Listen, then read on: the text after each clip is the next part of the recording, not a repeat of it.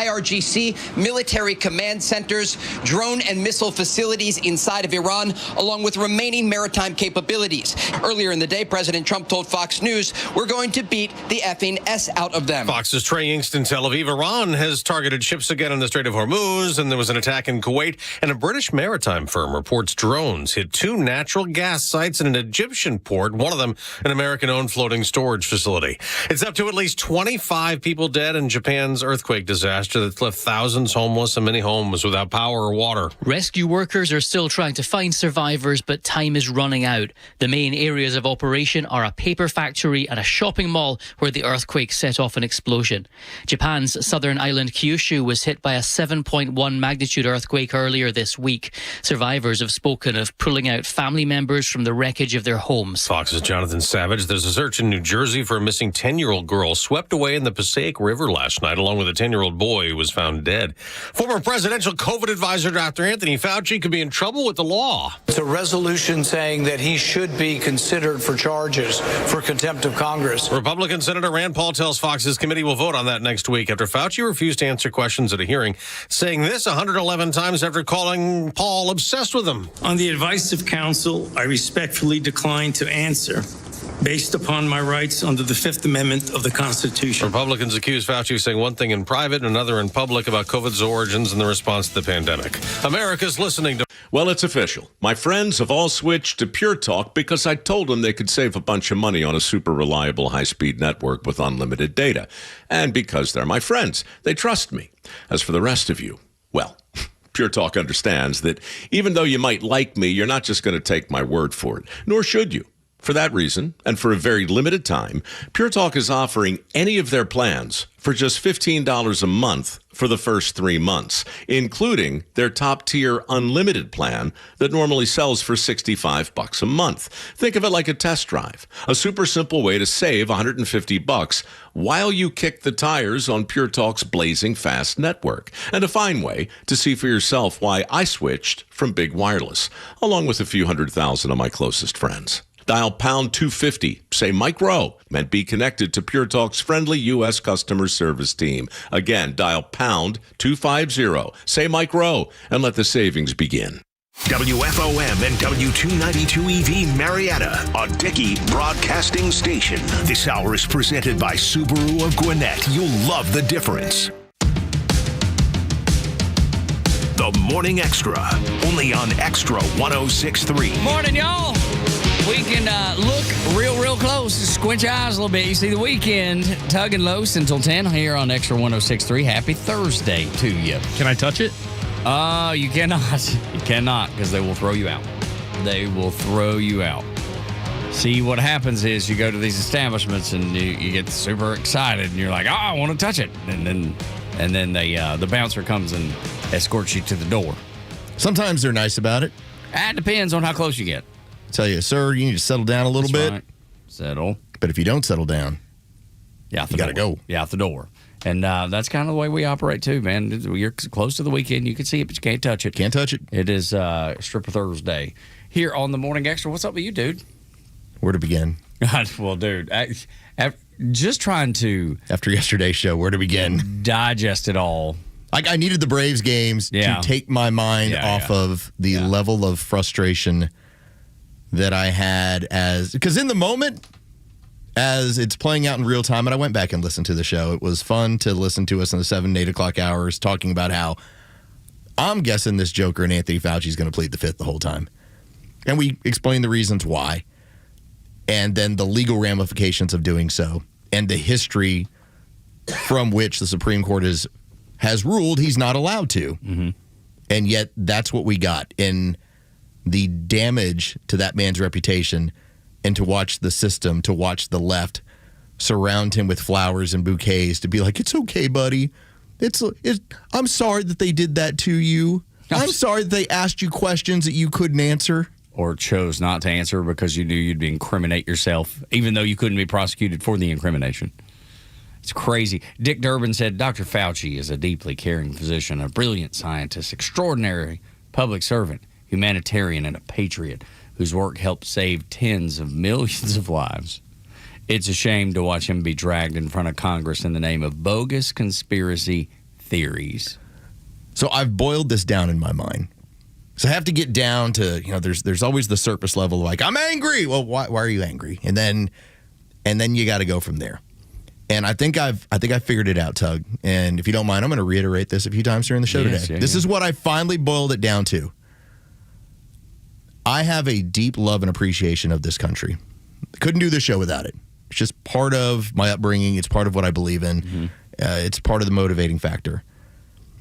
And to realize that as we were into 2020 into 2021, I was looking around, and what I believe makes this country special is free will and freedom. And to see that man was such a large part of stripping away your liberty, and he gloated about it, and he enjoyed it. And wrote about it. He was so obsessed with it that he wrote it down. And to think that as I'm watching a portion of my country, now every place was a little bit different. I fled to Florida.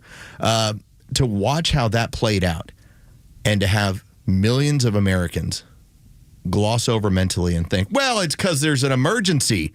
To hell with your emergency. It wasn't that bad. It was in the big flu. scheme of things. In fact, he knew it wasn't that bad. He wrote it privately.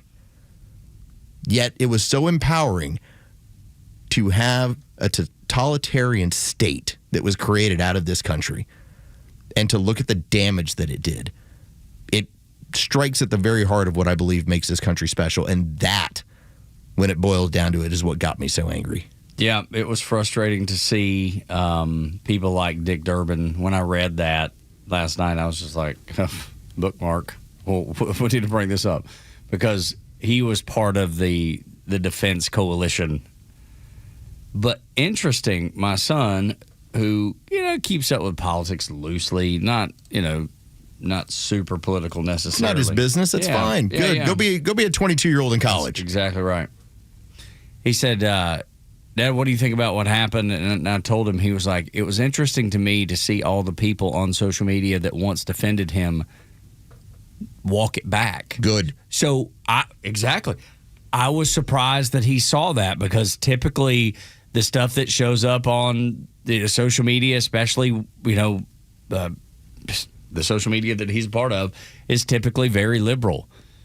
And to see at least regular people, not Dick Durbin, not Democrats necessarily, but regular people just say, wow, how wrong were we? And then to put the cherry on top, I pulled up the Dave Chappelle skit. And dude, he laughed he was literally doubled over laughing for 2 minutes. Because I already believe that the man is an evil little troll and a weasel and all the things that I've ever come up with. There's a reason why I have the shirt with the clown nose, and that's being subtle. To have other people who have viewed him as a deity have that make-believe, that make-a-believe start to be stripped away, and maybe start to ask the questions, well, why won't he answer a question? Why did he plead the fifth 111 times when he was essentially given immunity from prosecution? Now, we brought it up. Still have to worry about state charges. Civil charges. Civil charges as well. And the state of Florida and the attorney general down there is looking into that now. And now contempt of Congress. Yep. So this could be 2 to 5 years in jail. This is not over with. But to do that sort of damage to that man's reputation, to at least put a dent in it, and have people start to question, wait a minute, so he told us one thing but was writing another? Yeah, he was. Wake up. There's a lot of people just like him. And this was on, I've seen this last night before I went to bed. It was on Aaron Burnett on CNN. And they had an NYU law professor. And the audio is the audio, but I just think it's important to point this out. So the law professor, when he was asked about the 111 times that he invoked the Fifth Amendment, the law professor's name is Goodman. He says, I think it made it worse. It's even a curious way in which you would wonder what his legal advice was, why they decided to do that, because he does not face criminal jeopardy for the pardon. In all likelihood, he's pardoned for all the actions before January of 2025, but that also means that you're forced to testify. That's part of the point. That's right. An 1896 ruling from the Supreme Court found, and it was Josh Hawley, the senator from Missouri who had to bring up, you've been given a pardon. You do not have Fifth Amendment rights. And that little weasel in Anthony Fauci, who stomped all over the Constitution, along with others, wasn't just him, but he's at the figurehead. Yeah, but he certainly led the charge and was happy to do it. That man who stomped all over the Constitution and your free will and your rights given to you by God. And what did I say? You'll have politicians, you'll have governments, you have the law. All these things are fallible. Man is fallible. God gave you free will for a reason. And that man decided to use his constitutional rights, the thing that he didn't care about one bit in 2020 and 2021, in order to protect himself. Your rights don't matter. His does. And don't you think that that's such a reflection of the politics of today? When we talk about socialism, we say socialism's for you, not them. It's the exact same thing. That's what the mirror is. Hold the mirror up. It's exactly. His constitutional rights mattered. Yours during COVID, which was the flu, did not. Did not. Do you see how all this works together? All these people feel the exact same way. They act the same way. They do the same things. This is like for Dr. Fauci, it's like, you know what? I'm king. Everything I touch is done the way I say it will be done.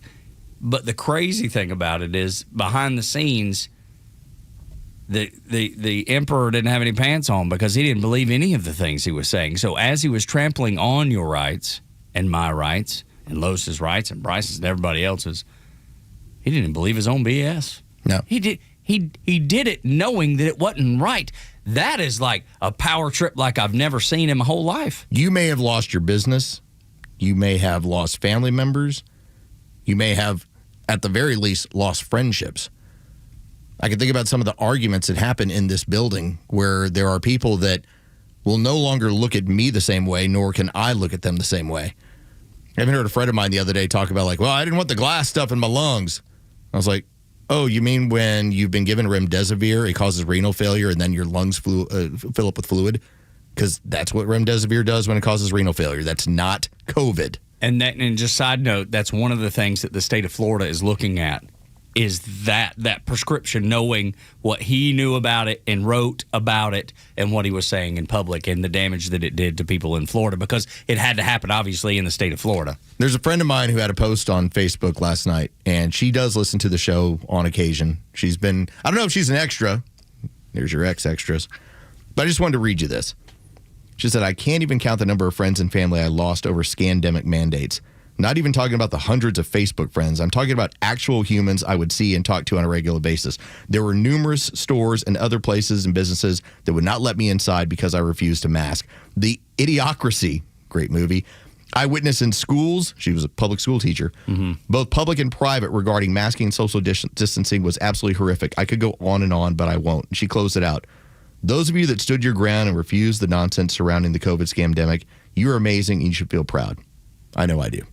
There you go. Your own health.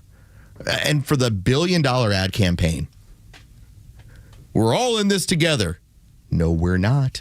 And Fauci wrote down that he wasn't. No, we are not. That was sold to the public in the interest of making money. It wasn't in the interest of public health.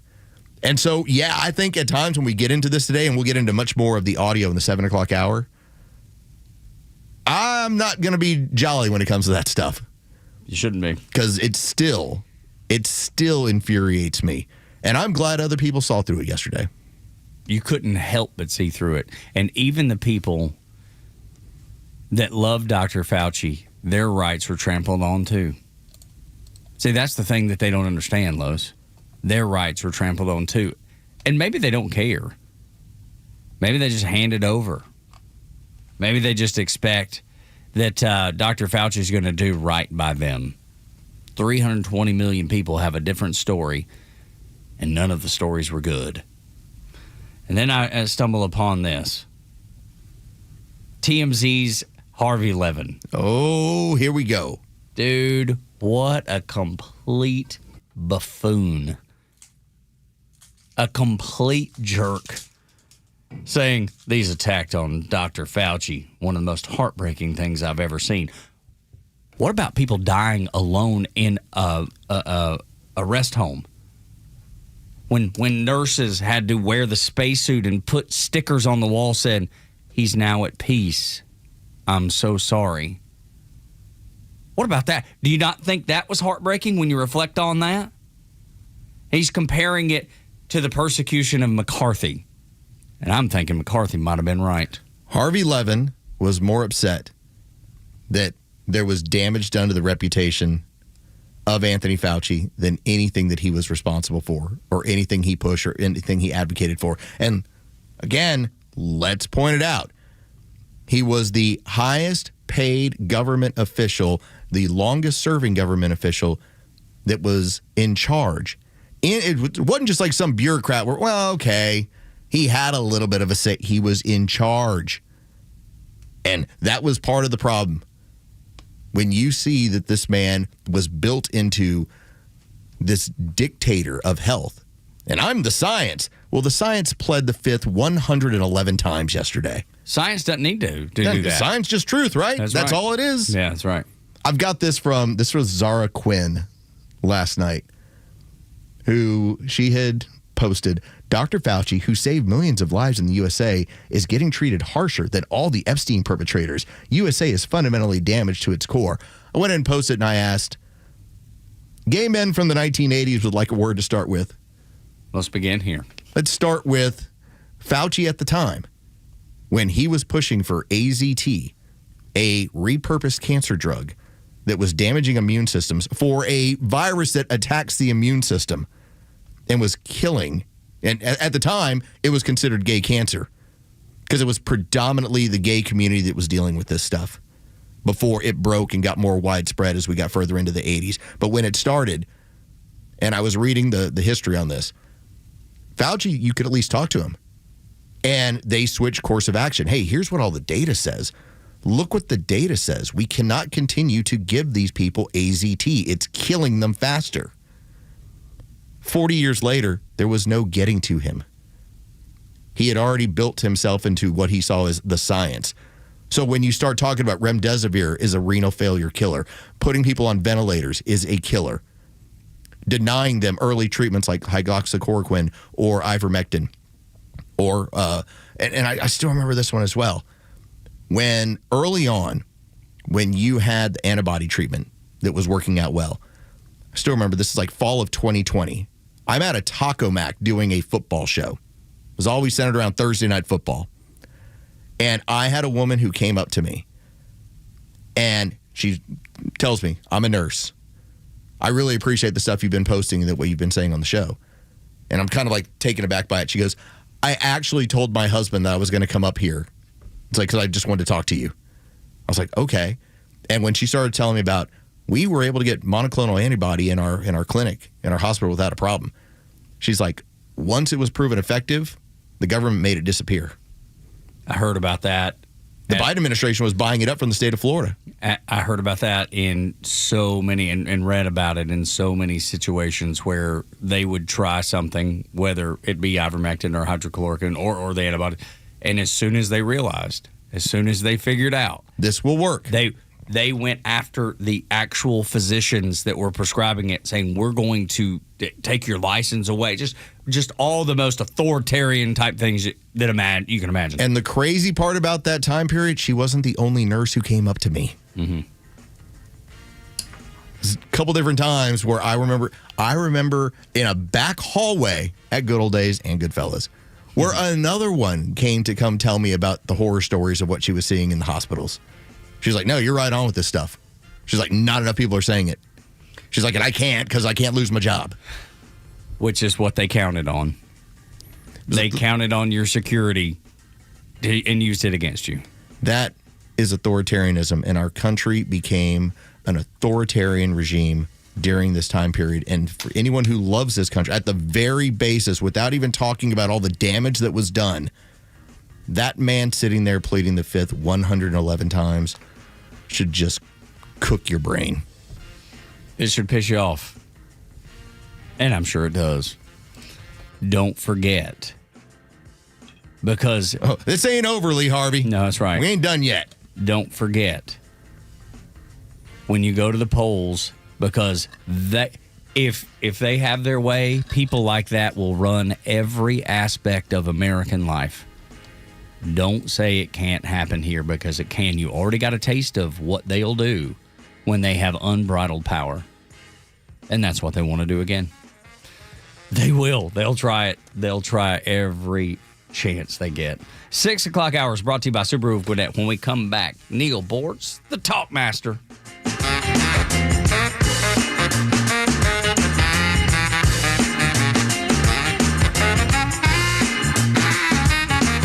The Morning Extra, Neil Bortz, and The Kimmer Show are all online for you anytime at thepodcastpark.com. Plus all of Extra's exclusive podcasts like Ben Burnett, Janelle King, and so much more. All at thepodcastpark.com. Presented by Associated Credit Union. It's the most wonderful time of the year at Staples. They've got back-to-school supplies as low as 25 cents, up to 40% off select tech, and more at staples.com/back-to-school. Staples. That was easy. Fox Country. I'm Michelle Polino. I wasn't a match for that kind of sport. She's from Texas. Ella Langley's Choosing Texas has beaten Whitney Houston's I Will Always Love You and Mariah Carey's We Belong Together, staying at number 1 on the Billboard Hot 100 for a 15th week. Both of those classics topped out at 14. Carey's All I Want for Christmas Is You is still the longest-running hot number 1, although it's a seasonal song at 22 weeks. And Langley's among the honorees at this year's ACM Honors,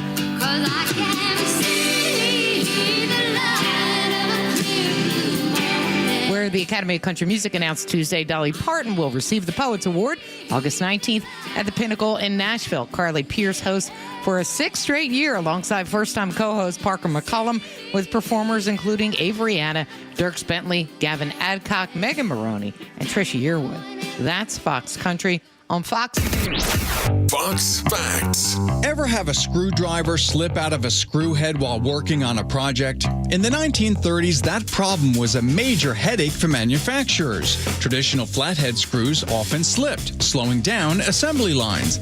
Inventor John Thompson came up with a solution, a screw with a cross-shaped indentation that helped keep the screwdriver centered. But Thompson couldn't get manufacturers interested.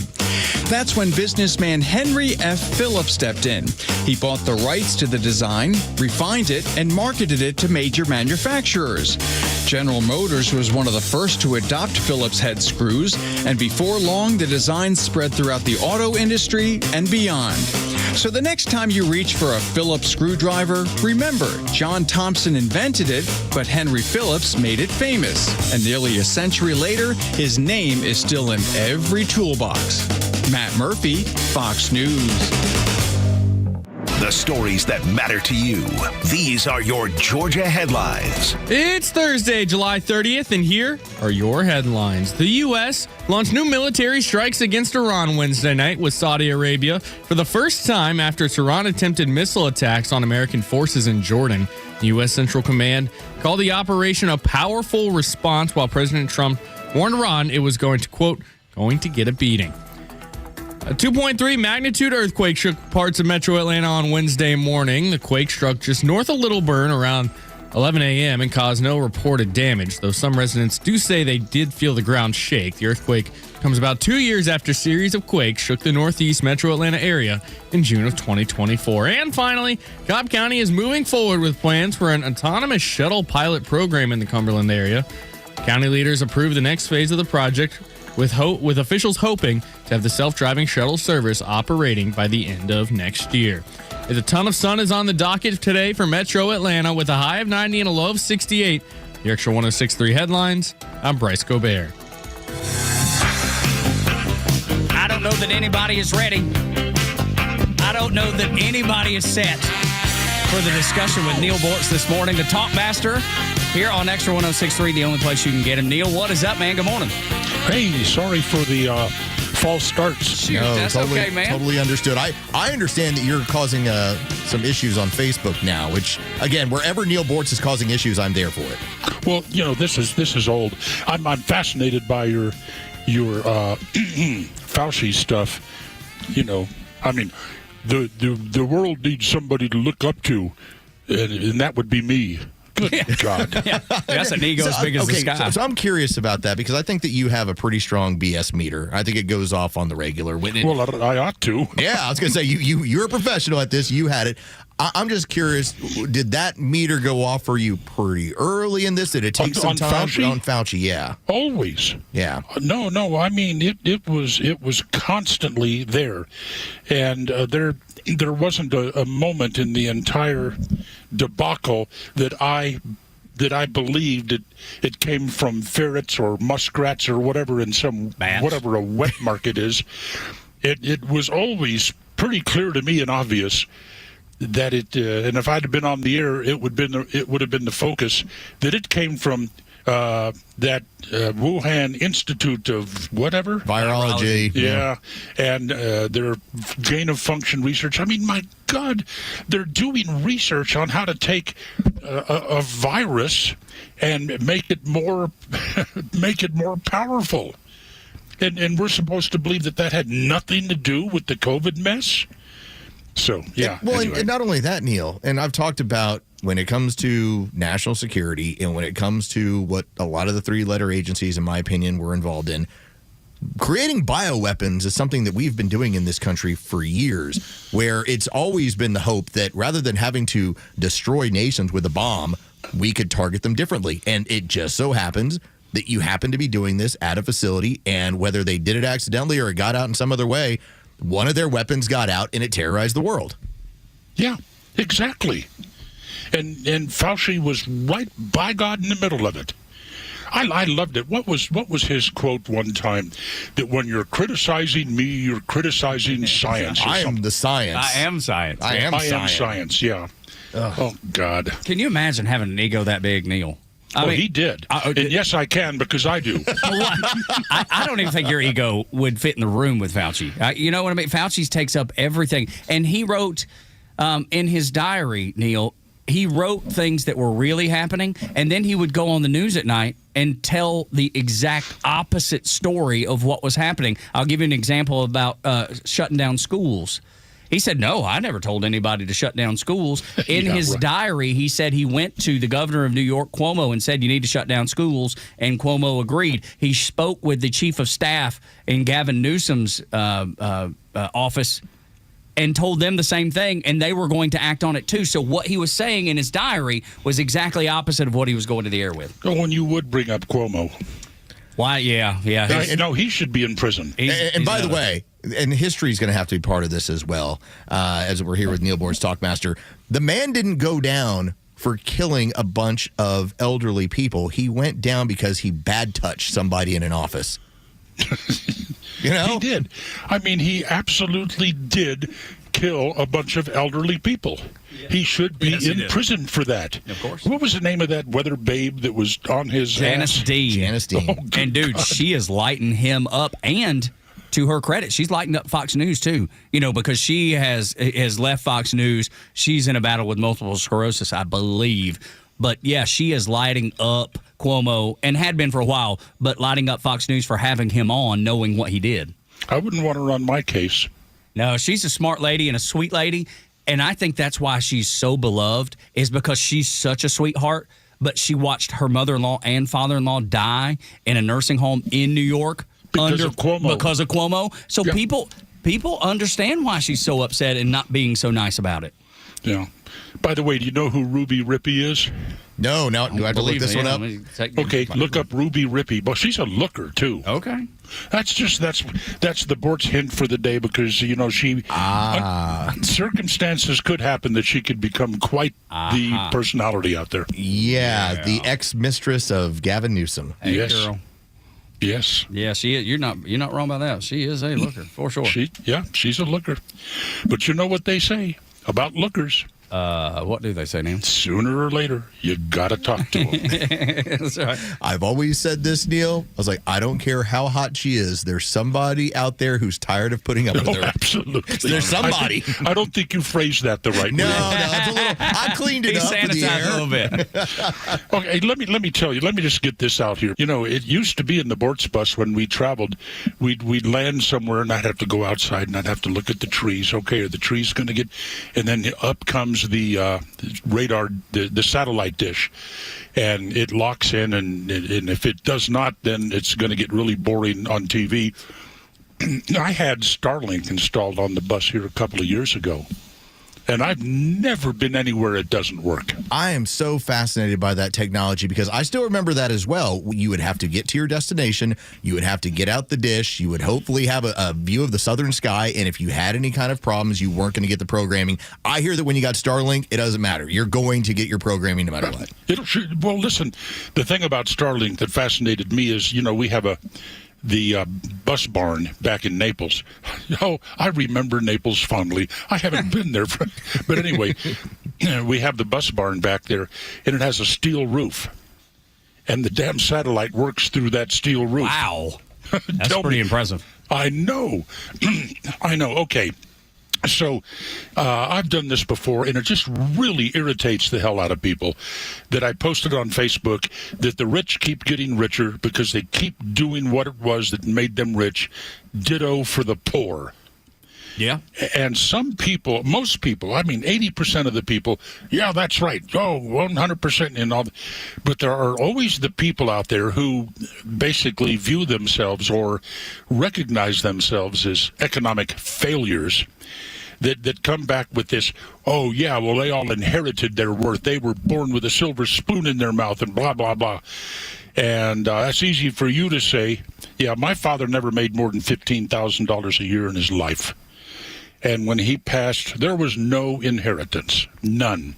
But anyway, so I did the research on it, and there was something a few years back called Ramsey Solutions, a study of more than 10,000 American millionaires, okay? And this is for all those people out there that say, oh, well, you millionaires, you inherited that. You didn't earn that. 79% of American millionaires received absolutely no inheritance at all. 21% received some inheritance. 16%, only 16% inherited more than $100,000, and that was usually in real estate. My dad, the farmer, died, and I got the farm. And then only 3% of American millionaires inherited $1 million or more. It just puts the kibosh on this whole argument about, well, if you're rich, so many people believe this. If you're rich, you inherited it. And 4 out of 5 millionaires accumulated their wealth without inheriting any money at all.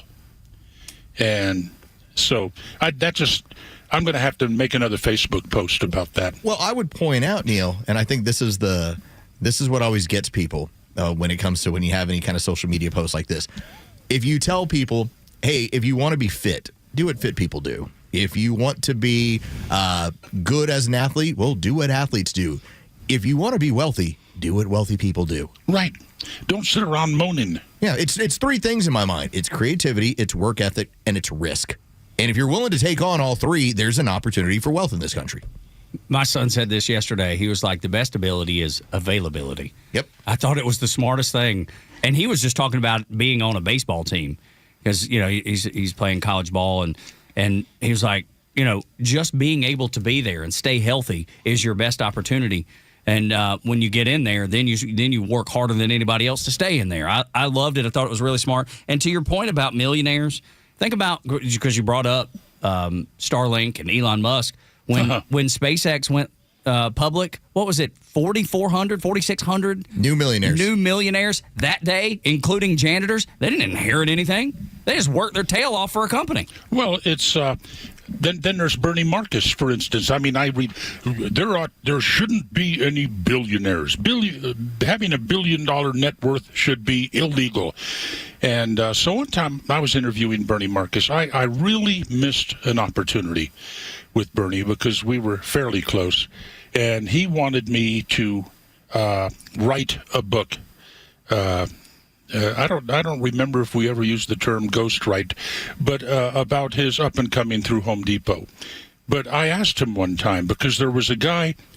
I used to live on Brandon Hall Drive in Dumpwoody, and 300 feet down the Chattahoochee River. I loved it, but down the road from me was a really beautiful house, and I was aware that the owner of that house, with no college education, had gone to work at Home Depot and played his cards wisely and ended up with that house on the river. I asked Bernie, I said, how many, are you aware of approximately how many people with only high school educations came to work out of high school at Home Depot, made Home Depot their career, so to speak, participated in your whatever it is, your they would have the stock options programs, yeah, and ended up leaving Home Depot as millionaires.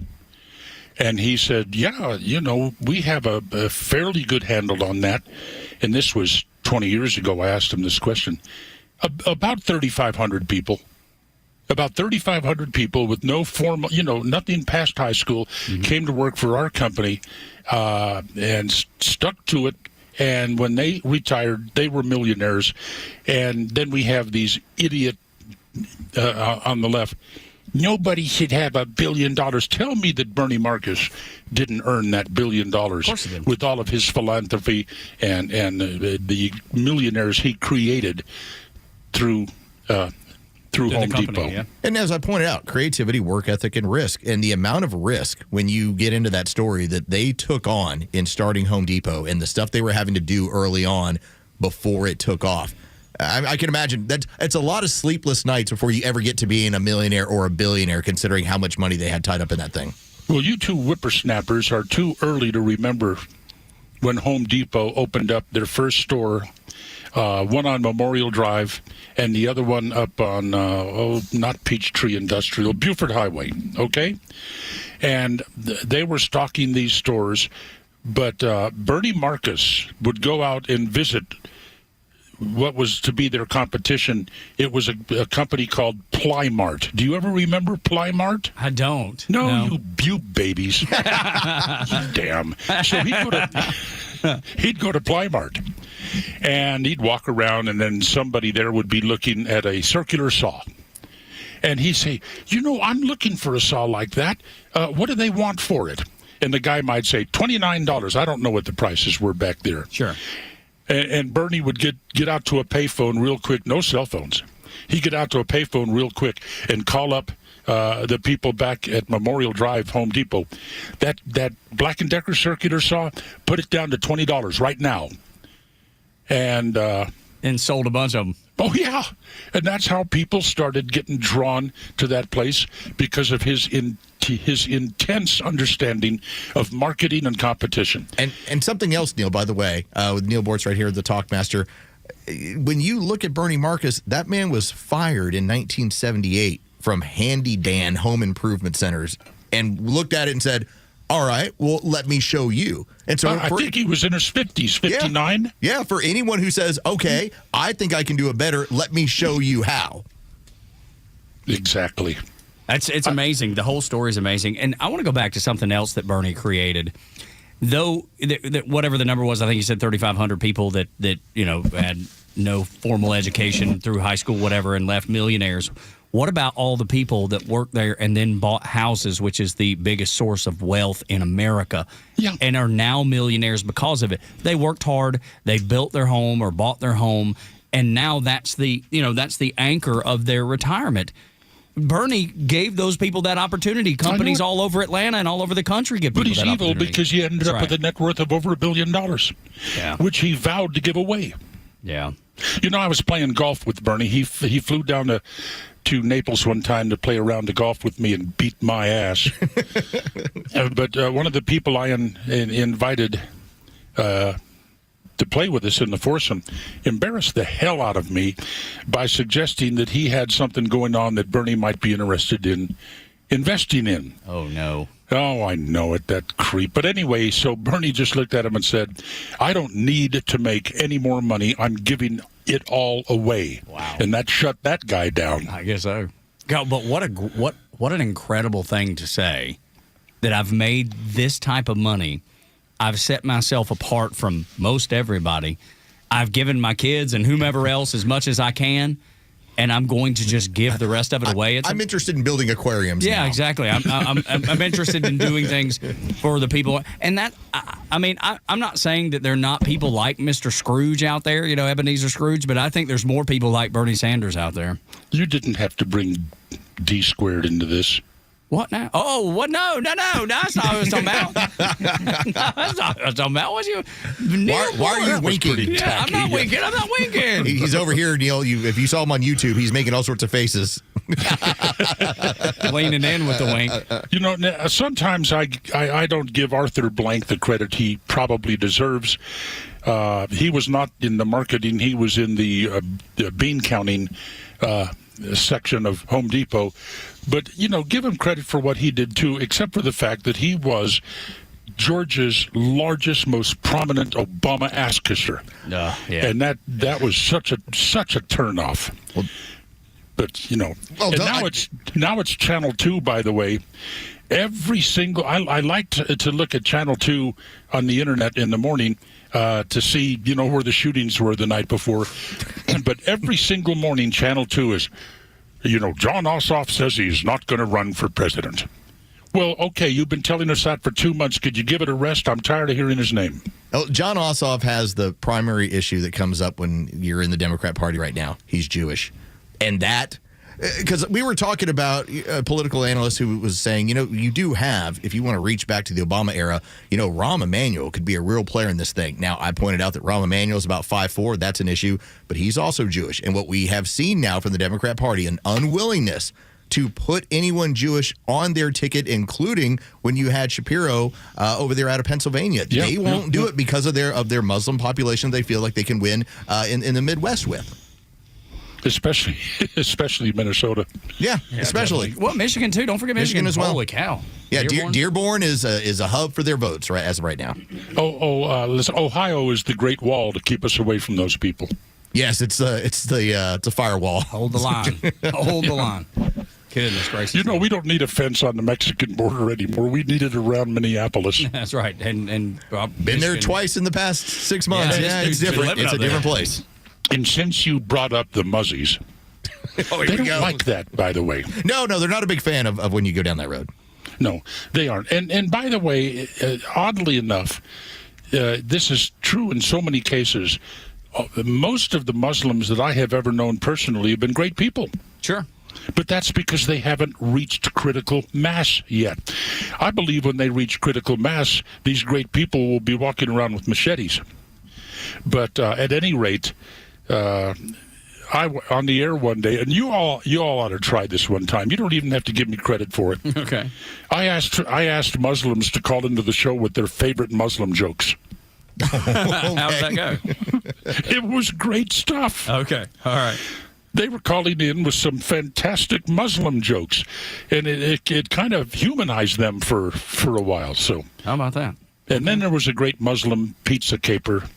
But anyway, okay, Channel 2, we know John Ossoff isn't going to run for president. You can take that off your damn website now.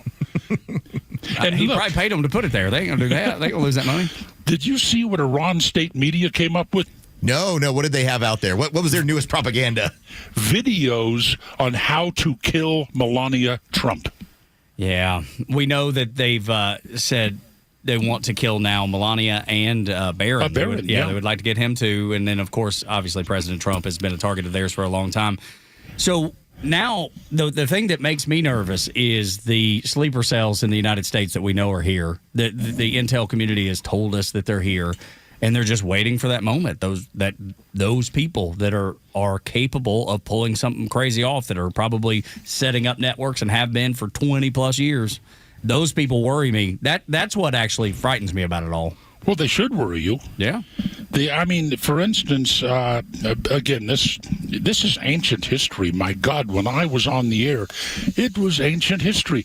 But it was documented, clearly documented, how ISIS was totally capable. In Iraq and elsewhere, radical Muslim groups demonstrated their capability of loading containers with weapons, putting them on ships, getting them to ports on the east coast of the United States, and unloading them without anybody ever realizing or observing what was going on.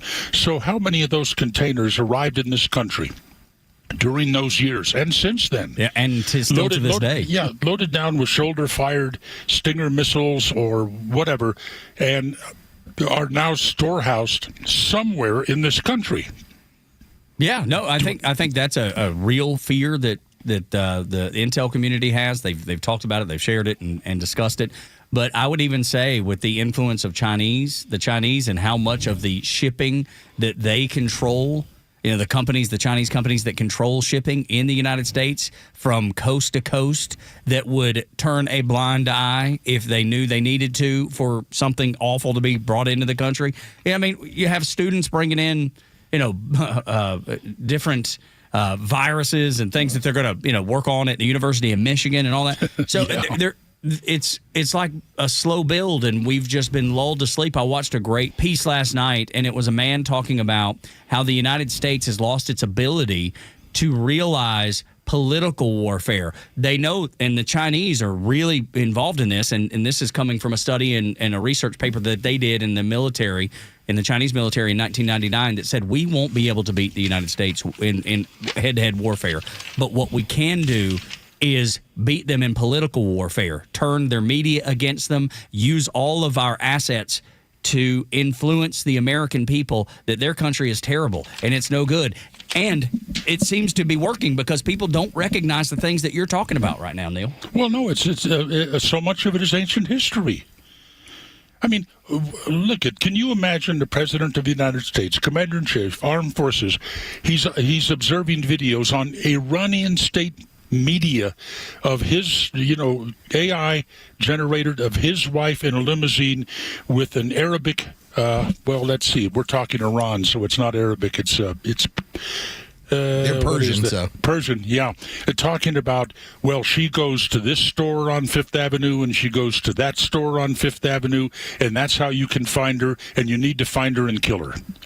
And, it's time to turn that damn country into glass when they start doing stuff. I said that not too far back. That would be my primary concern, that if you ever targeted a first lady or the son of the president in this way, it would change everything. I think the gloves come off and it becomes something that we wouldn't recognize from what it is right now. Well, they just did that, but what has been the response? I mean, I think Trump is showing remarkable restraint right now.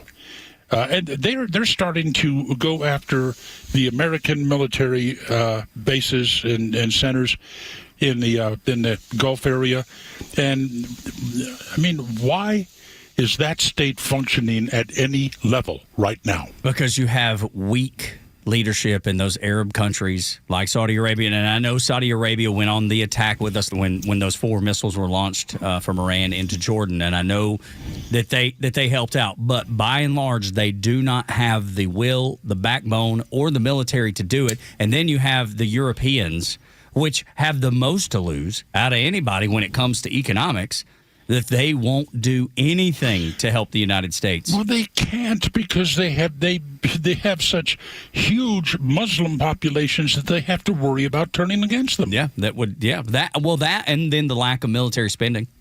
They don't have militaries anymore, really.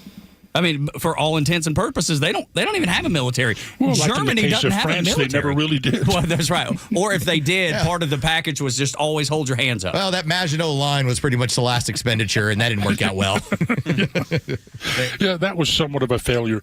I gotta catch this before Bryce decides, well, I've had enough of this jerk today, and starts playing that music in there. Right, Bryce? Nailed it. He's already on it. Okay. What I have learned with my dear sweet queen over the last couple of days, if you suffer from nausea sometimes and you use Dramamine, yes, sir, that stuff is not good for you at altitude. Oh, wow. Okay. Okay, so just file that away somewhere. And once again, I want to tell you two, I'm glad I didn't have to compete against you when I was on the radio. Oh, it's very sweet of you to say. Thank you. It's a great compliment, Neil. Thank you. We appreciate because you really, I listened to you for half an hour before you played Huey Lewis and the Lose. And your knowledge and understanding of Fauci is very impressive. The only disappointment is that you're not up to speed on Ruby Rippy yet. I'm going to. Well, that's going to change. I'm digging into that one. That's right. That time. Thank you for that heads up. Imagine if you could crawl into Colt Gray's brain. You know, at the age of 16, I destroyed the remainder of my life. Yeah, goodness. While destroying the lives of some other people. Yeah, it's a sad story. And have you have seen the video of the blue-haired trainee, haven't you? Oh yes, that young man losing his mind over being misgendered in the hallway. It's unbelievable, God. Neil. It seems totally sane. It's funny. Nutso, just absolutely. Can you imagine? Like my mom and daddy would have beat me to death. You will never act like that in front of us. They would have personally undergone a program of changing your gender. Absolutely, yeah. And then these people are just amazing. And and one other thing I put on Facebook that got me in trouble. I love getting people to react against me. I wanted to know, what is the effect on the lifetime earnings of somebody that tattoos their face and their neck? I would imagine it's reduced greatly.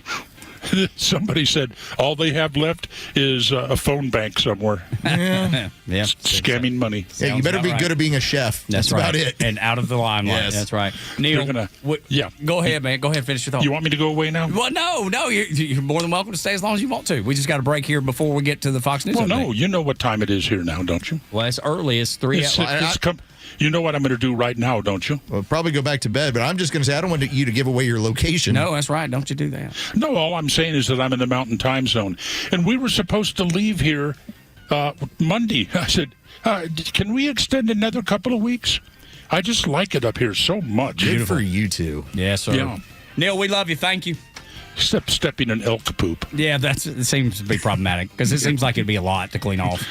There is. So, okay. I'm now turning out the lights in the salon of the Bortz bus. There you go. And heading back to the stateroom. There you go. Neil Bortz, Talkmaster. Okay, smoke them if you got them. Yes, sir. Sound like a Tim McGraw song. Y'all don't forget to turn out the lights. And at the end of I Like It, I Love It. 6 o'clock hour is brought to you by Subaru of Gwinnett, Tug and Los until 10. When we get done with that Fox News update that I was just telling Neil Bortz about, we're going to get out the receipts. We're going to recap the complete Fauci failure for you next on Extra 106.3.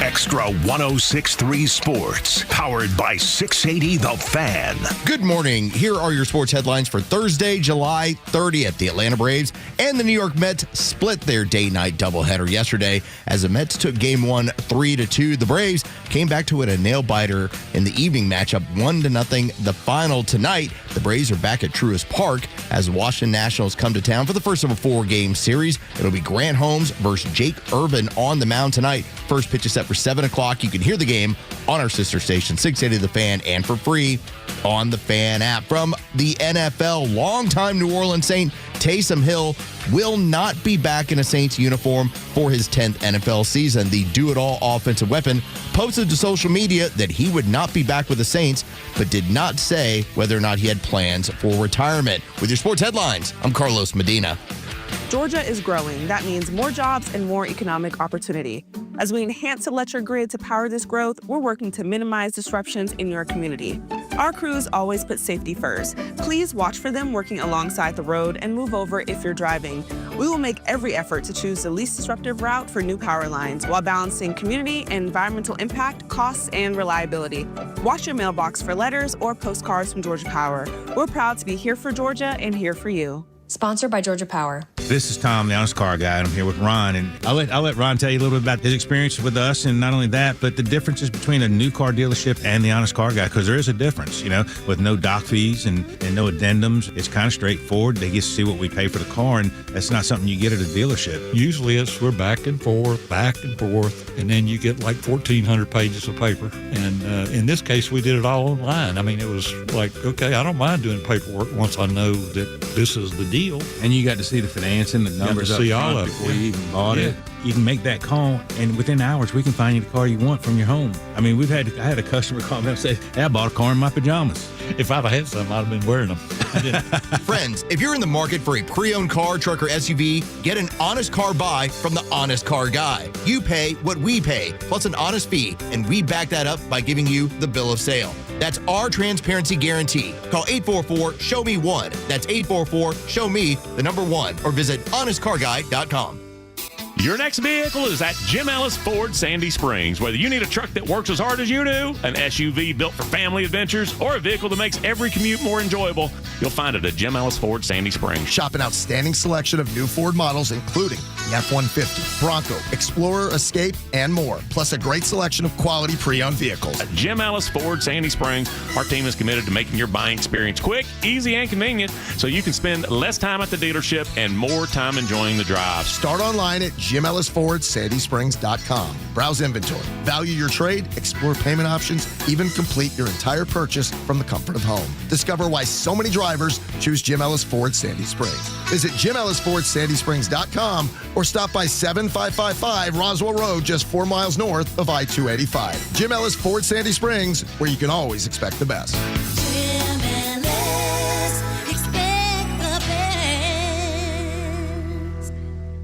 Summer is here, and hopefully vacation is on the horizon. Whether the beach or maybe you're more of a mountain person, you've planned and saved in order to take some much-needed time off. You planned your vacation. Shouldn't you plan your retirement? You planned for a week in the sun, but have you planned for decades of golden years? Master Plan Retirement works with you to create a holistic, comprehensive retirement plan in order to offer the one thing your time off needs the most: peace of mind. From income and growth, tax strategy, legacy planning, and more, Master Plan Retirement walks alongside you to help ensure your golden years stay golden. Schedule your complimentary consultation today. Visit masterplanretire.com. Master Plan Retirement Consultants. Plan well and prosper. Advisory services offered through Master Plan Retirement Consultants, Inc., a registered investment advisory in the state of Georgia. Insurance, tax, and commodity services offered through Fricks & Associates, Inc., DBA Master Plan Retirement Consultants. The aforementioned are affiliated companies. Tug and Los start your day the right way on the Morning Extra. How are you pleading the fifth? Yeah, because we don't know what you're pleading the fifth to. Right? What is the pardon apply to? And that's what I'm saying.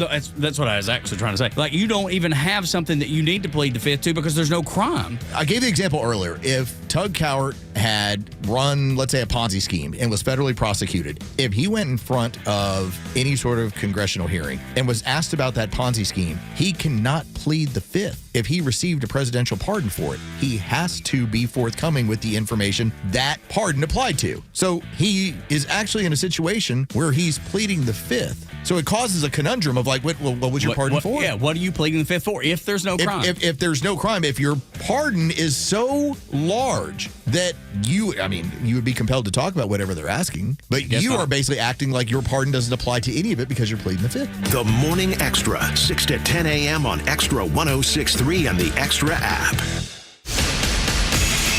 Braves baseball is always on the Fan and streaming on the Fan app. Bounce up the middle, might get through. It does! Ronald around third. Here comes the throw. It's late. Braves win. The Fan streams every single Braves game all season totally free on the 680 The Fan app, on your smart speaker, and online at 680thefan.com. So don't miss a pitch. You come at the Kings, you better not miss. Grab the all-new Fan app now for Apple or Android. Fighting the communists with truth every day on the only conservative news and talk station in Atlanta. Extra 106.3 FM and the Extra app. This is WFON and W292EV Marietta, a Dickey Broadcasting Station. Locally owned and heard throughout Georgia on the Extra app. A night of American bombing.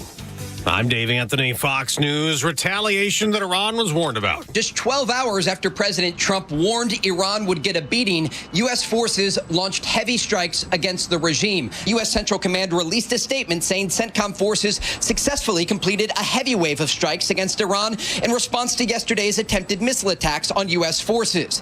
The strikes aimed to further diminish threats posed by Iran and its proxies to American forces, commercial shipping, and neighboring Gulf countries. Fox's Trey Yingst, Tel Aviv. Iran's targeted ships again in the Strait of Hormuz. 2 natural gas sites hit with drones at an Egyptian port. And Reuters reports China's going to supply Iran with weapons, 400 shoulder-fired air defense missiles that could target American fighter jets. U.S. Ambassador to NATO, Matt Whitaker, tells Fox. This is a very concerning report, and obviously China needs to stay out of this fight. It's not their fight. Russia went on the attack overnight in Ukraine again, killing at least 8 civilians. The heaviest damage reported in Ukraine's western Lviv and eastern Dnipropetrovsk regions.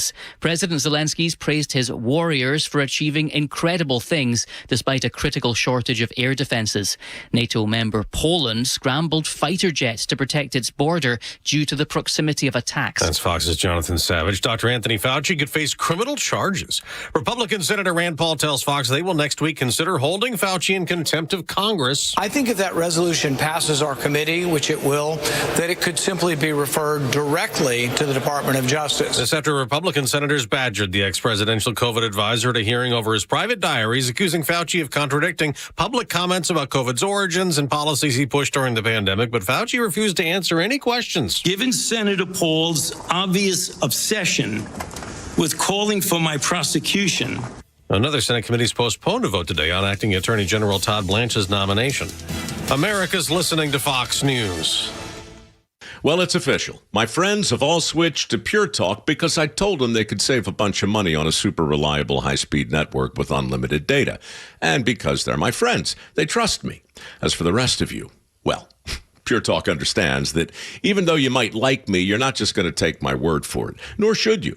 For that reason, and for a very limited time, Pure Talk is offering any of their plans for just $15 a month for the first 3 months, including their top-tier unlimited plan that normally sells for $65 a month. Think of it like a test drive, a super simple way to save $150 while you kick the tires on Pure Talk's blazing fast network, and a fine way to see for yourself why I switched from big wireless, along with a few 100,000 of my closest friends. Dial pound 250, say Mike Rowe, and be connected to Pure Talk's friendly U.S. customer service team. Again, dial pound 250, say Mike Rowe, and let the savings begin.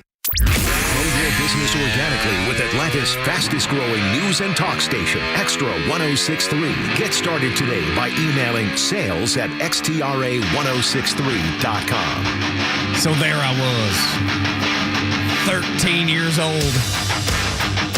UTC McKenzie Arena in Chattanooga, Tennessee, by myself, watching Motley Crue, and women topless everywhere. It was amazing. And little did I know, when I was watching one of their videos at 9-10 years old, that at some point, Nikki Sixx would have his heart stop, and they'd have to bring him back. And they would write this song about it. Call. So good. Motley Crue is coming to Ameris Bank Amphitheater next month. Okay. There's that bit of me. That might be a fun one. There's that bit of me. Might be a fun one. That's not far from your house. It's not far from me either. I'm telling you, man. I've seen them probably 5-6 times or something, and it's not. Vince Neil's vocals were never great. They used nice production to just smooth them out a little bit, and they're even worse now. However, if you have 4 or 5. You sing along. He sounds great. You sound great. It's a fun night. I heard them when they were going through sound check when they were at Truist. Yeah. It was them and Poison. Yeah. It was one of those shows. And I heard them doing the sound check for Home Sweet Home. And I was like, oh, yeah, that hit just the right way. Yeah, it does. It's so good. I think I've told this story before, and if you've heard it, welcome, new listeners. Pardon me. Welcome, extras, if you're new. That's right, extras. That man is Tug Cowart. I'm Carlos Medina. Extras, we're the Morning Extra. We would, when we would do underway replenishment out to sea in the Navy, which is the most dangerous evolution that the Navy does. You're connecting two ships with, steel cables and transporting, pallets of goods from one ship to the next. And so when you would break away, they would always play a breakaway song after it was done. And the last one before you got to go home was Home Sweet Home. That last underway replenishment, you bet you're about a month from heading back to your home port, heading back to the United States, and man, you'd see grown men just sobbing. I want to go see my wife and kids. Thank you, Vince Neil. That's right. It was so awesome. You want to get in the door? What's that? At Ameris Bank, you want to get in the door? What's it cost? A big whopping $14. Let's go. I love it, dude. That's awesome. By the way, that's Bryce Gobert, also known as the Geo Bear. That's right. The Go Bear. That's right. Rar. He's got. So there you go, everyone. He's got hand effects and everything. If you're new, welcome to the team. Glad to have you here. It's going to be some deeper stuff we got to get into today. But next hour, though, we are going to get a chance to. First off, Kelly Loeffler, that we're going to get into some stuff this hour. And then as we get into the next hour, Phil Holloway, who is going to be able to fill us in with a lot of the legalese. I can't wait to talk to him. When all of this stuff came down from Anthony Fauci. If you do follow Phil Holloway on Instagram or Twitter or anywhere else like that on X, you were getting a little bit of a play-by-play yesterday of, really? Anthony Fauci's going to plead the fifth 111 times? Yeah. Okay. Yeah, that's exactly what he did. Good luck with that idea. And Phil does a true crime podcast on the Megyn Kelly Network, so you've probably seen him there as well if you're into the true crime thing. But there's so much to recap and to present receipts from. We can get into that in the first thing to know this morning. They want you awake, informed, and ready to fight for the facts of the day in the land of the free. Now your sleepyhead nation needs your wake-up call. A mighty dose of reality coming in strong. Soon as the sun cracks the horizon so high, man, we got the story, no time for a lie. I have nothing to hide. Put a boot in your ass. Yesterday, the man with nothing to hide, the man who is the science, Dr. Anthony Fauci, pled the fifth 111 times. Now, there is a lot of confusion about this, and we will explain to the best of our capability. Obviously, it'll be a lot better when Phil Holloway joins us on the show next hour. But we had tried to explain yesterday that we believed that he was going to plead the fifth, and that was to, in part, avoid any, or at least not make it easy to face any sort of additional prosecution, whether that be federal for lying to Congress, but most notably state charges, whether that comes out of Florida or otherwise, or along with civil charges. If somebody wants to go after Anthony Fauci for some of the recommendations that he made, I think it's a tough legal case to make because of so many of the protections that are built into our healthcare system, into big pharma, but there's the possibility. And so pleading the fifth just kind of ended up being what he was looking to do. So let's start with Senator Josh Hawley out of Missouri. We are now, about 45 minutes into this, Tug, as we got through Senator Rand Paul, Senator Ron Johnson, and as we're getting into Senator Josh Hawley, it's pretty clear. At this point, I believe Anthony Fauci has pled the fifth about 35, 40 times.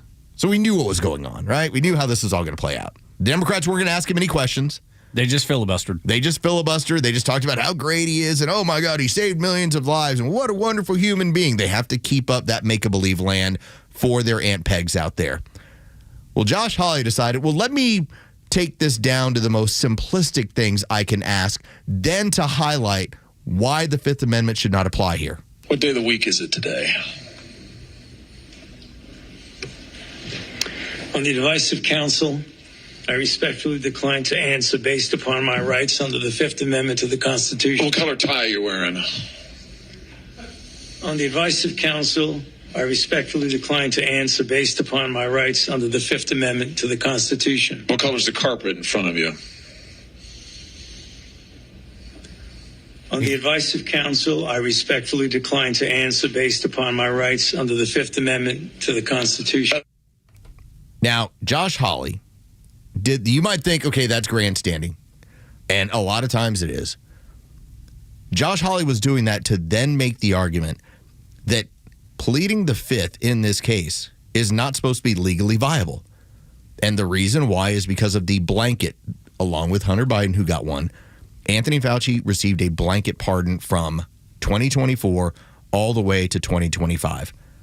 And so when you receive a blanket pardon, or at least a pardon, a presidential pardon, when asked about the crimes you committed, which that's the other issue, there were no crimes that were specified, you are not supposed to be able to plead the Fifth. Now, I want to play for you, and this was from Aaron Burnett last night. So this is Ryan Goodman. Ryan Goodman is a lawyer who teaches over at NYU. And he started to explain why, when it comes to the multitude of options that Anthony Fauci was looking at, one, he could have just talked, and that might have been problematic for him because you had his personal diary information. Had he told the truth, that's also going to cause a major issue for him. And so he decided to plead the Fifth. That didn't make it any easier. I think it makes it worse. It's even a curious way in which you wonder what his legal advice was, why they decided to do that. Yeah. Because he does not face criminal jeopardy for the pardon in all likelihood. He's pardoned for all actions before January 2025.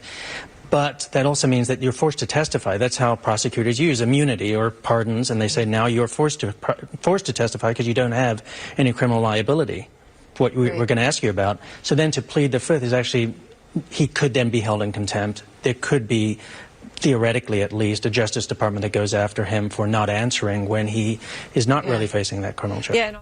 Given the pardon legally, and this goes back to a Supreme Court ruling from 1896, he is supposed to, because of his immunity, testify.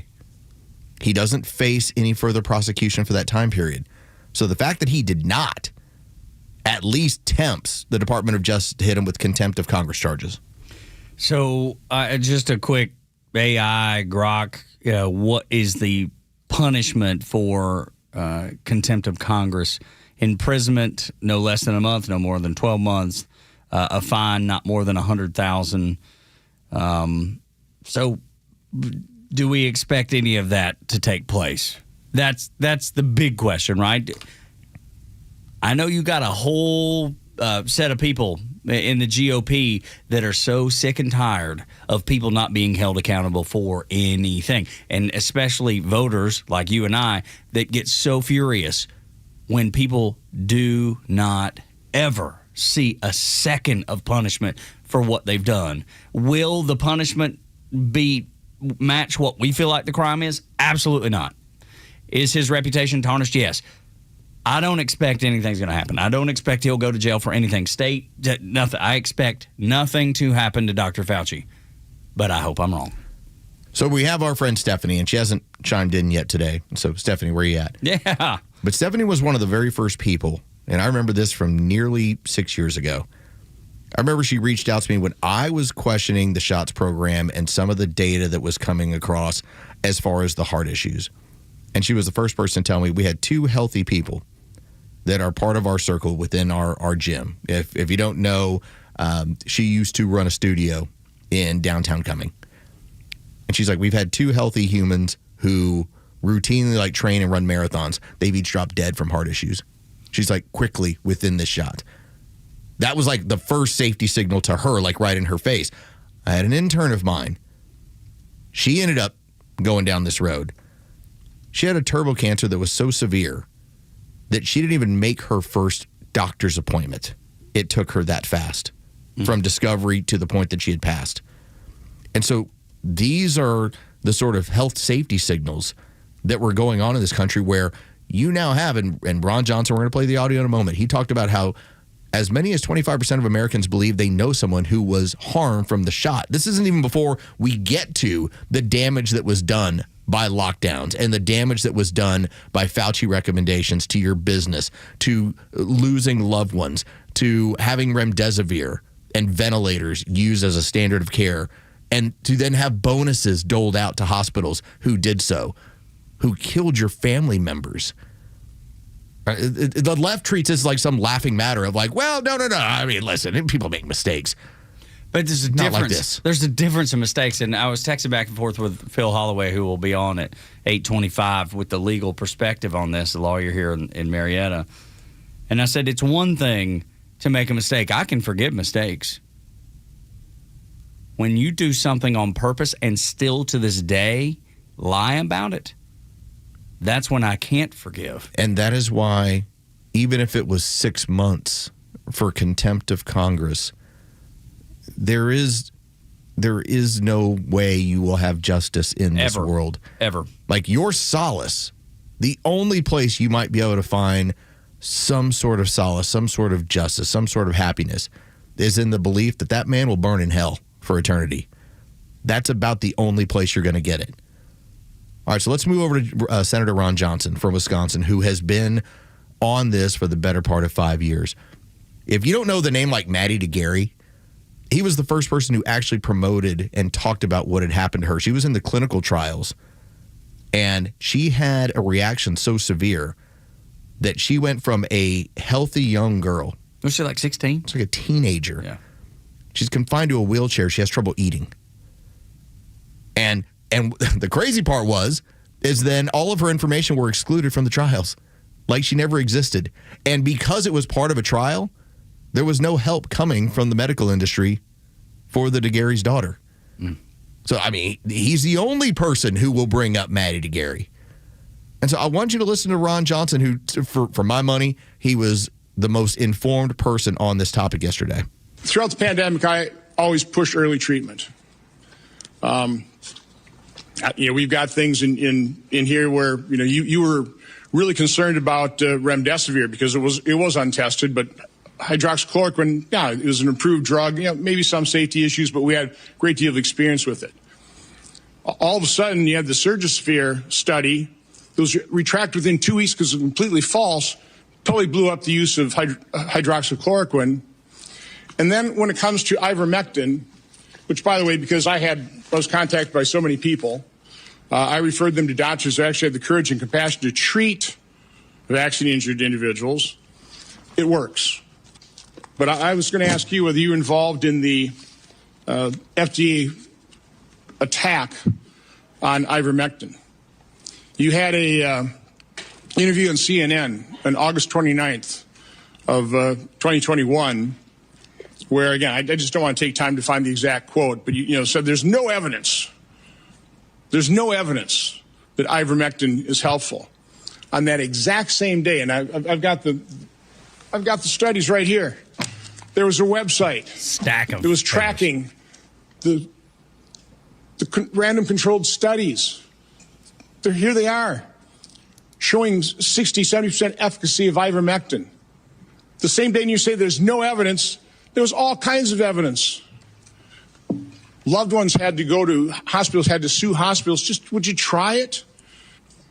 So I would want to know, to what extent were you involved in sabotaging hydroxychloroquine, ivermectin, and did you do that because you knew the only way you get an emergency use authorization for these drugs, these experimental gene therapy, was if there was no effective treatment, you couldn't get the emergency use authorization. So is that why you helped sabotage these cheap generic drugs in favor of remdesivir, which, by the way, nurses, are you aware of the fact that nurses called it run, death is near? On the advice of counsel, I respectfully decline to answer based upon my rights under the Fifth Amendment to the Constitution. All while sitting on a pardon. Just to refresh your memory, a guy like that, dude, he is so full of contempt. He is so full of himself. Everything that is wrong, when you see the world as a whole, when you take a step back, he embodies almost everything, every issue that we have in the world, whether it's pride or ego, just everything. It's all wrapped up in there. We had a study in early 2020. It was a metadata analysis study that was done by a woman who actually prepares information for the WHO. She gives recommendations based on what the analysis is. And at the time, you had an 86% prophylactic rate of use in terms of if you were taking ivermectin on a regular prescribed basis, you weren't going to get COVID. You had studies that showed a 40% reduction in hospital visits, hospital cases where things got that bad. Now, the trick of it was you had to take it early. It wasn't going to work for you late. It had to be early. And that is the damnedest thing of all of this, is that there were early treatments that were available. And instead, the standard of care in this country was wait until you can't breathe or your lips turn blue and then go to the hospital. That was the recommendation. That is what came from on high. Wait until you can't breathe, wait until your lips turn blue, then go to the hospital. I still remember having a family member when they caught a case, and they're not the healthiest person around. And when I suggested, hey, here's what some of these doctors are doing when it comes to ivermectin. These are people that are on the front lines. I said, you have a Houston healthcare physician that is doing this. You've got a number of other ones around the country. Here's what you have to go ask for. Here's what you have to go do. And when the Walgreens of the world, because that was one of them that in the state of Texas was having trouble filling it, you had to tell them, and I suggested it. They got ivermectin. They got over their case within about 24 hours. They had to tell them they had scabies. Because if you said it was for anything else, they would not give it to dole out the prescription. Unreal.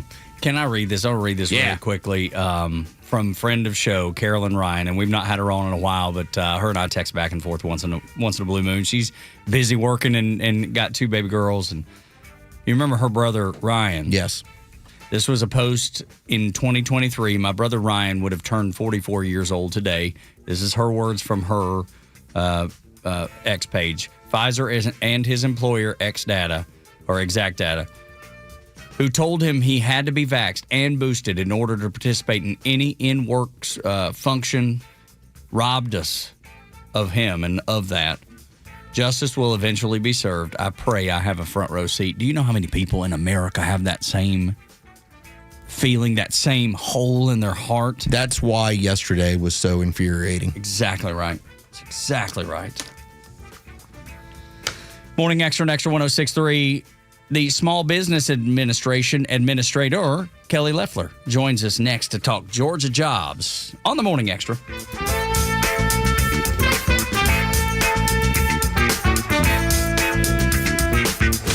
The Morning Xtra has you covered until 10 a.m. Then it's Glenn Beck, Clay Travis, and Buck Sexton at noon, and The Kimmer Show taking over at 3, only on Xtra 106.3.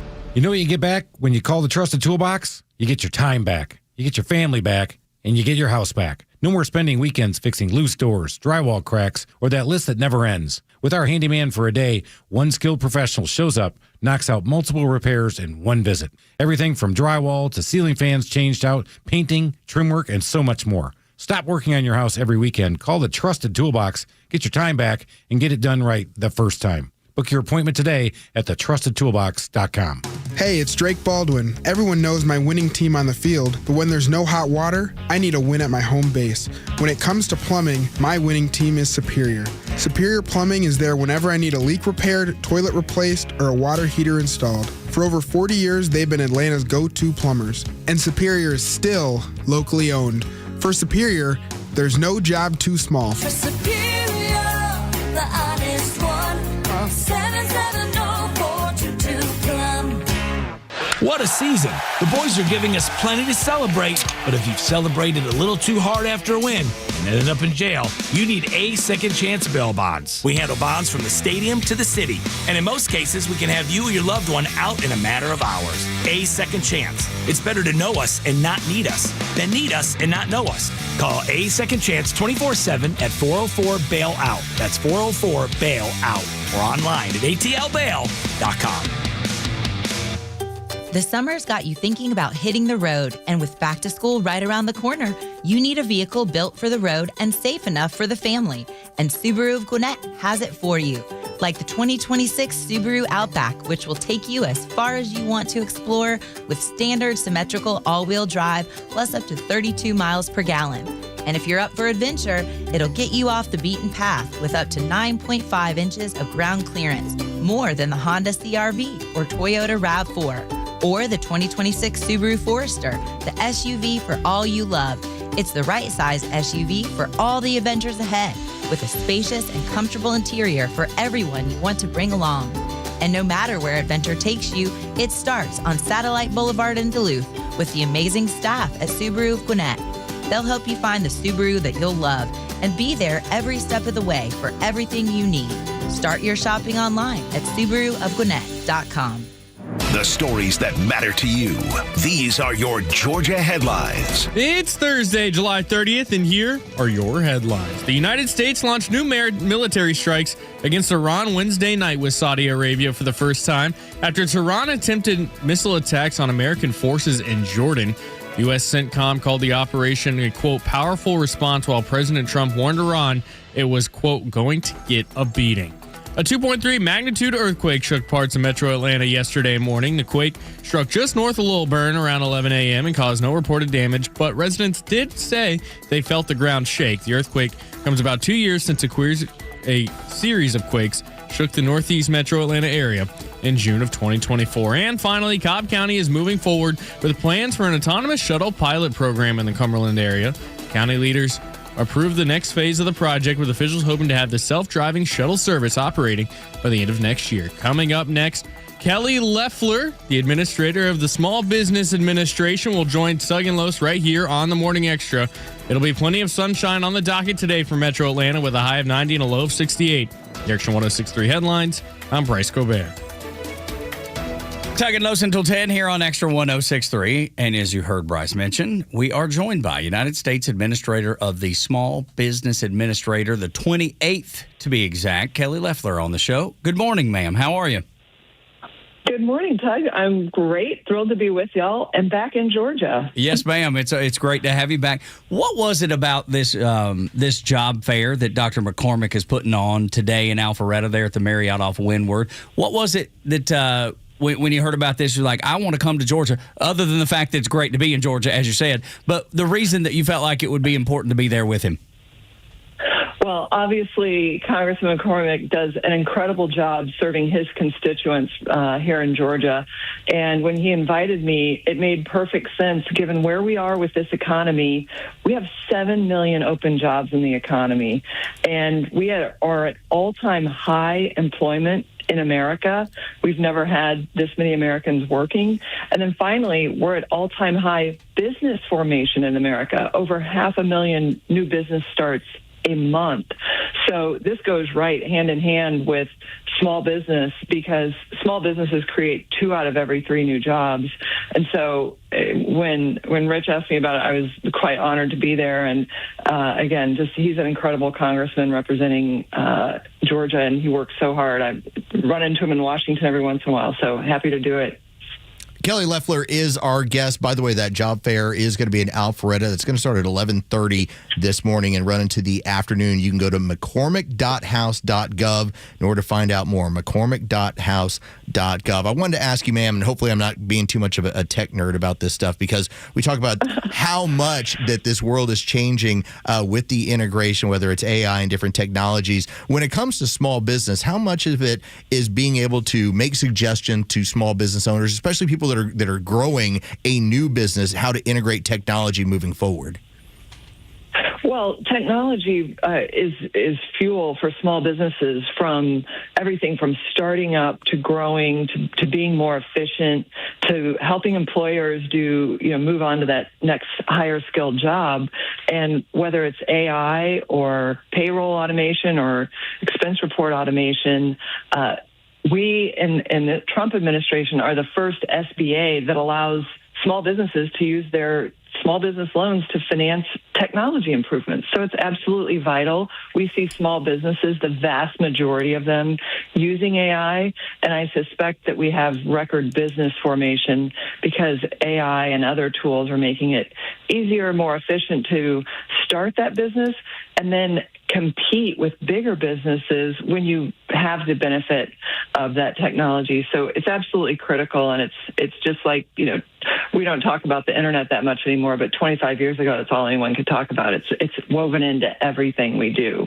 Small Business Administrator Kelly Loeffler joins us on the Morning Extra and Extra 106.3. As you heard Los just say there, a big job fair today. Dr. McCormick is putting that on. He represents Georgia's 7th District, which both Los and I live in, and Administrator Loeffler will be there too. Do you ever work with small businesses specifically on getting their workforce with new training, with new education? Like if there's a small business that's doing well, but they could do better by implementing that technology. Do you at the SBA, do y'all work with them to help get their workforce educated about that stuff?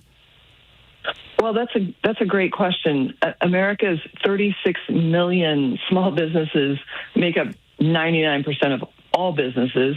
And so I'm trying to cover as many small businesses as I can. I've traveled across the country, about 40 states so far in the last year, and I'm really focused on our manufacturing businesses.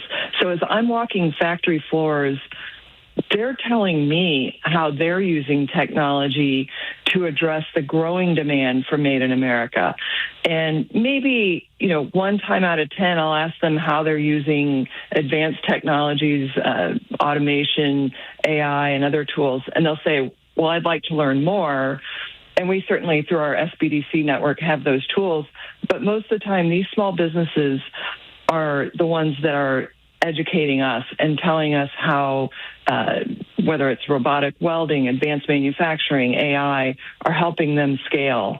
And if you look at $19 trillion pouring into this economy because of the president's fair trade agenda and the investment that's going on, small businesses are booming. In fact, I'm going to be at a ribbon cutting next week in Georgia for a small business that started with an SBA loan and now is doubling. They have 500 employees, and now they're opening their next factory. So this is the power of using that technology to grow and to, meet the demand because of President Trump's agenda. SBA Administrator Kelly Loeffler joins us right here on the Morning Extra. Let me ask you about the changing landscape in terms of education and how it applies to small businesses, because even Dr. Rich McCormick has talked about his very own son, and now that he's a college graduate, looking into trade school and looking to learn some of those skills that do help in manufacturing and some of the other industries out there, whether it's plumbing or electrical. How big has that now moved to where we're now seeing a lot of the success when it comes to people just starting out is tied to small business and the trades? Tug, it's just massive, and I'm so glad you brought this up because I have traveled across trade schools from Florida to Utah. I was at Gwinnett Tech recently. So impressive. Career and technical schools are really providing students that great paying job, often doing apprenticeships, get paid while you learn, earn while you learn. In fact, we'll be with Labor Commissioner Barbara Holmes today, and we know that that's an incredibly powerful jobs engine when that student can get that practical, technical degree, get into the workforce, get that skilled job. And then oftentimes they start their own business based on that skilled trade.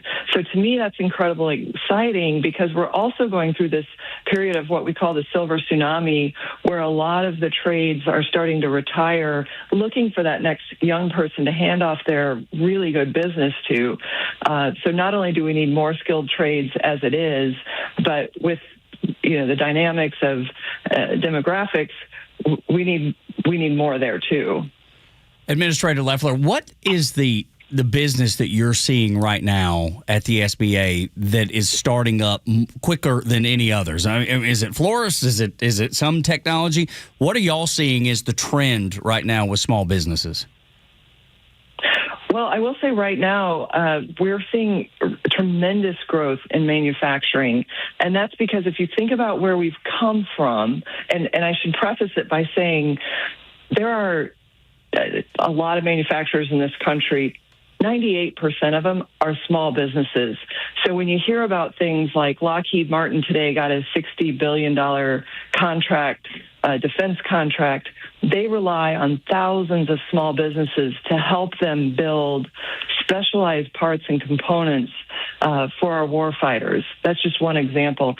But we need more of those builders, because for the last 50 years, this economy, our nation was hollowed out from manufacturing. We lost 90,000 factories, over 5 million jobs, communities were wiped out. We're rebuilding that at speed, and that's why President Trump has the fair trade agenda that he does. Tariffs are working. He believes in American industry and the American worker. And as a result, if you just look at 2025, there was a 25% tariff put on imported cars. America set an all-time vehicle sales record. So, and these, Ford and GM are domestic automakers, are reshoring. And Ford's I've talked to the Ford CEO. They use 5,000 small business suppliers. And I've been to GM and met with their supply chain. They are building in America again, and that's why we need small manufacturers. I think that's, just to follow up on that a little bit, manufacturing seems like such a big business. When I hear about it, I think of companies like Ford and GM. When you bring in companies, small businesses that are helping manufacture our weapons and serve our warfighters, those don't seem like small business administration businesses that you'd be working with. Is that surprising to you that I feel that way? Because that sounds like something gigantic to me, not small business. Tug, not at all. In fact, this is kind of an evolution of, shaping what the modern economy is going to be. So if you think about where the SBA came from, we emerged out of the Small Defense Plants Administration. So when General Eisenhower became President Eisenhower, he knew that we needed those small, innovative companies that equipped our warfighters to produce in wartime. But then when he became president, it was peacetime, and he said, well, we need to keep fueling those smallest innovators. When I walk factory floors, here's what I see. I see a pretty large facility. I see massive equipment, much of it run through automation, and then maybe 50 to 80 workers manning those machines and putting out millions of parts a year. When I walk the floor at Sig Sauer, that's obviously a big defense contractor. They equip our military with their sidearms, their rifles, their automatic, like all their machine guns. But they rely on 12,000 small manufacturers to make some of the component parts. And that might be a shop that has 15 people in it that are machining a very specialized part. That's our heartland. That's all over this country. And that's what we need to rebuild. That's what we lost when we shipped whole industries overseas. Kelly Loeffler is our guest, and I think that's a really important point. The reason why, we continue to look at the unemployment numbers and the first-time filings. They continue to be very encouraging with the growth that we're seeing within this country. I think what's important is that if I happen to be somebody who is able to secure an SBA loan and to start my business, I need to find workforce. And because it's getting more competitive out there, the salaries tend to be better. What do you suggest to those people as they're trying to build those companies and build their workforce to find the right kind of people they can grow with? Right. Well, that's why the SBA is there, to give them that capital so that they can hire those employees, that they can acquire the space and whether it's the CNC equipment, the restaurant equipment, whatever equipment they need. But the SBA is doing a partnership with the Department of Labor so that we can support their apprenticeship program, make sure small businesses know about these great apprenticeship programs that exist. There are federal grant dollars for that. But we're also encouraging things like what Congressman McCormick's doing, do job fairs, get into the community. And then the SBA itself, we're conducting across the country supplier matchmaking so that big companies like a Toyota, who's going to reinvest in America and building in America, can connect with a local small business and then bring their services in-house instead of outsourcing it somewhere else. So we're trying to create that local business environment, and then that gives the capital to that small business person to hire who he needs. There you go. Small Business Administrator Kelly Loeffler. Final thought here. Today is the job fair, community job fair at the Alpharetta Marriott right there at Windward Parkway and 400, easy to get to. Have you worked with, do you know any of the businesses that will be out there? Dr. McCormick has told us that 100-plus employers are going to be there. Are they any of those? And can you put in a good word for us? Tug and I might need a little help. Yeah, Carlos always looking out for us. We never know. This media thing, you just can't ever tell. Absolutely. I mean, y'all should stop by. Yeah, so it's everyone from Georgia Power to UPS, Coca-Cola, to some small businesses. Atlanta Motorsports Park, a great example. Georgia State Patrol. Let's see. There's a whole there's real estate. There's healthcare, Emory. So any industry, we just encourage people to come out, learn more about local employers. These are great local jobs with great employers. So it's going to be exciting, and I look forward to working with the congressman to make sure it's a big success. Well, we hope to be able to say hello to you today when we drop by and see Dr. McCormick and his staff, and hopefully you too. Kelly Loeffler, is the administrator of the Small Business Administration, joining us on the Morning Extra. We always appreciate your time. Thank you, ma'am. Thank you. Great to be with y'all. Yes, ma'am. Have a great day. Yes, ma'am. Y'all too. Always good to have her on. She's always insightful, and she's always kind. And there's things that she does outside of the SBA with, Voter Georgia that she has been focused on. And she couldn't talk about that in an official capacity, but believe me, she's working on it. Just going to point this out. If things don't work out for me and me go, Kelly Loeffler is going to be the key to us getting whatever it is that's going to have to be started next. Ma'am? Yeah. So about that SBA loan that Tug and I were looking into? We need it to be larger. We've got some work that needs to be done. If you want to save money, like Los and I do, and you don't want to get ripped off, let me tell you about Tom Mitchell, the honest car guy. Los is, has been speaking on Tom's behalf for quite some time now. People in the building here have used his service, and we'll talk to him next. We got more success stories coming. Yes, we do. Next on Extra.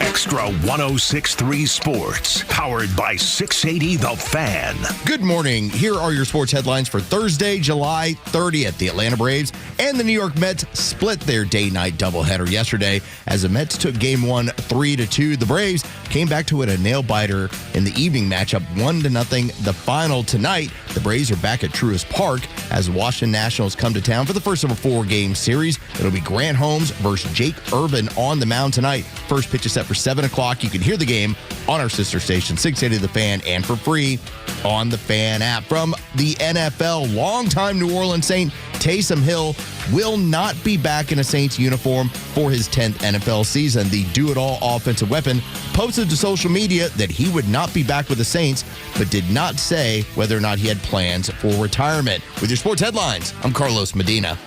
Did you know you can add renewing your driver's license or ID card to your grocery list? The Georgia Department of Driver Services now offers self-service kiosks at select Kroger and Publix locations. From renewing or replacing to updating your address, the kiosks will issue a temporary paper license, and you'll receive a permanent card in the mail. Skip the line and save time by adding your driver's license renewal to your grocery list today. You'll even get a $5 discount on your order. Visit dds.georgia.gov to learn more. Sponsored by the Georgia Department of Driver Services. It's Toyota's Big One sales event at Marietta Toyota now through August 3rd. And if you commute every day, the 2026 Toyota Camry may be the one to see first. It's now all hybrid with up to 53 miles per gallon city, an easy way to cut fuel stops without giving up comfort. And with 50 Camrys in stock, Marietta Toyota has the selection to help you find the trim and color you actually want. Every new Toyota includes our nationwide lifetime powertrain warranty, limited time and unlimited mileage for as long as you own it. And we've been voted Best of Cobb for 2026, Best New Car Dealership, and Best Service Center. For well-qualified buyers, special financing is available on the new 2026 Camry Hybrid, as low as 4.99% APR for 48 months through August 3rd. Visit us on Cobb Parkway South, just north of Truist Stadium. Marietta Toyota, since 1975. We've been here and will be here for you. 4.99% APR for 48 months with approved credit through Southeast Toyota Finance. Not all buyers qualify. Offer ends 8/3/2026. See dealer for details. All prices exclude tax, tag, and title, and include $699 dock fee and $257 electronic tag fee. Step right up, America. Got equipment to sell or looking for something ready to work? Purplewave.com. At Purple Wave Auction, it's as easy as it gets. Easy to sell, easy to buy. Construction, ag, fleet, and government equipment. All no reserve, all online. Register for free. No reserve. Don't wait. Get swinging over to purplewave.com. Purplewave.com. I'm Patrick Brown, former Army Ranger in the United States Army. Like many service members, I had to make difficult choices when leaving the military, and the most challenging thing was finding purpose in a new phase of life. Housing, employment, education, way too many decisions and no idea where to start. That was until I met the Warrior Alliance. They made it simple. They listened and quickly connected me to the services I needed. And like a trusted friend, they even followed up to make sure I was squared away. Change a veteran's life today by donating at thewarrioralliance.org. Helping warriors navigate to success after service. The legend Neil Bortz is only on Extra 106.3. Hey, it's the camera. How's it going? Here's what you missed from the Talkmaster. I hope I can get these words right. Chrysophilia is a paraphilic sexual eroticism that hinges on gold or gold-colored objects. Now, is that Donald Trump or what? Catch Neil's commentary every day on Extra 106.3 or listen anytime on the Extra 106.3 app. Tug and Los until 10 on Extra 106.3. Lots of laughs here in the studio as Los closed out the conversation with Kelly Loeffler, trying to take out that SBA loan. Making sure. You never know. So thank you to Kelly Loeffler. And again, if you are in the job market, because as a lot of these companies are going to be there over in Alpharetta, right off of Windward Parkway, 11:30 to 3 o'clock, you can go to mccormick.house.gov.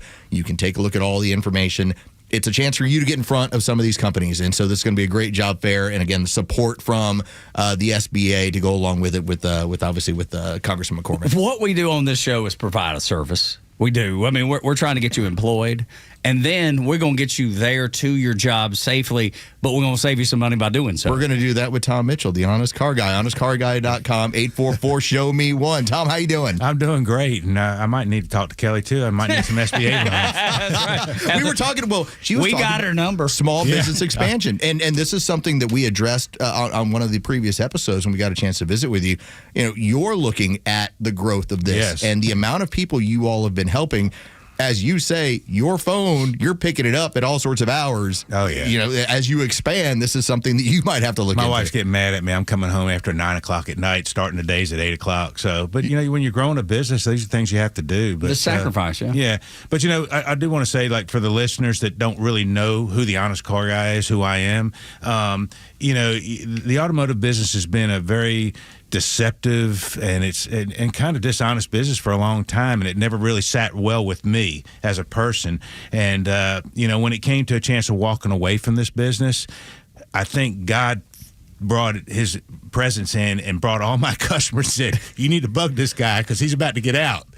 And they all came to my house, and I was sharing a screen with them. Well, that was the comedy of your entire story, is that as you pulled away from running dealerships, you had people that were dedicated to your service and started reaching out to you, even when you weren't in the business, being like, hey, Tom, help 100%. Me with finding a vehicle. And I'd share a screen with them. They came to my house, you know, and you know, 70 cars later, you know, out of the house, the wife's saying, you got to get out of here. Maybe you have a business here. And then I started thinking, you know, what's so funny is I've been doing this for 15, 20 years, never considered it as a actual way of doing business. It was just I was helping out friends and family. And you know what's so funny is your listeners, I can relate to them. I like helping them out. They like listening. We had a gentleman yesterday, Ed, came in and he just came up there. We don't have people come to our office, you know, because it's mostly virtual, and we share screens with them and stuff, so they don't have to go to the dealership. But he came up there, and a retired military guy. Country call out to Ed. Exactly. Right. And, you know, Marine, and great guy. And he come in there, and he started saying, I really got to get a car for my wife. And we started listening. I said, Ed, I'd love to help you out, but I don't feel right about this. And he goes, excuse me? I came all the way up here to buy a car. And I said, Ed, but you're trading in a 21 model Lexus RX 350 with 38,000 miles on it.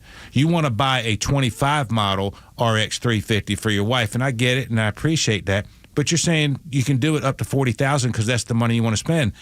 I'm not comfortable for you getting rid of a great car with less miles just to get a 2-year newer, 4-year newer car. with the same miles. I just don't think that I'm the guy for you.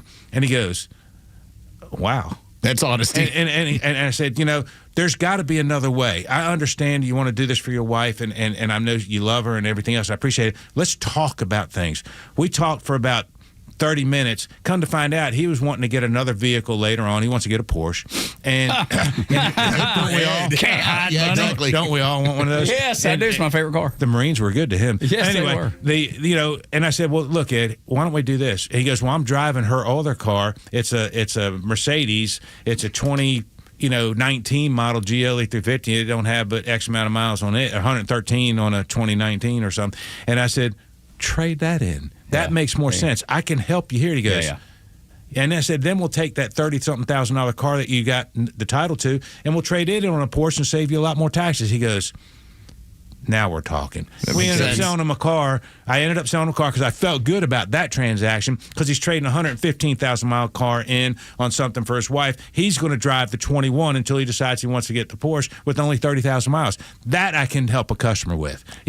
That's where I feel that the transparency and the honesty, and that's what I thrive and love doing with customers. But if it doesn't make sense, I don't want to push somebody into something. This is Tom Mitchell, Honest Car Guy, honestcarguy.com, 844-SHOW-ME-1, 844-SHOW-ME-1. So your name came up at a charity fundraiser golf tournament on Monday because I was talking to another dad. I've known him for years.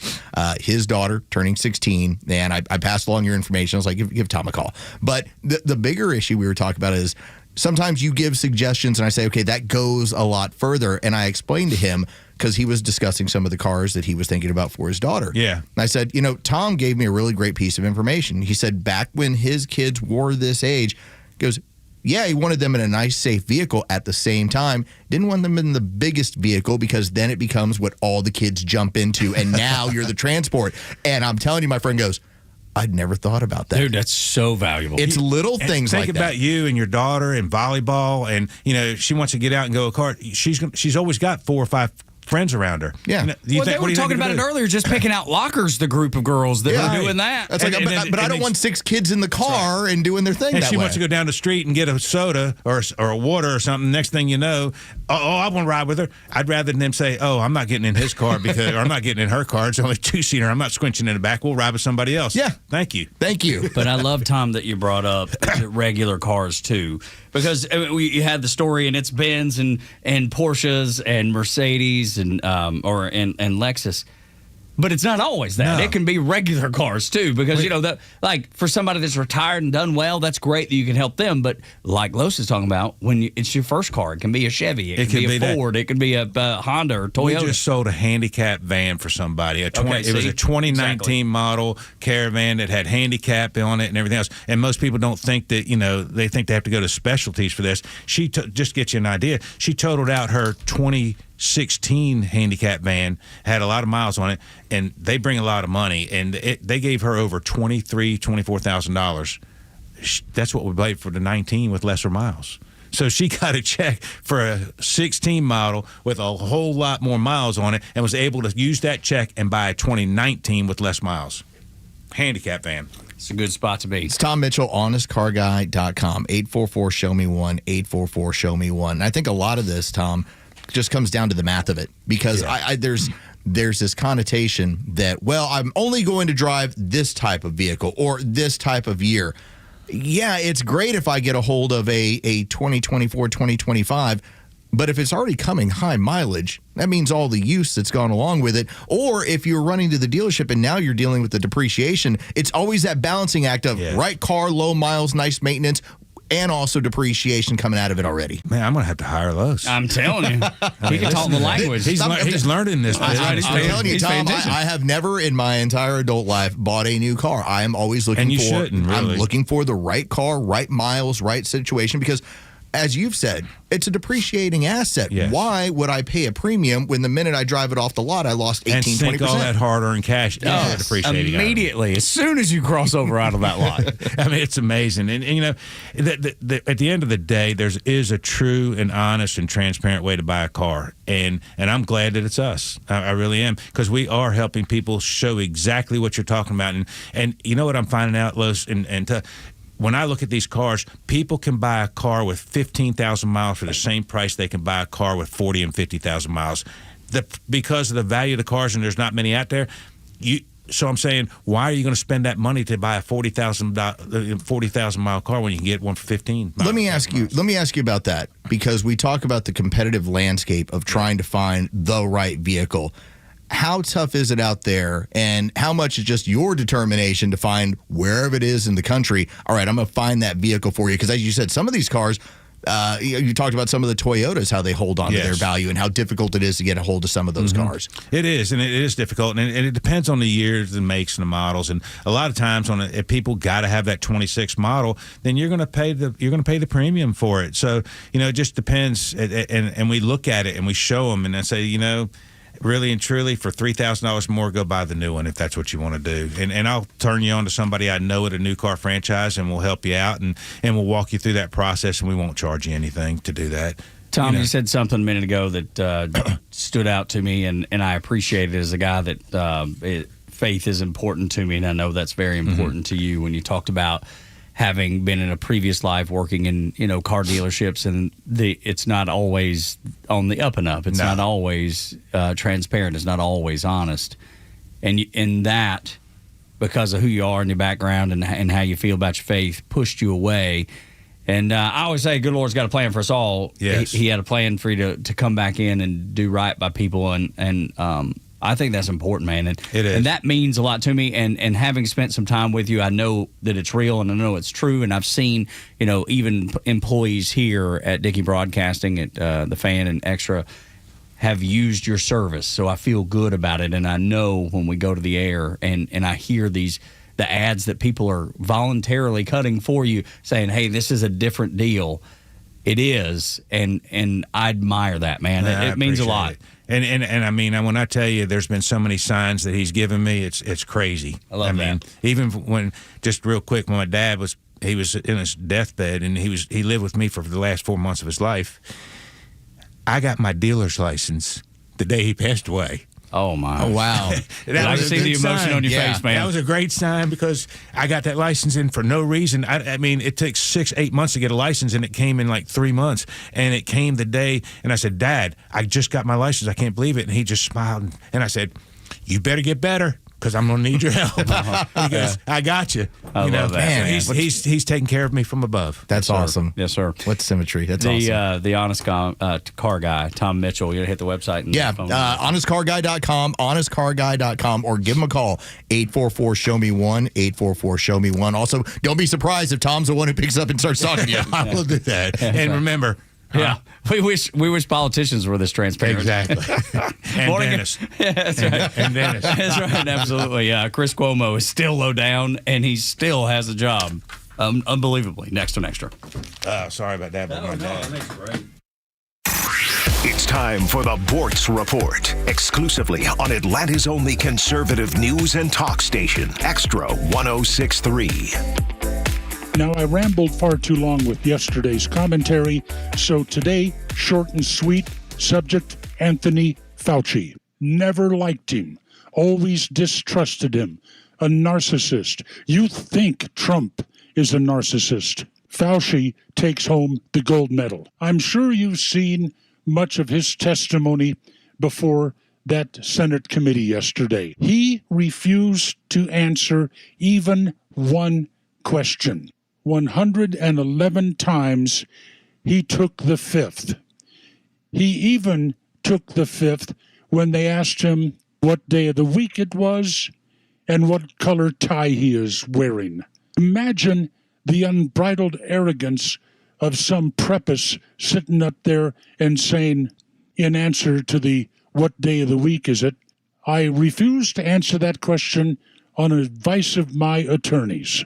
What a shame that somebody leaked 1,000+ pages of the Fauci diary to Rand Paul. You call it as you see it, but I came away from that hearing today absolutely believing that the COVID virus was born in that Wuhan viral lab in China, born of experiments conducted by Dr. Fauci. I think, well, at least for me, that his credibility is now completely shot. When you show contempt for a Senate committee by not answering one single question and taking the fifth when they ask you what color your tie is, you are no longer worthy of respect or belief. The way this plays out is going to be interesting.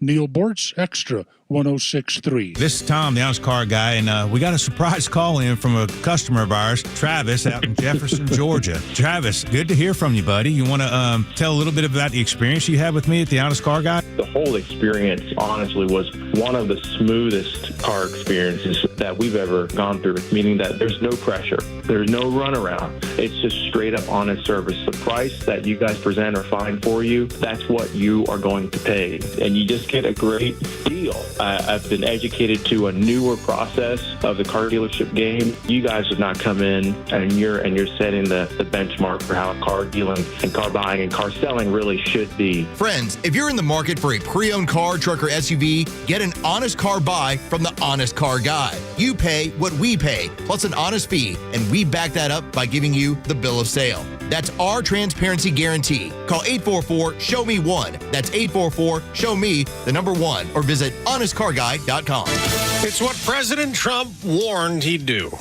I'm Dave Anthony, Fox News, hitting Iran with another night of bombing. You know, we got to smack them a little bit. He also had warned that Iran would take a beating for trying to attack a base in Jordan, and U.S. Central Command says they completed a heavy wave of strikes. Fox's Peter Ducey reports from the White House. The president has been presented an option by the head of CENTCOM to go big and escalate strikes, according to the Wall Street Journal. The idea behind Admiral Brad Cooper's high-end option is to go beyond the smaller retaliatory airstrikes that have done little to deter Tehran from threatening ships in the Strait of Hormuz and lobbing missiles at American forces in the region by sharply escalating the war. Speaking of escalating, China may get involved, according to Reuters. The Chinese company that is reportedly going to provide Iran with at least 400 shoulder-fired missiles over land. And these are missiles, man-pads, that are used to shoot down helicopters and jets. The same type of missile that shot down that U.S. plane earlier this year over southwestern Iran. Fox's Trey Yingst in Tel Aviv. Iran has targeted more ships in the Strait of Hormuz, and 2 natural gas sites were hit by drones off the Egyptian coast. But oil prices are down a bit this morning. We also, later this hour, are going to get another inflation update, but it's for June, when oil and gas prices have been falling. They have recently risen back up. A vote was planned today in the Senate, and it's been postponed as 2 Republicans who fell out of favor with President Trump voiced concerns about the acting attorney general. Republicans John Cornyn and Tom Tillis say they want more assurances about President Trump's settlement with the IRS before voting to advance Todd Blanche's nomination out of the Judiciary Committee to a full Senate confirmation vote. The president dropped a $10 billion lawsuit over leaked tax returns in exchange for a later scrap plan to compensate people claiming political prosecution and ending existing Trump family tax audits. Blanche signed off on the deal as acting attorney general. That's Fox's Chris Foster. America's listening to Fox News. Well, it's official. My friends have all switched to Pure Talk because I told them they could save a bunch of money on a super reliable high-speed network with unlimited data. And because they're my friends, they trust me. As for the rest of you, well, Pure Talk understands that even though you might like me, you're not just going to take my word for it, nor should you. For that reason, and for a very limited time, Pure Talk is offering any of their plans for just $15 a month for the first 3 months, including their top-tier unlimited plan that normally sells for $65 a month. Think of it like a test drive, a super simple way to save $150 while you kick the tires on Pure Talk's blazing fast network, and a fine way to see for yourself why I switched from big wireless, along with a few 100,000 of my closest friends. Dial pound 250, say Mike Rowe, and be connected to Pure Talk's friendly U.S. customer service team. Again, dial pound 250, say Mike Rowe, and let the savings begin. WFOM and W292 EV Marietta, a Dickey broadcasting station. The 8 a.m. hour is brought to you by Central Heating and Air. Tug and Los until 10 on Extra 106.3 morning, y'all. We appreciate you being here. It's been a quick 2 hours with Kelly Loeffler earlier, the Small Business Administration Administrator, and then Tom, the Honest Car Guy, which, man, I had no idea that I was going to talk to him. We had an emotional moment. We did, and I didn't. I mean, there's no way for me to know. I had no idea of the story. He had just talked about how his faith played a role in him leaving car dealerships and starting something on his own so he could be more transparent, not have to play the dealership games that sometimes come up or that he shared before. I certainly don't know them myself, never been in that business, but for him, that meant so much. And he told a story about him getting his license to operate in that world the same day his father passed, and the emotion was all over his face, and it just tells you what kind of guy he is, the things that matter to him. Yeah, if you happen to be one of the extras, first off, what's up, extras? There's the X. If we had that camera that was going at the time, you're like, did Tug just make the honest car guy cry? Made him tear up a little bit. I didn't mean Tug to. Cowart. It's on video. I didn't mean to. His reactions there. Tug Cowart got you. I didn't mean to. It was just... It was just, you see the emotion, and this is what we talked about with Kelly Loeffler, and this is what we talk about when it comes to, for instance, the job fair that is this afternoon. Running a small business, the right job, it can be empowering, it can be fulfilling when you start to have success, and when you're struggling, you're having the challenges of it, and people wear it on their sleeve, and that's clearly what Tom is doing with building this business. And I'm proud to be associated with it. And I know you are too. Absolutely. Being the voice of the honest car guy. I've yet to have any person who has worked with Tom who's reached out to me and said, "Oh, I didn't enjoy that," even if they didn't buy the car. Yeah, that's right. Appreciate. They're like, thank you for the information and the knowledge. And I'm not trying to make another whole segment about it, but I do know, having bought cars over the year, there is nothing worse than going into a car dealership and staying all day, which you don't have to with Tom. But then you leave happy because you got this new car, but there's that moment that you're looking back going, was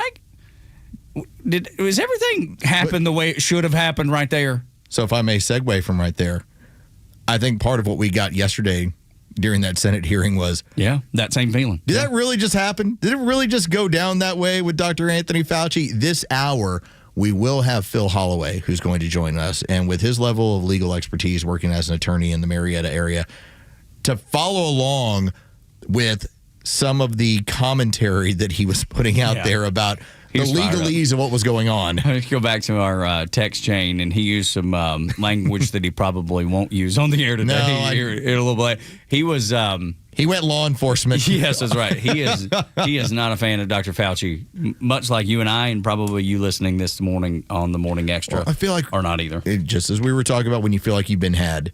Yeah. That's right. I hope. It's an awful feeling. I hope yesterday there were people that watched that and feel like they had been had. I talked about my friend earlier in the show about how she at the time was a public school teacher, but she'd worked obviously in private, and she talked about some of the issues that she ran into, government interference, and how they were running the schools at the time and what they were mandating. And she talked about how if you fell for any of that stuff, well, that's unfortunate, but hopefully you woke up. And one of the very first comments to her, as like there's a string of people like, I didn't fall for it. No, I figured it out pretty quick, and it was just one after another. And one person in her timeline said, well, I have a friend that didn't mask up, and they died of COVID. And I took every little ounce of me to say, it wouldn't have mattered if they did mask up. Because the mask did nothing. It was there as a symbol. It did nothing. At all. And he wrote it in his own diary. Yes. He would go Anthony on TV. Fauci went onto his own diary to tell you that it didn't matter. And yet... it was a symbol of compliance. That poor young lady or that poor woman still to this moment doesn't know. That man. Or is it a dude? Okay. It was. I was just shocked. I was like, oh, okay. Well, apparently you haven't learned yet. Yesterday didn't wake you up yet. But my sweet Aunt Peg, she has no idea. She has no idea. And if somebody were to present it to her, she would reject it. She would say, no, Dr. Fauci's a hero. Right at the top. Oof, yeah. Says, I had a friend die because she refused to mask and got COVID. Nothing to do would have with gotten it anyway. Wouldn't have mattered anyway. I'm sorry, if we're talking about the deity that is Anthony Fauci, he had already in his private correspondence to himself, which is very Dear Diary and very weird, he had even made the point it didn't matter. Yeah. When he wrote it, if you presented it to that guy or my Aunt Peg, can you see that he wrote it? It's not me telling you, it's him. If I was to say, hey, wearing a mask wasn't going to help, it didn't matter. And the first response is, well, Dr. Anthony Fauci said it would. It's like, yeah, and then he wrote that it didn't. He said it out loud, and then he went into the privacy and said the exact opposite. Do you not feel foolish? And I'm not trying to shame anybody. I mean, which version do you? Yeah, which one are you? Exactly. What's your preferred version of Dr. Fauci? I know that Chris Evans is not Captain America. Is it hard to imagine that Anthony Fauci was playing a character in front of you, but in private he was somebody different? Huh. Isn't that weird? Robert Downey Jr. is an Iron Man? Wow. I am so surprised by this. This is crazy. Color me surprised. Dean Cain wasn't really Superman? He can't fly, Tug. It's incredible. I'm blown away right now. Absolutely blown away. 8 o'clock hour brought to you by Central Heating and Air Conditioning, your Atlanta carrier expert, 770-GET-HEAT, centralheat.com. Let's get to the first thing to know this morning.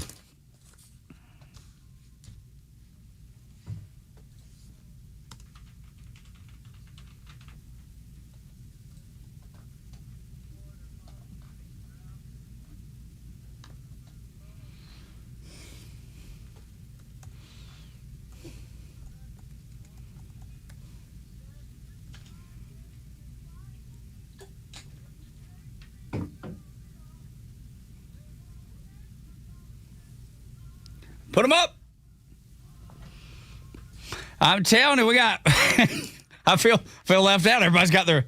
I feel like we're at a rock and roll concert. Hang on. They don't allow lighters in the building. That's right. That's right. We're all doing what they do at the Braves game, doing our flashlights, swaying back and forth to the praise music. Actually, I think to myself, I'm like, I think I do have a cigar lighter in my bag, and then I look up and I'm like, oh, but the sprinklers are right above us. Yeah, but it's funny though because don't want to explain that one to management. No, exactly right. Tom, the honest car guy, is waiting on a customer actually here, and he looked in here just a moment ago when we were doing the flashlights, and you just see the confusion. I was like, what the hell are they doing? Well, they got our flashlights out. First thing to know was getting started. That's exactly. Now he does. There's a couple things in this first thing to know because this just came up. I hadn't thought about it, and it wasn't even meant to be part of the segment, but I think it's worth bringing in because high school football starts in, 2 weeks, Los? Is that right? Yeah. We got first matchups are going to be that second week in August, I believe. There's a woman named Alicia Kitts. This was a Ohio mama who was arrested and tased during COVID after she refused to wear that mask at her son's football game outdoor. She was sitting alone with her children, no one within several 10, 15, 20, 30 feet of her. Remember this story. And then the school resource officer came out, and of course he was masked up.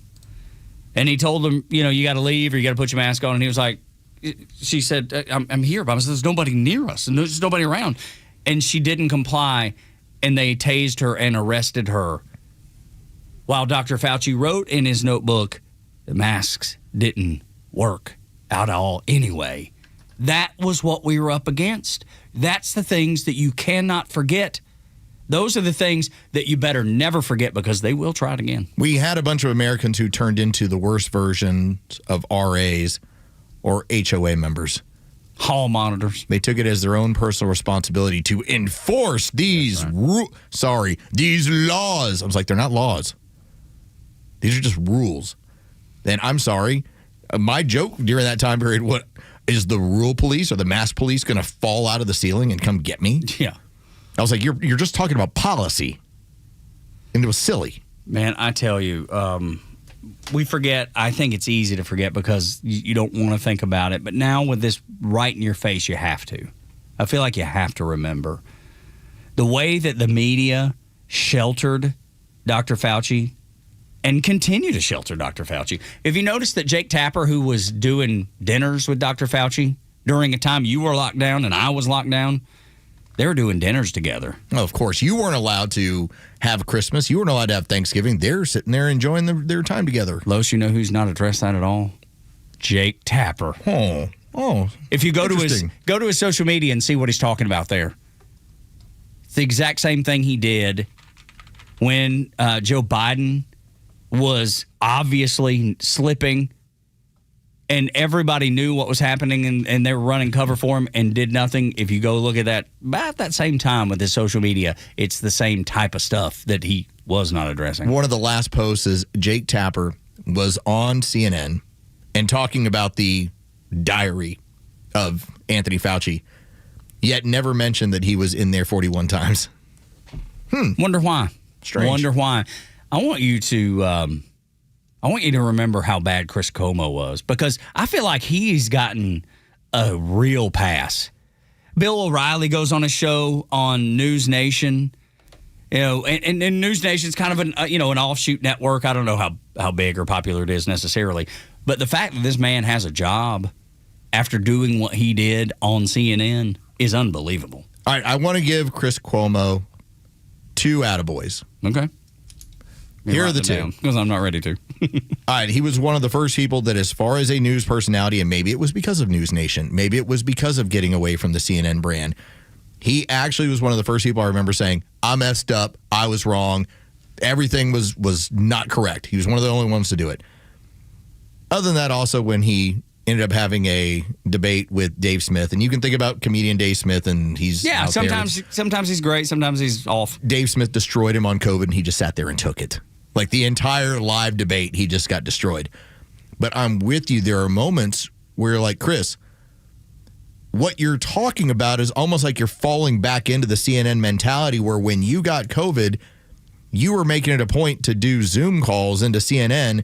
Yet then in public, people were actually seeing you in public. Just like AOC. So he was playing the game. See, and that's the thing I think that irritates me the most, and that's why I refuse to forgive him.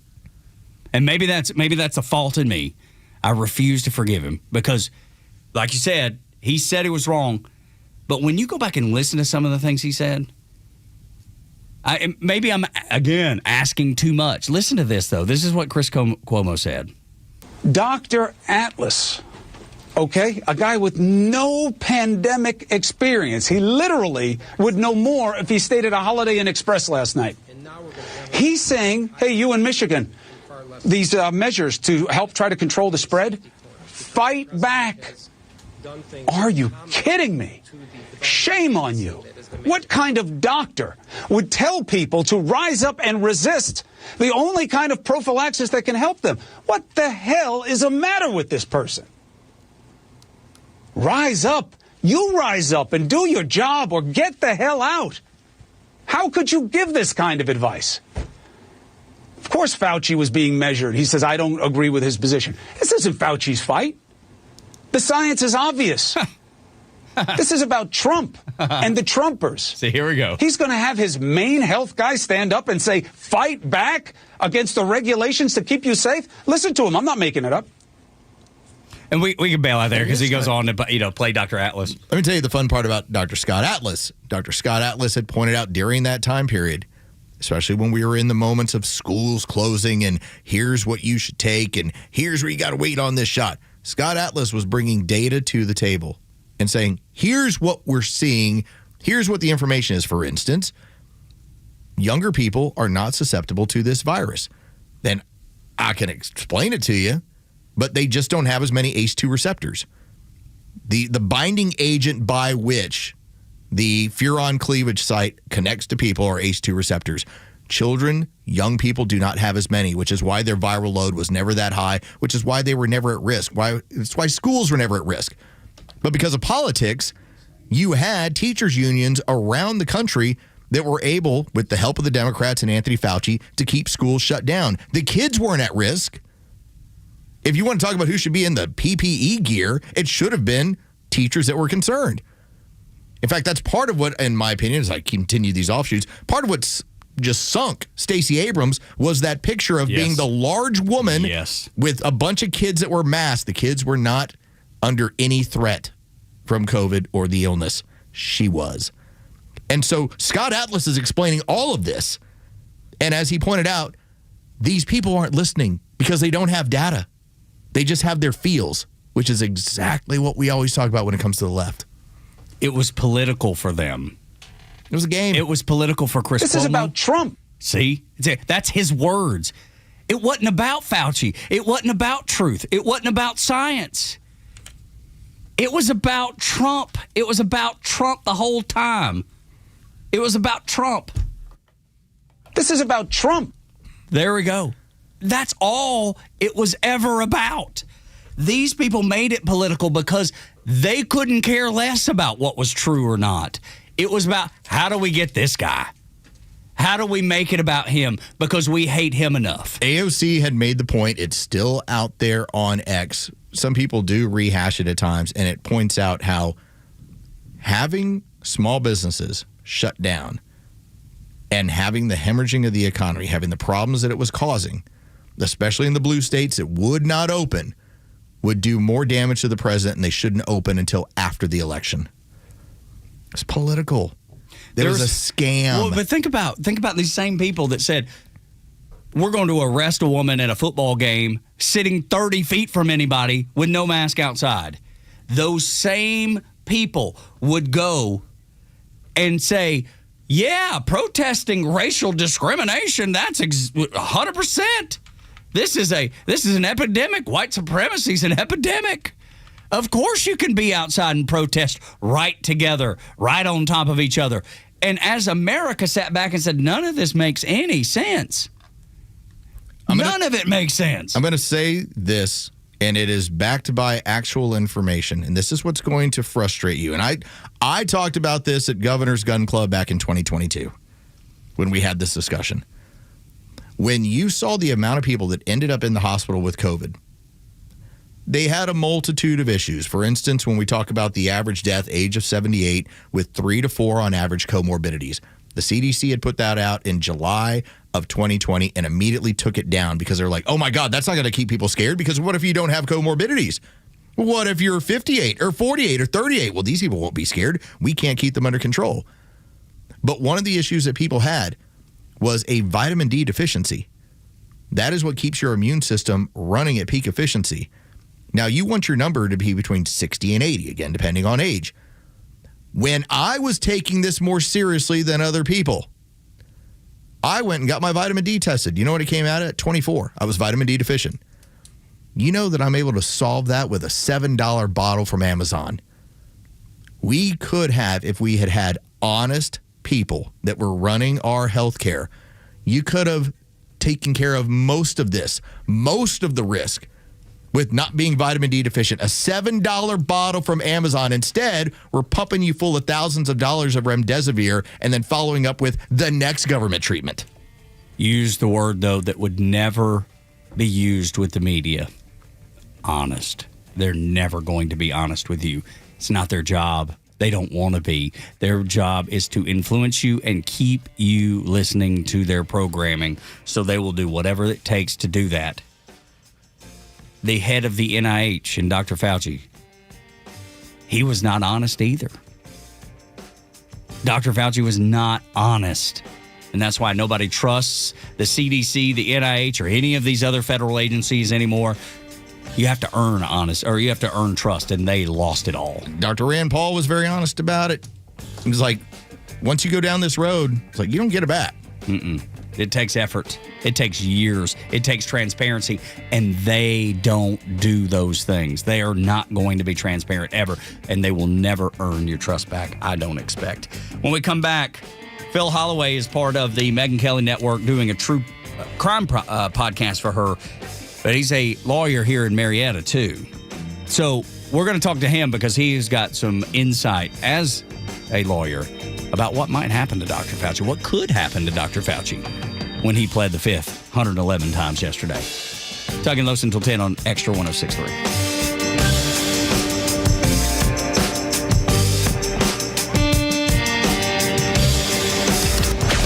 Stream at Atlanta's only conservative voice anywhere you go with the Xtra 106.3 app. Now equipped with Apple CarPlay. That means you'll always have Xtra's crystal clear HD stream right on your dashboard no matter where you are. Download the all-new Xtra 106.3 app now and start streaming.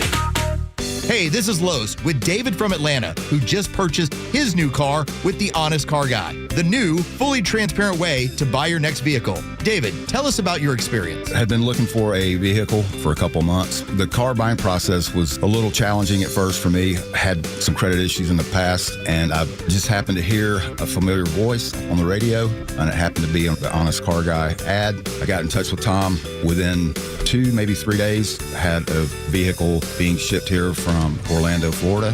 I have already recommended him to family members, several friends, and I'll purchase a car from Tom when I make my next purchase for sure. Friends, if you're in the market for a pre-owned car, truck, or SUV, get an honest car buy from the Honest Car Guy. You pay what we pay, plus an honest fee, and we back that up by giving you the bill of sale. That's our transparency guarantee. Call 844-SHOW-ME-1. That's 844-SHOW-ME, the number 1, or visit honestcarguy.com. Summer is here, and hopefully vacation is on the horizon. Whether the beach or maybe you're more of a mountain person, you've planned and saved in order to take some much-needed time off. You planned your vacation. Shouldn't you plan your retirement? You planned for a week in the sun, but have you planned for decades of golden years? Master Plan Retirement works with you to create a holistic, comprehensive retirement plan in order to offer the one thing your time off needs the most: peace of mind. From income and growth, tax strategy, legacy planning, and more, Master Plan Retirement walks alongside you to help ensure your golden years stay golden. Schedule your complimentary consultation today. Visit masterplanretire.com. Master Plan Retirement Consultants. Plan well and prosper. Advisory services offered through Master Plan Retirement Consultants, Inc., a registered investment advisory in the state of Georgia. Insurance, tax, and commodity services offered through Fricks & Associates, Inc., DBA Master Plan Retirement Consultants. The aforementioned are affiliated companies. Financial Risk Analyst 2 positions offered by Federal Home Loan Bank of Atlanta in Atlanta, Georgia. Develop processes and /or code to improve the efficiency and accuracy of current production processes. Position reports to Atlanta, Georgia office. Telecommuting permitted in accordance with company policy, but must live within commuting distance of stated office. Please submit resume to recruitment@fhlbatl.com. Reference job ID 9940845. The stories that matter to you. These are your Georgia headlines. It's Thursday, July 30th, and here are your headlines. The U.S. launched new military strikes against Iran Wednesday night, with Saudi Arabia for the first time after Tehran attempted missile attacks on American forces in Jordan. U.S. CENTCOM called the operation a powerful response, while President Trump warned it was quote, going to get a beating. A 2.3 magnitude earthquake shook parts of metro Atlanta on Wednesday morning. The quake struck just north of Lilburn around 11 a.m. and caused no reported damage, though some residents did say they did feel the ground shake. The earthquake comes about 2 years after a series of quakes shook northeast metro Atlanta in June of 2024. And finally, Cobb County is moving forward with plans for an autonomous shuttle pilot program in the Cumberland area. County leaders approved the next phase of the project, with officials hoping to have self-driving shuttle service operating by the end of next year. Coming up next, Phil Holloway will join Tug and Los to discuss the Dr. Fauci hearing from yesterday. Expect a ton of sun on the docket today for Metro Atlanta, with a high of 90 and a low of 68. The Extra 106.3 headlines. I'm Bryce Gobert. Tug and Los until 10 here on Extra 106.3. 8 o'clock hour brought to you by Central Heating and Air Conditioning, your Atlanta carrier experts. 770-GET-HEAT, centralheat.com. On the phone, Phil Holloway, great attorney here in Marietta, but also part of the Megyn Kelly Network, doing her true crime podcast, if I can speak. Make sure you check that out, too. Phil, good morning. How are you, man? Good morning, my friends. How are you guys? Good. We're hanging in there. Couldn't be better, man. We're just glad to have somebody with some legal expertise on the show, because Los and I we've I'm tired of trying to pretend to be a legal expert. I need Phil. Wait a minute. Well, what Well, what are you doing calling for me if you want somebody who's legal expert? I'm just a guy who's experienced the whole Dr. Fauci episode in real time like the rest of us, and I'm just a fellow victim, guys. Yeah, no kidding. See, that's the thing. I think I texted you last night. 320 million people, even the people that love him, have a story that Dr. Fauci had affected their life in some way or other. Even if they love him to death, they're still affected by his poor decision making. What was your initial thought when he started taking the fifth? When Rand Paul, coming out of the gate, and then he went on to do it 111 times. What did you think as a lawyer? Hey, what could come of this? Well, it was what I predicted, quite frankly, and I had a lot of people, arguing with me on Twitter and everything, saying, "Oh, well, he's already got the pardon. He can't take the fifth." I'm like, you wait and see, you watch, and that's what he's going to do. Not only because he's, I guess, theoretically, potentially could face criminal prosecution by state governments, but also, he doesn't know what's going to happen. Maybe there's another country somewhere that wants to make an example out of him, and so there is some legal jeopardy that he could have if he answers the questions. I think truthfully, because I think he would incriminate himself. So I was always legally in the camp that he could still avail himself of taking the fifth, despite this, auto pen preemptive, very broad pardon. But beyond that, my thoughts were that Fauci he certainly completed his fall from grace. I mean, this guy was at the pinnacle of stardom and fame. In fact, his diaries show that he was eating it up. He just loved the all of the media attention and people falling over him. And it makes you think, and now it all makes sense, right? Because this was the guy that was leading the COVID pandemic policy discussion, not only at the White House, but just the public discussion. He was the public face of all of this, and initially people trusted him as if he was, an oracle from God speaking absolute truth, right? And so you would hope that whoever has that awesome power of persuasion, that they're motivated by, in good faith, by, keeping people healthy and keeping people safe and dealing with this pandemic in an appropriate way. But as we now know, that's not what motivated him. What motivated him was feeding his insatiable ego. So every decision that he made, every action that he took from that position of power and leadership was not done with my health or your health in mind. It was done with him in mind and what's best for his ego. And so now it all makes sense, guys, and this is so sad.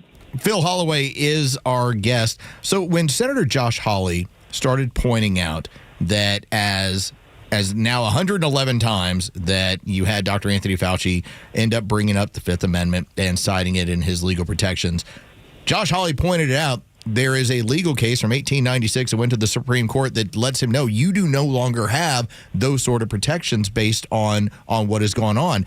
I think a lot of this goes back to once we got that diary, that amount of information, I think it left him with very few choices there, Phil. What was your view of because, he could have argued according to what he had previously argued, but now that we know what his actual thoughts were, they differed from what he was saying publicly and what he said to Congress. Oh, they differed drastically. Now, with Senator Hawley, with all due respect, I do think that his legal argument and the case that he cited misses the mark because, as I mentioned, I think that Fauci still could face, theoretically at least, criminal prosecution by, in fact, Florida. The Attorney General yesterday said that they've got an investigation they're opening. But you have statute of limitations issues and all this. I'm not trying to get everybody excited. I don't think that there's about to be any kind of prosecution. But theoretically, I think there could be, and I think that the courts would take a pretty broad view of someone's ability to avail themselves of the Fifth Amendment. So with all due respect I love the I love the tone. I love that they are being adversarial with him, but I think that he's a little bit mistaken about that particular legal point. And I apologize. I already forgot the second part of your question. Oh, no. Well, I wanted to kind of follow up on just the point you're making. I had talked to Tug once everything was going on yesterday, and the legal protections that the Fifth Amendment is supposed to provide to Dr. Anthony Fauci.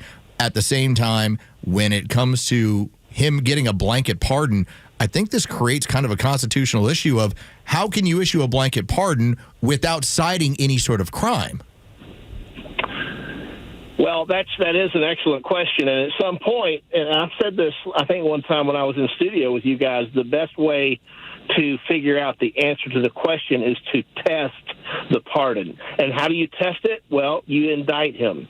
You charge him, and you have him raise the pardon as part of his defense, and obviously you're going to, the trial court's probably going to dismiss the case based on the pardon, and then what you're going to have to do is go through the appellate process, get it up to the U.S. Supreme Court, and see if the Supreme Court feels like they're willing to weigh in on what the parameters are of presidential power when it comes to issuing blanket or preemptive pardons in this way.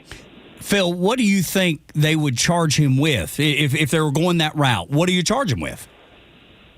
Oh my God, there's so many crimes in the federal criminal code. Phil, I think that honestly, just go ahead. Let me just ask you this: let's say he did not have that pardon, what would you charge him with?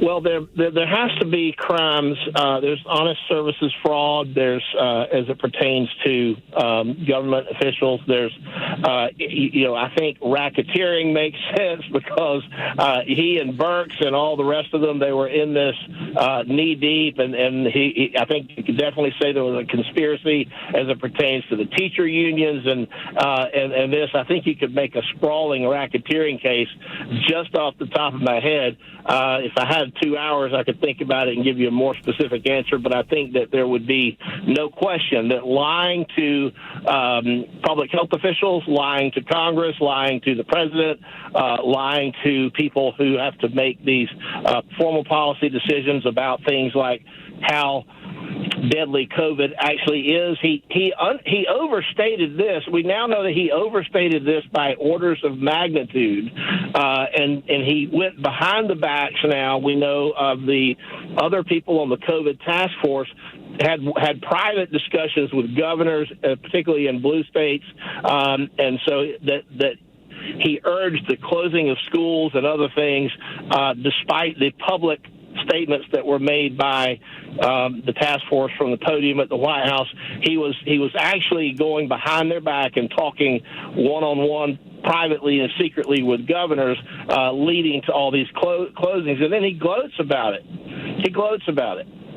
Phil Holloway, our guest on the Morning Xtra, Tug and Los until 10. Phil, let's say that none of this plays out. You know what I mean? They don't go to the Supreme Court. They don't, the potential that you've laid out. Is there anybody that they can finally get and hold someone accountable for the devastating and unnecessary effects of COVID-19? Well, Deborah Birx would be at the top of the list. She does not have any kind of pardon, but what she does have probably is some kind of statute of limitations defense. There's a general 5-year statute that we're going to be coming up on pretty quickly, I think. But the problem is you've got to find the political will to do it, right? And there's so many other things on the plate of this administration. Look, Trump's term, like it or not, it's running out, and there's going to be another president that would obviously have to see this through. So I am not hopeful that there's going to be any legal accountability. I think these hearings that we have right now, which basically destroy Fauci's reputation if he still has one, this is probably as close as we're going to get to any kind of reckoning, and it pains me to have to say that. Phil Holloway is our guest, and I'm right there with you, Phil. I think that to talk about destroying Anthony Fauci's reputation, it doesn't seem like enough. But if we also consider what we read privately about how highly he views himself, a godlike figure, a deity, a celebrity, maybe giving him basically the OJ treatment of being a pariah in society amongst a lot of people, millions of people, might be the best we're going to get.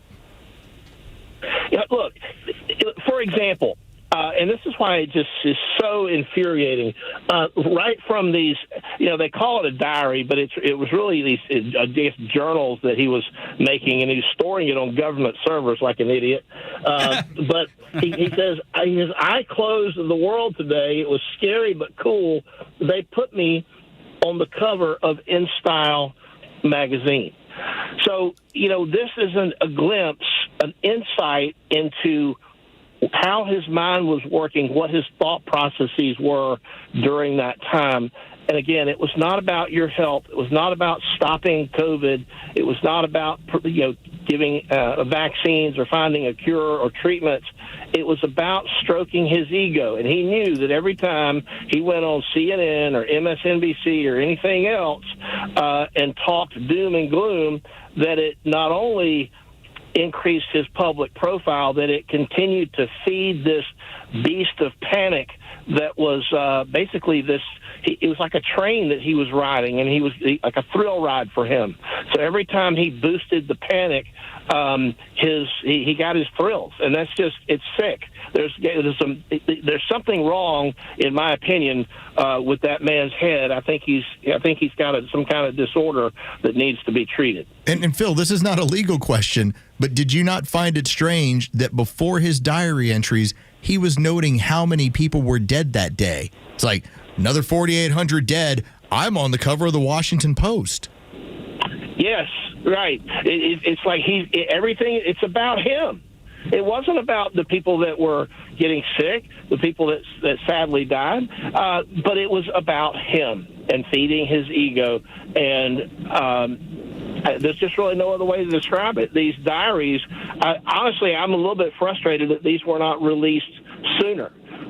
Because I would have liked to have seen these things come out before, the federal statute of limitations to prosecute him had expired. Because then we really could have potentially had the political will, plus a little bit more time to perhaps mount some type of a federal prosecution that would test the limits of that pardon that he supposedly has. Phil Holloway wrapping up here on the Morning Xtra Tug and Los until 10. Man, I almost feel like there's probably reason that it didn't come out before. Doesn't it always seem convenient that because he tried to hide it by deleting it all. The statutes of limitations always run out. It feels like it always happens that way. Anyway, only if you're a cynic like you and me would you think that, or a realist like all three of us. I don't want to be cynical. I really don't. I don't want to be, but damn, it's hard. I don't either. Yeah, it is so. There was Phil. There was great. Last thought. There was a great message at church this past Sunday on pride, and now this plays out. It's like they go hand in hand, man. Pride is the worst of all. Well, I assume you're talking about the biblical concept of pride, yes, sir. And it being a sin, and it can be used. And I completely agree. This is all about his ego, which is closely related to his pride. He really was.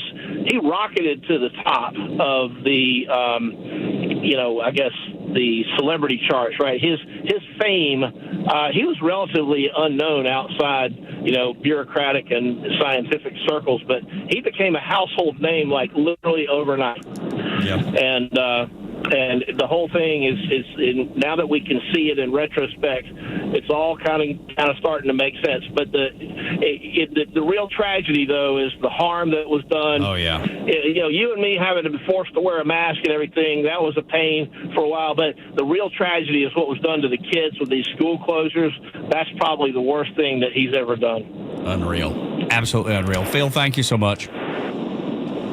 All right, buddy. Anytime. See you. I hope to be back in studio with you next time. Yes, sir. Got to get you up here, Phil. Yeah, definitely do. You can find Phil Holloway at Phil Holloway ESQ, at Phil Holloway ESQ. He is the co-host of the MK True Crime podcast. A great guy, great attorney right down the road from us here at Dickey Broadcasting in Marietta. Maybe the one silver lining to all this is yesterday, I don't think it put a bow on it, but at least it started to kind of tie one where you now have, when they have an accurate account of history, it will end with the villain who killed thousands during the AIDS epidemic when that got started, based on what he was suggesting. That 40 years later, he had another crack at it, and he was even worse. And Government still couldn't deliver. And won't ever be able to deliver. And by the way, was so full of itself, because remember, he's the science, that it could never admit that it was wrong, and then legally was protected from ever having to admit he was wrong. Goodness. Unbelievable. And The then textbooks are going to be fun to read. Well, no. If they ever cover it. Yeah, they will. It's going to take guys like Phil Holloway with a podcast like a decade from now. Yeah, that's exactly right. They're never going to tell you the truth in those books because the people who own the publishing and then the teachers' unions, they're never going to allow that. They're never going to allow that. They're never going to tell you the true bastard nature of that guy. Ever. And there'll never be some, hey, and then he was brought up in front of Congress, and he was probably facing contempt charges because he wouldn't, as much as that guy would always get up in front of Congress and tell him all the stuff he knew and you don't know and you don't understand gain of function and you're misconstruing this. When it was time to explain, I have nothing to hide. His diary said everything you needed to know, and he couldn't talk. He had everything to hide. Yep. I can explain nothing. I can explain nothing except how giant my ego is. And it was so big that I was willing to let people die because of it. That's not hyperbole. That's what he did. When we come back on Extra 106.3, how to steal an election. Next on the Morning Extra.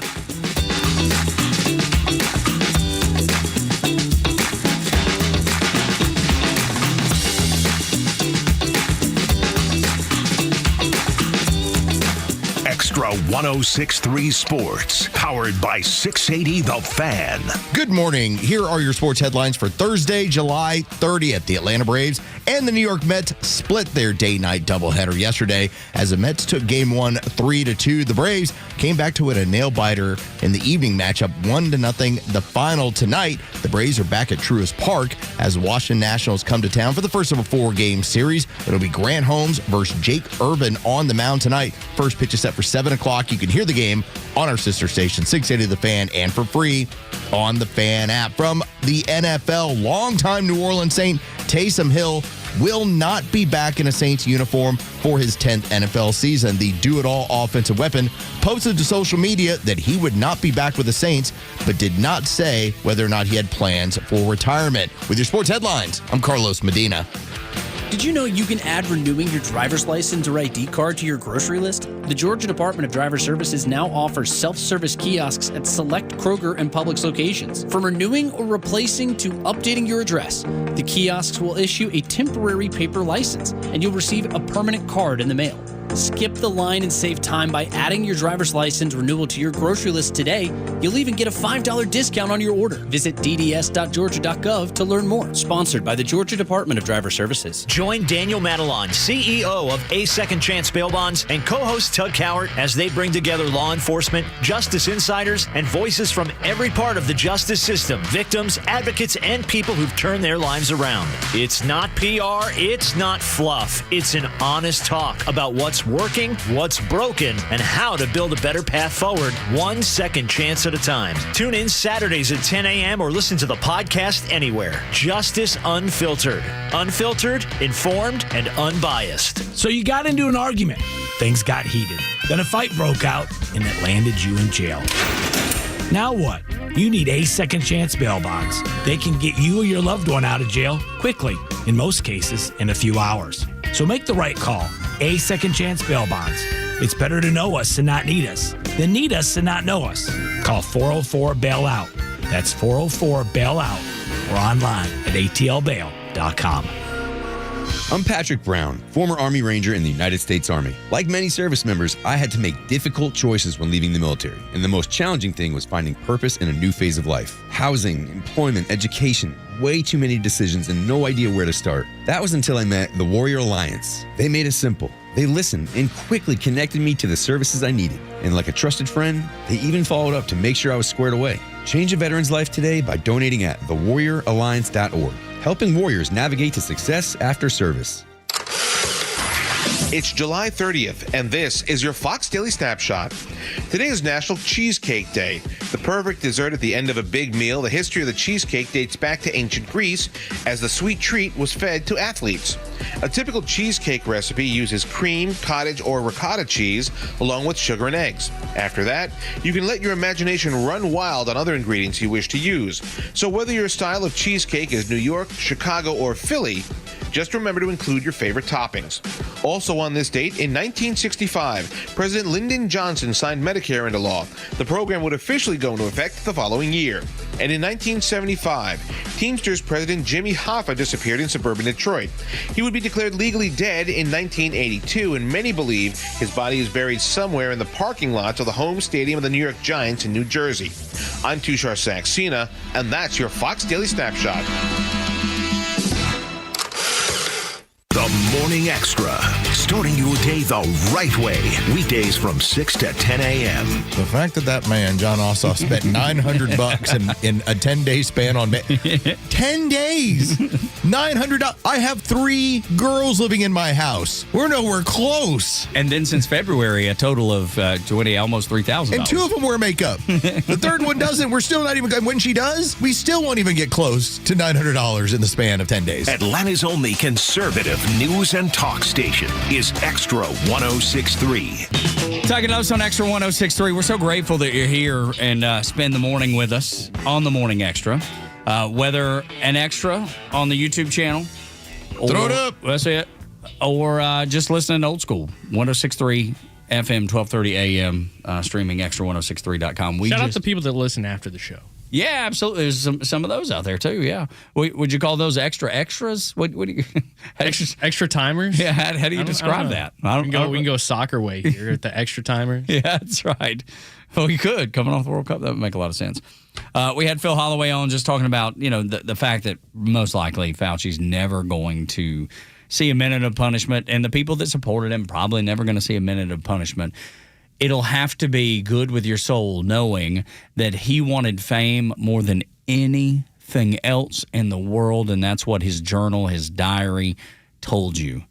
That he would lie in his diary and go on TV and say something completely, or tell the truth in his diary and go on TV and say something completely opposite. You knew it. I knew it.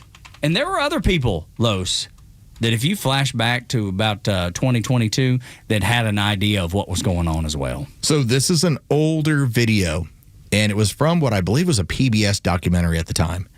And this is Anthony Fauci. He's on the streets of Philadelphia, and he's actually being escorted by the mayor. And they have this entourage with them. And what they're doing is they're going door to door, seems like a very weird thing, trying to get people to take the experimental government gene therapy, right? Like showing up, asking you about it. And during this documentary, one man steps out of his home and it becomes this symbol at that time period. Like I remember some of us played it and people were like, what a crazy guy. I'm like, no, what an honest guy. What a brave dude. What a dude who actually got a chance to tell the mayor and tell America's top doctor to shove it. On America are not settled with the information that's been given to us right now. So I'm not going to be lining up taking a shot or a vaccination for something that wasn't clear in the first place. And then you all create a shot in miraculous time. It takes years to create vaccination. Well, it used to take years. Okay, it used to. You know how many years were invested in this approach? About 20 years of science to get us to be able to do it. 20 years is not enough. And 9 months is definitely not enough for nobody to be taking no vaccination that you all came up with. The only reason I'm talking to you right now, as close as we are, is that I've been vaccinated. Right. But if it allows thousands of people like you don't get vaccinated, you're going to let this virus continue to percolate in this country and in this world. Something like the common flu then, right? And It's much more serious than the flu. Well, the flu kills a lot of people annually, too. You know how many people died of the flu the last year? I mean, not this year, virtually none, but the previous year, about 20 to 30,000. You know how many people have died from COVID-19 in the United States? 600,000 Americans. Well, the number that you all giving that died, that's once again, that's you all's number. You gonna pass? Yeah, definitely. Because when you start talking about paying people to get vaccinated, when you start talking about incentivizing things to get people vaccinated, it's something else going on with that. Something else going on. It is something going on. There's something else. You're right. Going on. But I'm glad millions of people like me and most everybody here didn't get an incentive. You know what their incentive was? Protecting their health and protecting the city. But I won't keep you anymore. It's okay, because my incentive, y'all campaign is about fear. It's about inciting fear in people. You all attack people with fear. That's what this pandemic is. It's a fear. It's fear, this pandemic. That's all it is. You know, the Nazis made the Jews out to be the ones you had to be afraid of. Well, they're the destroyers of society. And by the time that the Nazis really got rolling, it was, well, you'll be compliant with all of this stuff. You'll be fine. Well, millions of people agree with us. It's the same mentality. It is. It's exactly the same mentality. It was a fervor that they created. And for those of you that didn't buy into it, good for you. You can come sit next to me anytime you feel like it. That man's gut was 100% right. Your gut, listening right now, I bet was 100% right too. I flashing back, man, going back and reliving some of this.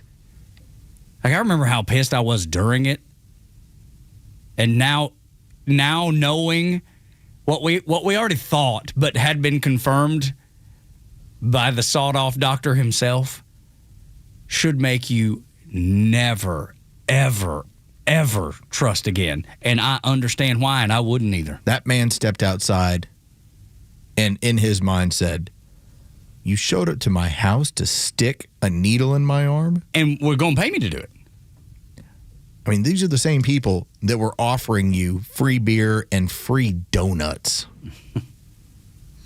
They were offering you free donuts to do this. And as Ron Johnson went through it, you had 25% of people of the American public that know someone that was injured. You had 39,000, according to VAERS, that died within 48 hours of the shot. Do you realize that if we had a candy bar that killed 1,000 people, it would be off the market? Or a stroller for a baby. Or whatever you pick it. You pick it. Yeah. It killed 100 people. It's not on the market. Yeah, it'd be gone. Never let it happen again. Never let it happen again. But the science. The science. Anytime they tell you that the science is settled, you know you can't listen to those people because the science is never settled. Science! I'm going to have to take this and I'll put it back in a box somewhere. Yeah. And I'll push it off to the corner and be like, yep. And I will be the one who will say, and just as I said at the time, I'll be on the right side of history. Remember we got that caller like 4 years ago? It was like, you're going to get people killed. Yes, I'm like, no, maybe if you're still listening to this program, like, damn it, that guy was right. Yeah. Because I wasn't paying attention to the government. I wasn't paying attention to Rachel Maddow. Do you think that he's wise enough today to reflect on, or is he like my Aunt Peg, who has no idea? Who knows? Still to this day doesn't know. Even after yesterday, does not know. When I was talking about early protections and the things you needed to do, and we're not all in this together. No, your health is your own personal responsibility. And for those people that did die during COVID, know that based on the information, 3 to 4 comorbidities, they were already unhealthy people. Average age of death was 78 years old. But they wanted to make sure that your kids were scared and you were scared and other people were all afraid to be around each other. The man that suspended your constitutional rights sure knew how to use his to defend himself yesterday. Next on Xtra 106.3.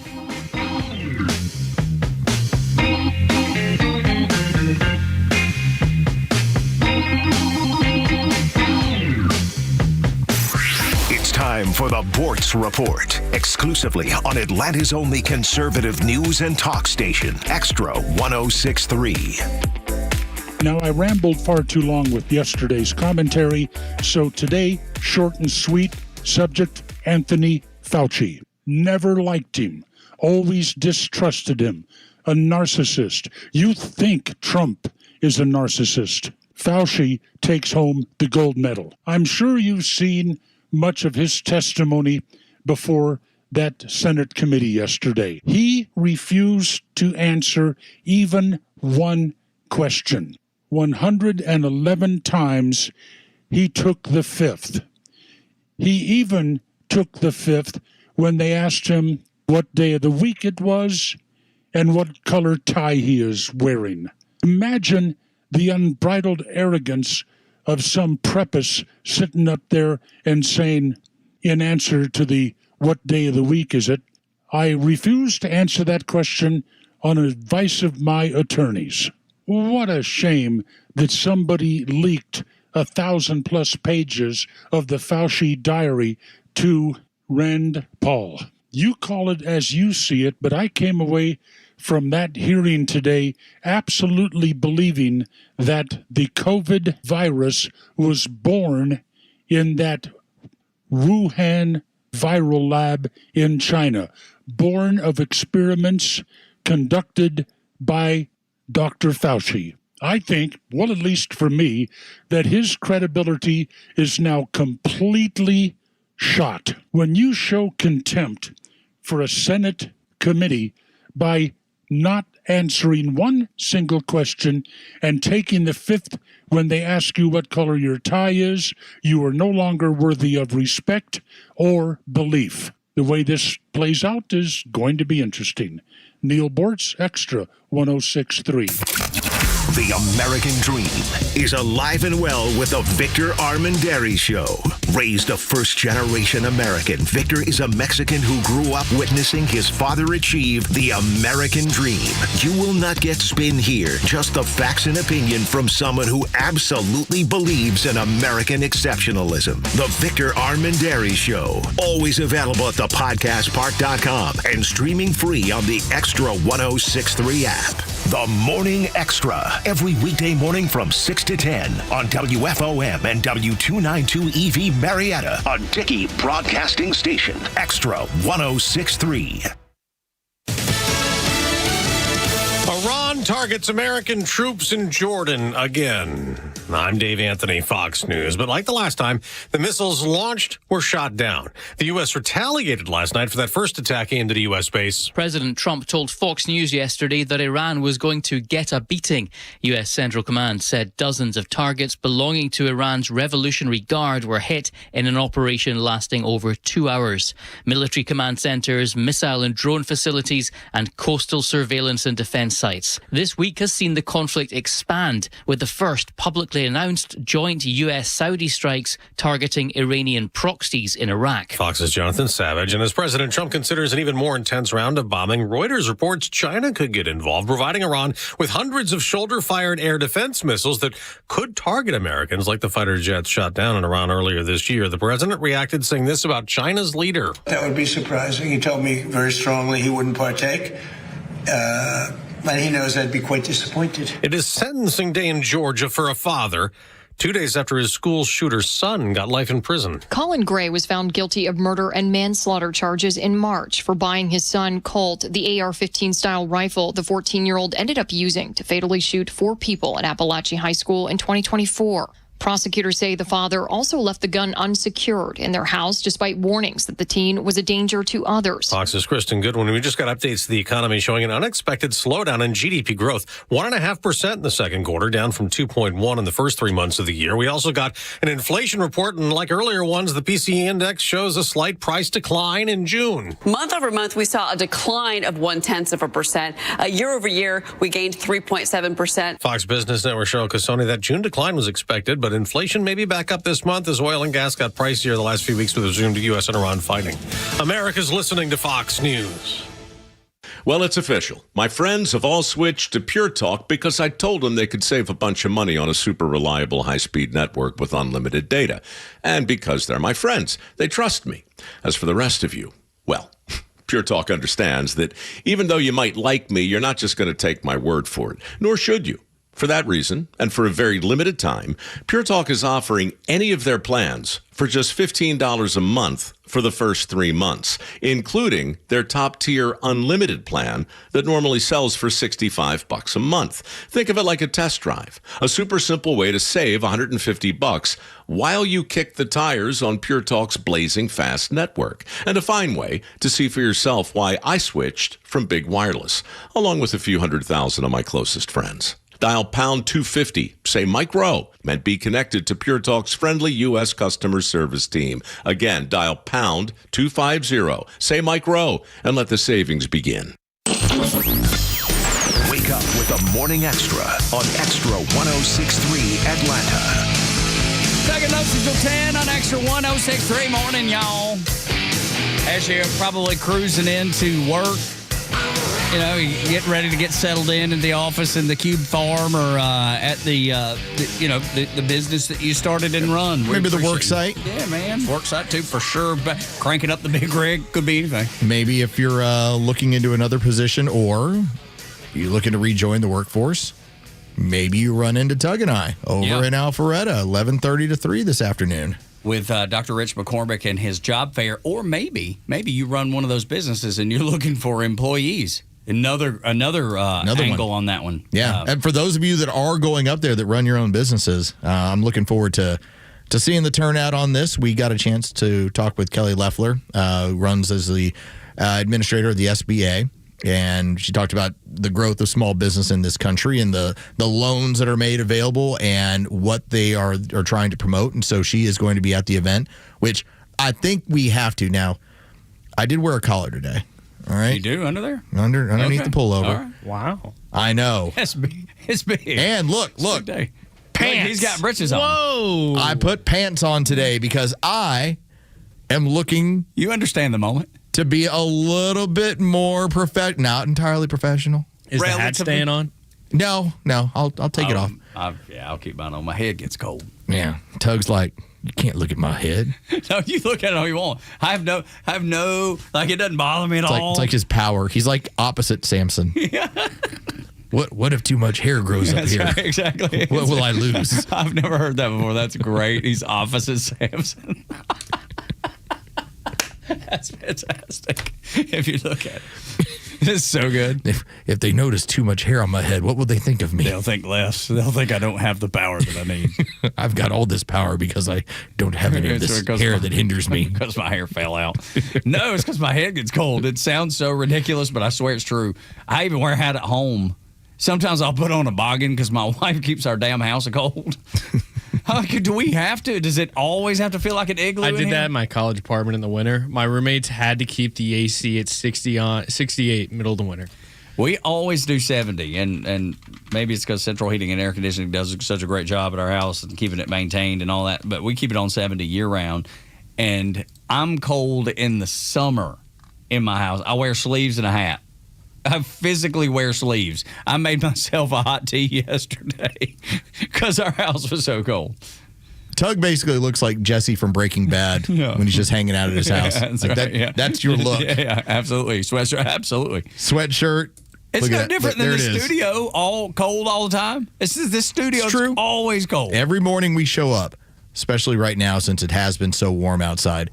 You get into our building, and immediately it's 20 degrees difference from whatever it is outside. My hands are cold right now. I know. And I'm fine with it. I like it, but I'm going to get rid of this pullover as soon as we're done with the show and we go downstairs. You got to go see when you're going to see Dr. McCormick, there's a certain level of respect just for the position. Right. And but same way with the SBA and Kelly Loeffler, who is always so kind to join us here on the show and talk about the potential. You know what stood out to me about her, and I don't have to dwell on it too long, but when she started talking about how many small businesses are involved in the manufacturing process, it really did surprise me, because you always think about manufacturing as, this gigantic entity, And she's like, there's so many pieces of the process going through manufacturing that are created by small businesses that have 15 employees. And it just, I know that's right. I know what she's saying is correct. It was just shocking to me. All right, I want you to think about it from this perspective, because this is the way I've always looked at it when it comes to manufacturing. So there was it's not a documentary series, but HBO 20, 30 years ago did From the Earth to the Moon. And it was one of those Tom Hanks productions. This is after he did Apollo 13. And it was kind of documenting the push to get from the Earth to the Moon. Mm-hmm. And one of the episodes really focused on the manufacturing. And it talked about, for instance, Tug, if I'm trying to develop a vehicle to go to the moon, I have to figure out what components I need to land on the moon in terms of what do I put underneath it? What are the pads like? What do they need to be capable of doing? How hard are we going to hit? And so they talked about the amount of American companies that were manufacturing every little item that you might need, that might come up, and how it was literally hundreds and then thousands of manufacturers that all contributed to that effort to create the sort of vehicle that could get a man onto the moon and then get him off the moon. So, and by the way, they didn't exist. Yeah, they just started. You had to invent them. Yeah. Dude, that's the thing that makes Americans great, is the fact that they see a need and they're like, I can do that. Because I grew up in a manufacturing town in Dalton, Georgia, but all these companies are gigantic, man. They employ thousands and thousands and thousands of people. And then I know from my own experience that some of those smaller companies service those bigger companies by making whatever it is that the carpet mills need. Well, for instance, you think about just the work that you have between the carpet companies and, let's say, retail, or let's say housing. Those are all partnerships by which there is not one general contractor who builds a house and goes, I don't have to have any carpet. It's like, okay, who are you going to for this? Right. How is this going to work? How do you get it? They're not making it themselves. So they've got to go down a level. They've got to go find, okay, who's going to take care of the flooring here? It's it should be so apparent, but I don't think it always is. And I think that's what having Administrator Leffler on, it puts a spotlight on the things you probably should know. And if you thought about them long enough, you'd probably figure it out. But to have her in the position she is in the administration to come on here and speak directly to you about it, I think is great. If we get a picture with her, do you think we're going to feel the power? Well, what do you mean? Oh, that's a person who's got some pull in Washington. Sure, yeah, absolutely. When we get closer, we're going to go like, whoa. Yeah, you can feel it. Feel the power here. This is the administration. Can you see the power? Is there an aura? Right. It's like, like on a hot Georgia day when you have just a quick rainfall and then the heat rises from and you can see if you look and it looks blurry a little bit. She's got that. She's just got a blur to her. She's a superhero like that. Maybe so. Maybe. I don't know, man. It'll be interesting to find out. I guess we'll find out. I'll be curious to see how she does interact with the small businesses, and I'm sure she'll get a chance to walk around and talk with everybody and kind of see where they're at. But I haven't been to a job fair in forever. I remember I had one that we were trying to remember what it was part of. It was part of like an old radio station I was at, and we were doing it in conjunction, I think, with like the Atlanta Hawks. So we had our own booth set up, and we did the radio show, but then our booth was, hey, if you're looking for a summer job, a lot of student oriented, like, hey, we got promotions, we've got some stuff like that. But that was the last time that I saw a job fair, an actual job fair. So it's gonna be kind of cool. I'm looking forward to it. I know here at Dickey Broadcasting we do a job fair with a couple companies, I think once or twice a year. So I know the companies involved with them, but I'm like you. I've not been to one. I've never drawn the straw of going, all right, I'll go sit and sign people up. Yeah, me either. So it'll be cool to see. But then again, I wear shorts. Well, yeah. Right. I mean, you know what that, Bryce, you know what that means. I don't. Okay, if you wear shorts, you don't have any hiring and firing capabilities in the office. If you wear jeans, you don't either. What about sweatpants? No, but And here's the difference. First off, I'm not wearing jeans. I've worn one pair of jeans in like 4 or 5 years. Oh my God, I wear jeans every day. I wear action pants. Yes. Hi-ya. Because you never know. Tug knows this. You never know when karate breaks out. And you need to protect yourself. Look at Tug. Tug can't do any leg kicks in those jeans. No. He can't defend himself. He's a victim. Can you try? I mean... Like David Lee Roth. Like, yeah, I did the toe touch one morning, didn't I? Well, yeah, you did do the toe touch. Was that was in jeans? Yeah. Yeah. But I mean, if you were to like throw a kick at the extras. No, I would never do that because I would, Well, no, just like on camera. don't Like dodge you it. you stood up and you're like, ha! Mine's real slow. It's real slow. It's the way I talk. I kick the same way, real slow. But no, I think I can maneuver pretty good in these jeans if I needed to. See, he's worn them for so long, he knows all the moves. Yeah, that's right. Yeah. Look at these action pants. Look how it can spread way out there like that. Yeah. You see that? Look at that groin, Tug. I'm afraid look to at that groin. Afraid to look down there. Take a look over there. Good Lord. Take a look at that talent. I'm afraid to look down there. See, I can do that. The action pants. So that's why I'm wearing those to Windward Parkway for the smart. action. Absolutely smart. Morning Xtra and Xtra 106.3. Let's get to the first thing to know this morning, other than the groin area. Way out west, there's a groin. The morning display, the morning Xtra. Tugs of Los, deep in the story, breaking news that's bold. So I talked about earlier in the show my takeaway from everything we watched yesterday with Dr. Anthony Fauci and the 111 times that he pled the fifth. And the oddness of a man who did so much to take away some of your constitutional rights, your Bill of Rights, your ability to have freedom in this country. And it was replaced by a form of tyranny. What you could do, what you couldn't do, when you could work, when you could not work, who was essential, who was not essential, how you had to shop, where you had to walk, what you had to wear. I mean, these are all totalitarian tactics. And yet, when the rubber met the road, that man used the Constitution to try and protect himself.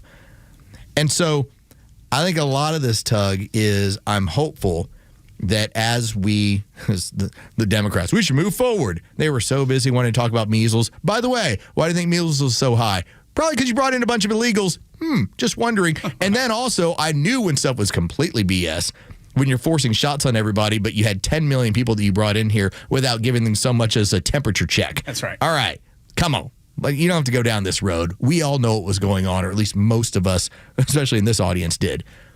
But I think the big takeaway for me was, when it really came down to it, Tug, the very best of what makes America, the freedom that we have, the free will that we've been given by God, that is what Anthony Fauci ran to protect himself in the interest of self-preservation yesterday. That's lowering a snake's belly right there. Sure is, isn't it? To trample on your rights, all while using the same tactics to defend his own. My constitutional rights, it got brought up a bunch of times. I wonder how many times the people that he left in, places to die without their family on his recommendation, how many times has he thought about their constitutional rights? My answer, my guess, would be maybe never. Maybe once, maybe twice, but that ego, it didn't matter because it was all about him. And now you saw it on display yesterday. It was all about his constitutional rights. Back to the ego. Well, let's talk about this on the acceptable end, at least where you could say, okay, that's not convenient, but that's what it was.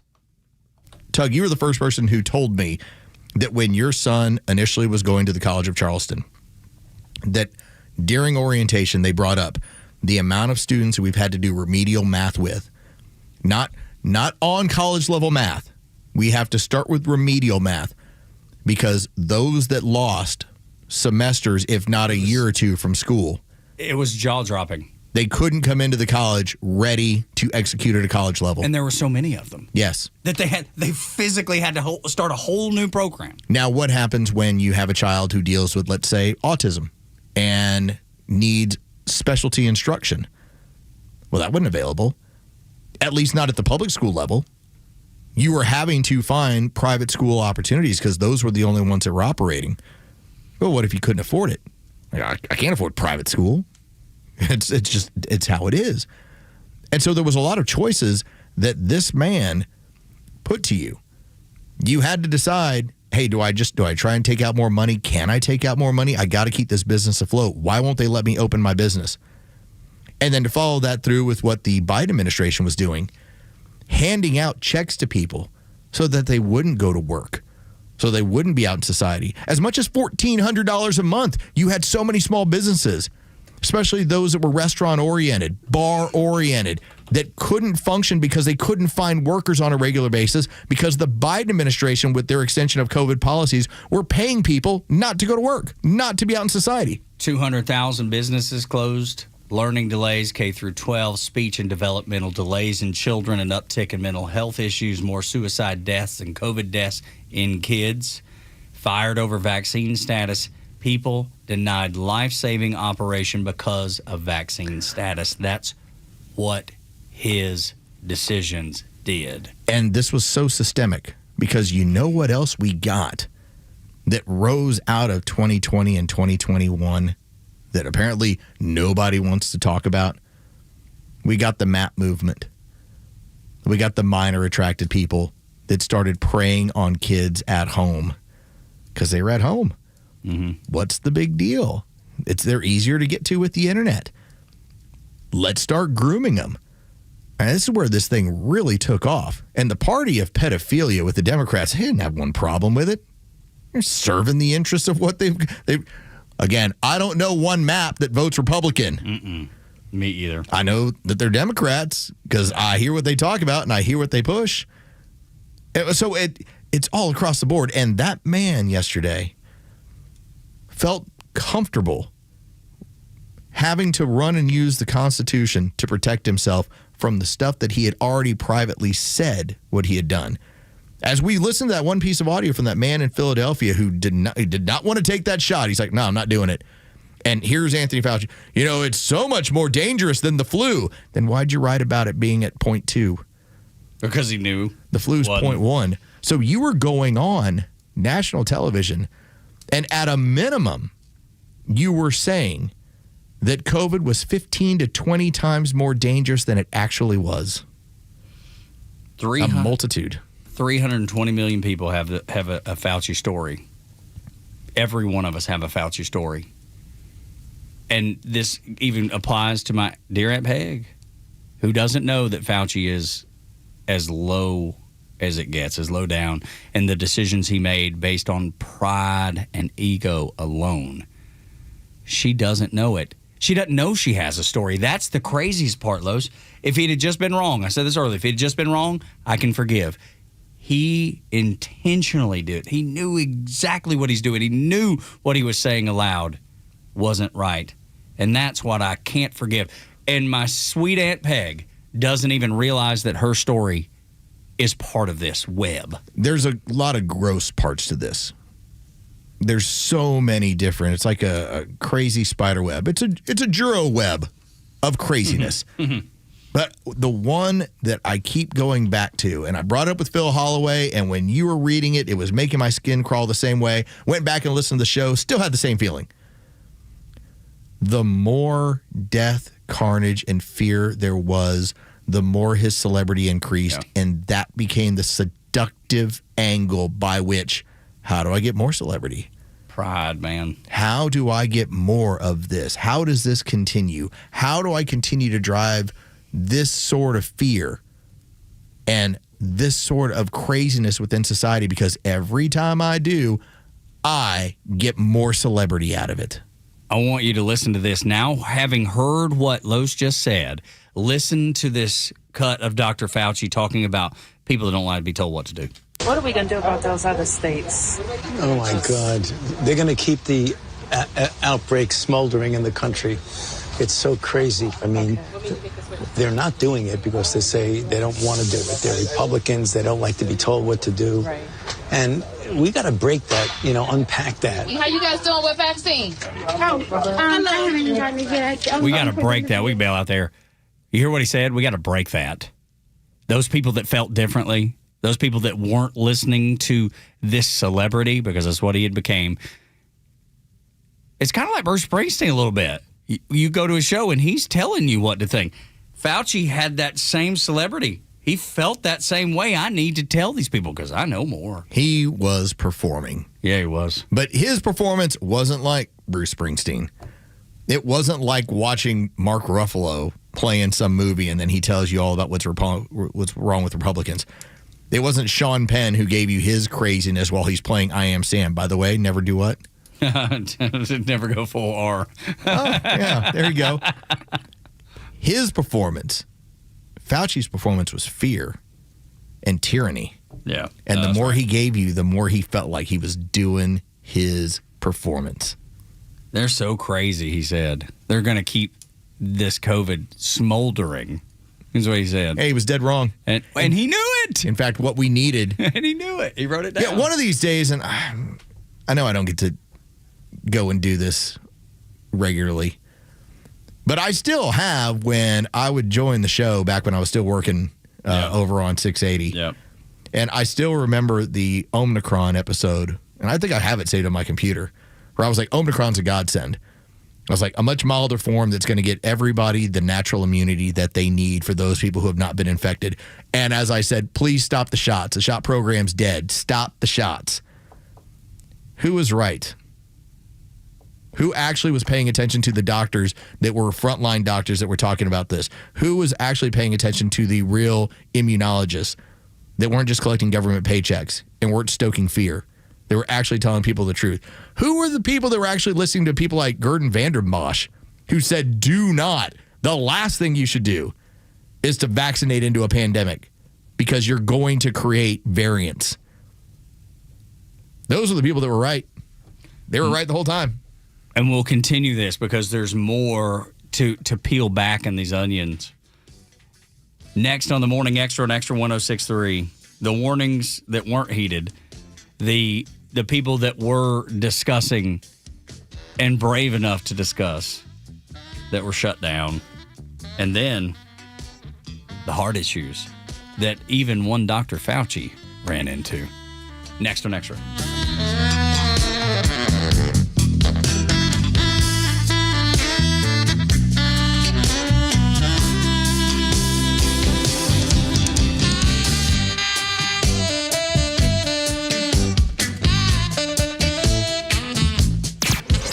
Your paycheck buys less than it used to. That's not a talking point, that's your grocery receipt. And Atlanta's only conservative news and talk station has the numbers, the reasons, and who's accountable. Listen live or stream us anywhere on the Extra 106.3 app. It's Toyota's Big One sales event at Marietta Toyota now through August 3rd. And if you commute every day, the 2026 Toyota Camry may be the one to see first. It's now all hybrid with up to 53 miles per gallon city, an easy way to cut fuel stops without giving up comfort. And with 50 Camrys in stock, Marietta Toyota has the selection to help you find the trim and color you actually want. Every new Toyota includes our nationwide lifetime powertrain warranty, limited time, and unlimited mileage for as long as you own it. And we've been voted Best of Cop for 2026, Best New Car Dealership, and Best Service Center. For well-qualified buyers, special financing is available on the new 2026 Camry Hybrid, as low as 4.99% APR for 48 months through August 3rd. Visit us on Cobb Parkway South, just north of Truist Stadium. Marietta Toyota, since 1975. We've been here and will be here for you. 4.99% APR for 48 months with approved credit through Southeast Toyota Finance. Not all buyers qualify. Offer ends 8/3/2026. See dealer for details. All prices exclude tax, tag, and title, and include $699 dock fee and $257 electronic tag fee. The U.S. Treasury just released its official financial report for 2025. Buried in it is a startling admission. By its own numbers, it appears the U.S. government is insolvent. When governments go this deep in debt, they print money, raise taxes, or cut benefits, none of which can help protect you. That's why people move part of their savings into physical gold and silver. Call Monetary Gold at 877-NOW-GOLD for their complimentary gold and silver guide. That's 877-NOW-GOLD. Call Monetary Gold now at 877-NOW-GOLD. Do it before the next headline, not after. Performance may vary. You should always consult your financial and tax professional. You've tried it all. You've counted sheep, warm glasses of milk, even those weird meditation apps. But now it's time to stop trying and start sleeping. Z-Factor from Relief Factor. It offers a real solution for sleepless nights. It goes beyond melatonin and uses a combination of 4 natural ingredients. It helps relax your mind so you can fall asleep quicker and then helps you sleep soundly through the night. Z-Factor, 100% drug-free, so it's safe to take regularly. Plus, there's no groggy feeling when you wake up. Z-Factor, it's from Relief Factor, so you can count on the science behind it. Tanya and I both take Z-Factor every night. It's on our bedside table. If you're looking for better Z's, give Z-Factor a try. Right now, pay only $19.95 for a 30-day supply. 46% savings. Call 1-800-4RELIEF. 800-4RELIEF. ReliefFactor.com. Better sleep without drugs. See how Z-Factor can get you the Z's you want. 800-4RELIEF. ReliefFactor.com. The stories that matter to you. These are your Georgia headlines. It's Thursday, July 30th, and here are your headlines. The U.S. launched new military strikes against Iran Wednesday night, with Saudi Arabia helping for the first time after Tehran attempted missile attacks on American forces in Jordan. U.S. Central Command called the operation a powerful response, while President Trump warned Iran it was going to get a beating. A 2.3 magnitude earthquake shook parts of metro Atlanta yesterday morning. The quake struck just north of Lilburn around 11 a.m. and caused no reported damage, though residents did say they did feel the ground shake. The earthquake comes about 2 years after a series of quakes shook the northeast metro Atlanta area in June of 2024. And finally, Cobb County is moving forward with plans for an autonomous shuttle pilot program in the Cumberland area. County leaders approved the next phase of the project, with officials hoping to have the self-driving shuttle service operating by the end of next year. A ton of sun is on the docket for today for the metro Atlanta area, with a high of 90 and a low of 68. The Extra 106.3 headlines. I'm Bryce Gobert. Tug and Los until 10 on Extra 106.3. A lot of times here on the Morning Extra, we try to roar. Yeah, we roar sometimes. Shouldn't Gobert end with that as he finishes that? I think so. so. To start doing that? Yeah. Can you give it? I'm Bryce Gobert. Roar. Roar. There you go. That's good. Okay. I like those. Yeah. That came from the... It's intimidating. That was from the stomach, right? Yeah. Was that when you speak from your... Instead of speaking through your throat? Your like groin? singers? Is that what you're looking to look at again? No, not again. No. I don't want to... No, you and your action your diaphragm. Fans. Diaphragm. Thank you. That's not right. your groin. That's right. No, it's well above that, I believe. But that's what that's where that roar came from, right there, the diaphragm. You did that well. Thank you. I appreciate that. Yeah. Have you been working at it? No, first time. Okay. Good enough. I'm not doing it again. I'm going to go back and grab it. And yeah, just use that, the good one. Punctuator. Yeah. I don't blame you. I'm Bryce Gobert. And anytime there's something that needs to be punctuated, like there needs to be an exclamation point behind it, you just fire it up. Can I tell you about a new game I had an idea for? But it really is only, in my opinion, probably a return game. Like we come out of a break and it's a quick game. Yeah, sure. So I was listening to Kimmer, as I always do, and as I was checking Kimmer's show out, he was trying to describe an actor. Now, I knew who he was talking about immediately. Okay. But he was trying to remember, and he's trying to describe more of the stuff that this actor's involved in. Almost like I did with diaphragm there.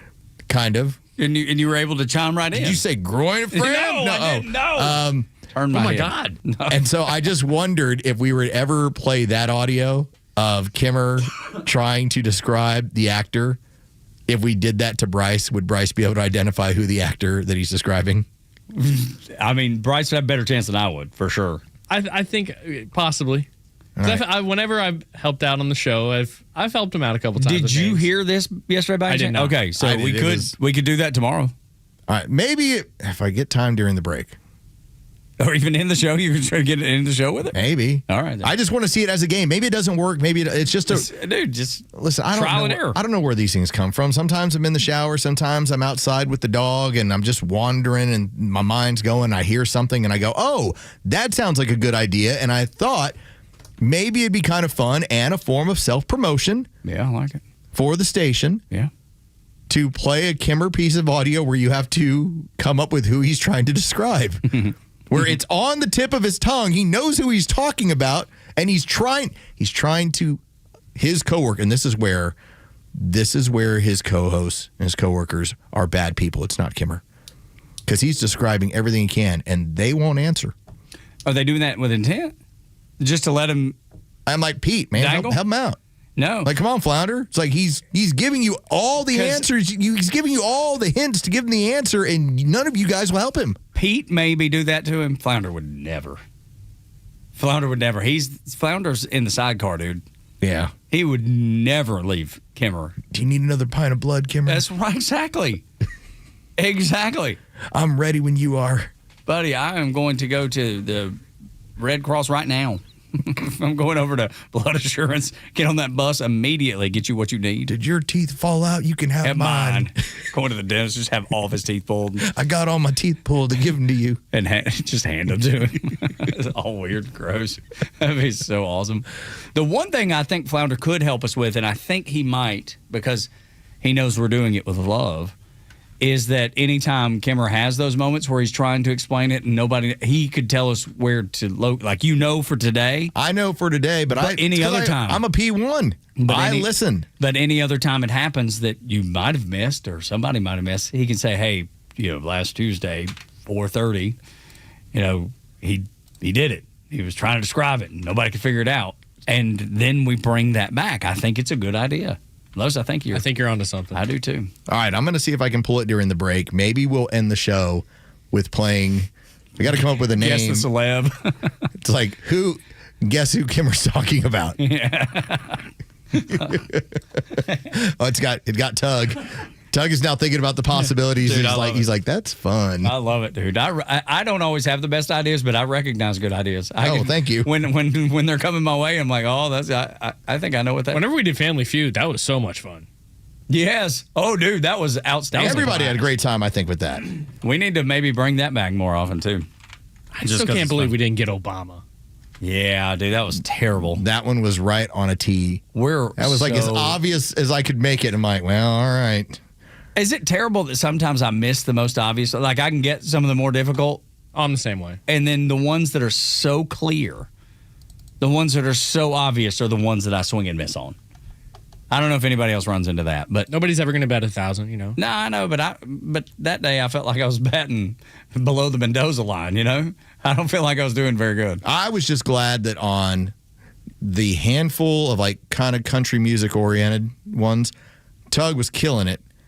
And everyone else was looking at him like he had three heads, like, help me here, Tug, please. And Tug's like, With the exception of Down to San Antone. That was the only one. That was the one of the 5 questions. And that one's see what I mean? That's on a tee. You can't miss that. That's the one you drive out of the park. That's a fastball middle. Yeah, it is middle. That's right. That's one. Austin Riley could have hit that one. That dude can't hit anything. You got to take shots at Austin. He's catching a stray out on this show. You got to deflect a little bit. I can't be the only one taking. You're deflecting right there. That's it. It's like Austin Riley. I can't believe I missed that one. Last night, I don't know if y'all knows, in the games yesterday, he was like over 8 with a walk. Yeah. And it was the last at bat, if I'm not mistaken, he got the walk. Call was awful. I feel terrible for that guy. Not as bad as I did for missing Down to San Antone in the Johnny Cash song, but close. Where is the train heading? Down to San Antone. And then Los being from there. I mean, how do you miss that? How do you miss that? Middle Austin Riley, damn it. See, that was not Spanish version Tug or third time at Dalton State College Tug. That was more like first semester Tug. That's right. When you weren't serious about school yet. No, that's when I was, when I had that little hippie man for a teacher. And he told me about the comma splices. I said, don't you do it. And I did it anyway. Gotcha. Twice, and he issued me an F. I told you what was going to happen. If you wrote those comma splices, that's right. And then it happened. Do we still have time for story time? We can do it real quick. Squeeze it in? Yeah, we'll do it real quick. We try to teach you something every once in a while, and Los does it with story time. Settle in and get comfortable, folks. It's story time with Uncle Los. Thank you to Tug. Thank you to the Go Bear. And thank you to the extras as well. So I wanted to do a quick story time just about public health and about something that has gone on for about 60 years. And does this all fall at Anthony Fauci's feet? Well, no, but this does fall on our public health officials and why you always just got to be paying attention. So back in the 1960s, you'll remember that we sent a man to the moon and we killed a president. Dallas did. I didn't. I wasn't part of that. No, definitely not. The Democrats in Dallas decided we got to kill this president. Fix this guy. Now they need more Pepsodent. Okay, so outside of that, we also had the start and the continuation of the Vietnam War and the escalation of the Vietnam War. And one of the products that was used was made by 2 different companies. There was Monsanto and also Dow. They were contracted by the U.S. government to make what you would know as Agent Orange. Now, Agent Orange, first off, Bryce, thumbs up, thumbs down. Have you ever heard of Agent Orange? All right, thumbs down. Wow. Okay, good. Not even in. Okay. Okay. I thought for sure history class. Napalm, he knows. He's like, love the. Yeah, there's the thumbs up. He's like, napalm. I know napalm. Well, Agent Orange, for the younger portion of the audience, was a chemical, an herbicidal chemical. And because we were dealing with such a crazy jungle canopy throughout all of Vietnam, but also most notably like Laos and Cambodia and all the places where you had the Ho Chi Minh Trail and everything else through there, we were spraying Agent Orange. Now, this was to just kill the jungle canopy so that we could see what the enemy was doing. Whether it was NVA or Viet Cong, we could get a better look at what their supply chain was, how their operations, how they were getting into South Vietnam. That's how Agent Orange was used. And it was used throughout the 60s. Well, the problem ended up being is that Agent Orange is a cancer-causing material. It is a cancer-causing chemical. And you had a lot of servicemen who had been exposed to it. Now, whether they died during Vietnam, after, or had long-term ramification health effects from Agent Orange, it was something that had to be removed from the marketplace. Well, here's what happens. If you know the history of this, Monsanto's like, well, we had this product. It's no longer being used as we get into the 70s. Late 60s, it's gone. Well, what do we do? Well, how about we come up with something that's kind of similar to Agent Orange? Now, chemically, it won't be the same because that's cancer-causing. It can be dangerous. We can't possibly do that. Well, why don't we come up with a product called glyphosate? Now, what's glyphosate? Well, you would know that as the primary chemical makeup for the product Roundup. If you ever watch cable television, you ever hear about your use of Roundup and cancer-causing material, that's where it comes from. Now, glyphosate is something that we have used from a farming industry all over our products all the time. And so I bring that up to point out something that was shared on X yesterday. And it was talking about how Fauci joined the NIH in 1968. Remember, this is an organization, along with your CDC and your FDA, that are supposed to protect public health. Monitor, measure, protect public health. That is their job.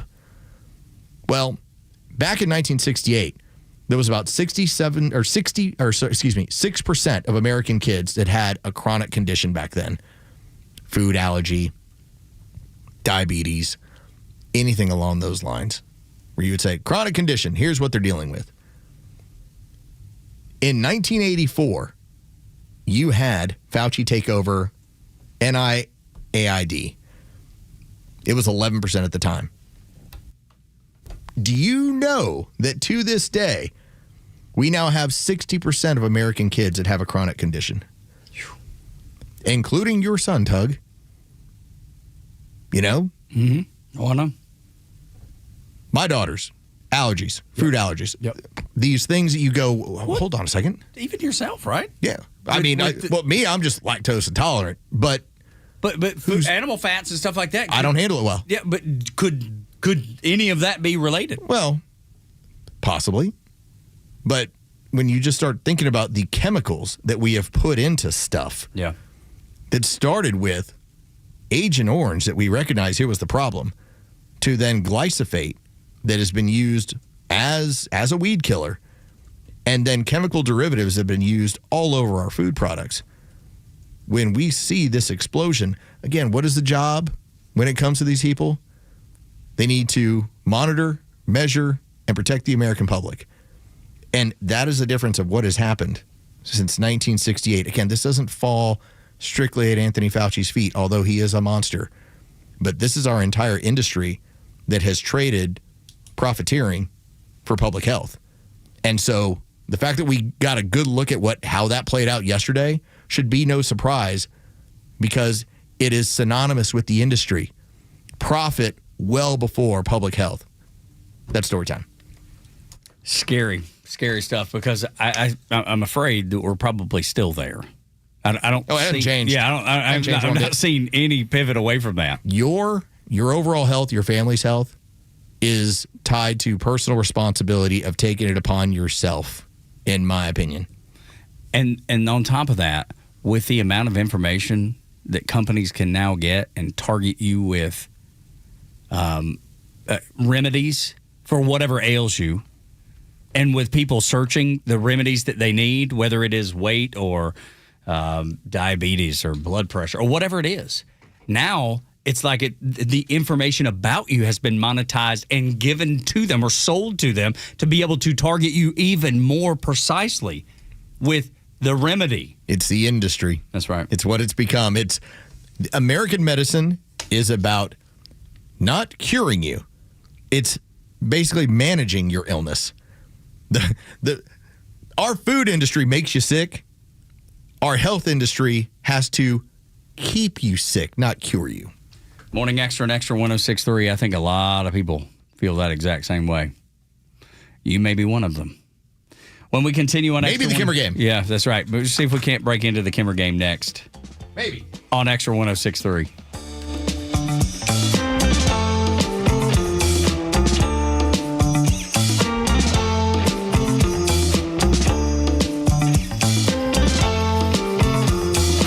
Extra 106.3 Sports, powered by 680 The Fan.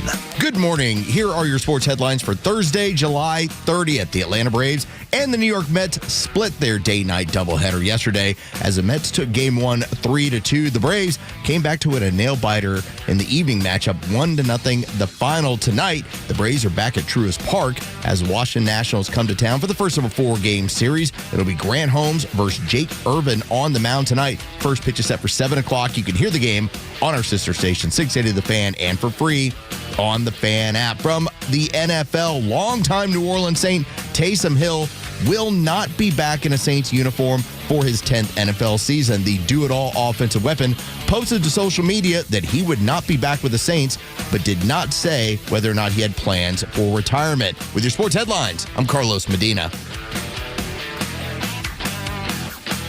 The walk-off home run, the buzzer beater, the photo finish.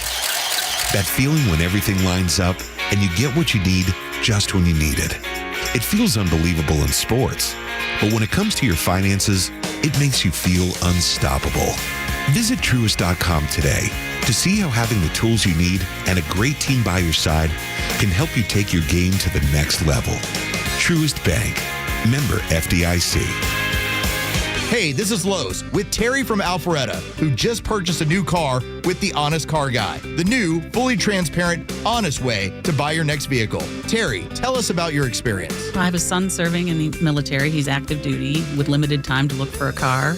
My son was looking for a used Hyundai Veloster, and I had heard about the Honest Car Guy on the radio, decided that might be a route to go, and we made a phone call over the weekend. He screen shared the information with us. We looked over the vehicle, and he took the reins from there, and they were able to walk us through the process of buying the car. We're very clear and transparent, and next thing we knew, we had a car in the driveway. Friends, if you're in the market for a pre-owned car, truck, or SUV, get an honest car buy from the Honest Car Guy. You pay what we pay, plus an honest fee, and we back that up by giving you the bill of sale. That's our transparency guarantee. Call 844-SHOW-ME-1. That's 844-SHOW-ME, the number 1, or visit honestcarguy.com.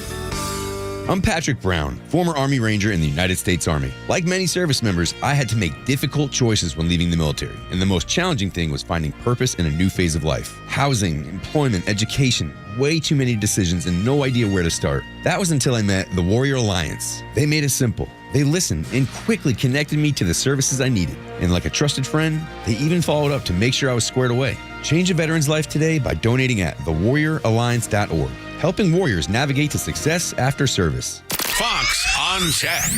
DoorDash is really starting to take off. The app-based food delivery service says they've been given the go-ahead by the Federal Aviation Administration to legally use drones to complete deliveries. The company is building out its own autonomous drone tech, just as it did with Dot, their ground-roving autonomous delivery bot. That's been operating in some suburbs of Phoenix. The company says autonomous delivery tech is meant to augment human delivery workers, known as dashers, on the platform, resulting in quicker deliveries for customers, as a drone could take an order when no dasher is near to the merchant. DoorDash is now the 8th U.S. operator of airborne commercial delivery drones. Companies like Amazon fly drones in limited markets. DoorDash's main competitor in the food delivery space, Uber Eats, announced a partnership last year to develop and fly drones in the U.S. With Fox on Tech, I'm Eben Brown, Fox News. The American dream is alive and well with the Victor Armendariz Show.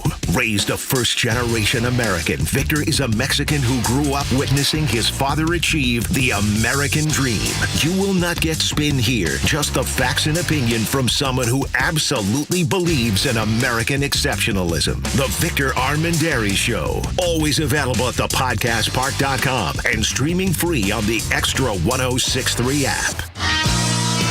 Tug and Los until 10, an Extra 106.3. Appreciate all the emails and phone calls today, the tweets on social media. You're always welcome. You know that. 404-741-1230 at Extra 106.3 across the social media platforms. I can't imagine anybody's out there defending Anthony Fauci. I even heard from my own son, who, his social media, he pops, when it pops up, it's usually with a liberal slant. It just for whatever the feed is. And he said he saw so many people walking back their support of Dr. Fauci because of what was happening in that Senate testimony, pleading the fifth the whole time. So that's encouraging that some people are recognizing it. I know there's a media blackout when it comes to the main networks. CBS did one little splash. I don't know that they've gone back to it about the diary. So we'll see how the media handles that, but I think it's pretty obvious the way that that's going to go. The memes have also been very good. Yeah, they have, absolutely. And I showed my son because he had never seen the Chappelle Show skit about the drug dealer pleading the fifth, and I just I kind of gave him the background of what it was, and then showed him the skit 1 2 3 4 5. 1 2 3 4 5. And, I was singing that, and he kept asking me, he's like, what is that? What is that you keep saying? And so I showed it to him, and he laughed. Man, it was so funny. So stinking funny. And he got the greatest kick out of it. So, I'm thinking that some people will figure it out. Some people, even though the media blackout happens, will understand. A friendly email from David, who talked about he got the shot early because of the elderly parents that he has. And then he started seeing through all of the BS and, of course, stopped immediately and didn't go further with that, which I understand because my family did too. We were actually early before the public rollout because my son has some pretty bad asthma and food allergies and all this sort of stuff. And he can get a cold and end up in the hospital. It's that kind. So when you start talking about respiratory viruses and stuff like that, and you don't know, you just know what, and it's before the public rollouts, before we even knew who Dr. Fauci was, or at least I did. Our family got the shot too, and then we started seeing what was happening. We're like, oh my gosh, and we were done. We stopped immediately. They pulled a lot of people into that stuff. And so, David, I completely understand and commiserate with you. And David added that Fauci will see no punishment, and I think that's exactly right. I don't expect that he will either. But been a good discussion about it all day long. Los, what have you uncovered? All right, I want to end on a high. All right, here we go. All right, we're going to end with some fun. So this was an idea that I had during the 3 o'clock hour of the Kimmer Show yesterday, and I am a Kimmer P1. So when Kimmer texts, you can tell him, hey, this was just a random idea based on a return. And I don't think this is Kimmer's fault. I think it's more Flounder and Pete. Because Kimmer, he's trying to come up with these two people's names 2 people. Or maybe one person. Or maybe one. Okay. We'll see. Could be. Okay. And so neither one of his friends are helping him. I mean, I don't even know. No life ring anywhere. I don't know if we can even call them friends at this point. Wow, dude. Because of this lack of help. Goodness. And they just letting him Kimmer just hang out there in the wind, just twisting. So I'm going to we'll normally play this with Bryce, but I will let both of you play along today. We're going to play this audio. You identify who Kimmer is talking about. He was in the movie Jason Bourne. He was the black guy who played the top CIA director's aide in a big starring role in the Jason Bourne movie. But he was also played the character D'Artagnan, a Mandingo fighter enslaved by Calvin Candy in the movie Django Unchained. And his character, if you don't remember him, his character, he was a fighter, and they used to put on fights so that the guy, Candy, could have fun watching him fight. And he got a kind of a gruesome end because he was torn apart by dogs. And when he got torn apart by dogs, that's when the star of the show, the Dr. Schultz, and the little wagon with a horse, that's when he killed Candy, who's played by the star who has all the young girlfriends. I can't remember his name now. I mean, the name won't come out. Anyway, so that's Atola guy. Now, good Lord. The hell with this. Let's go. Keep doing this. Oh, the hell with it. Sorry. Yeah, they didn't jump in at all. They just let him go. Was he? Can I give a guess or? Yeah, go for it. Jamie Foxx? No. Okay, so I mean, I've not seen. I just know he's in Django Unchained. I've never seen any of the Bourne movies. I want to play this one more time. Okay. Now I want you to see if you can identify the one, maybe 2 people that Kimmer is trying to identify and gets no help from the rest of the show.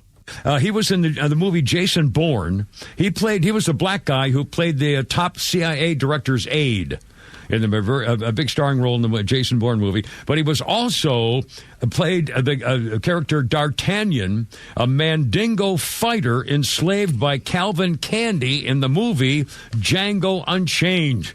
And his character, if you don't remember him, his character, he was a fighter, and they used to put on fights so that the guy, Candy, could have fun watching him fight. And he got a kind of a gruesome end because he was torn apart by dogs.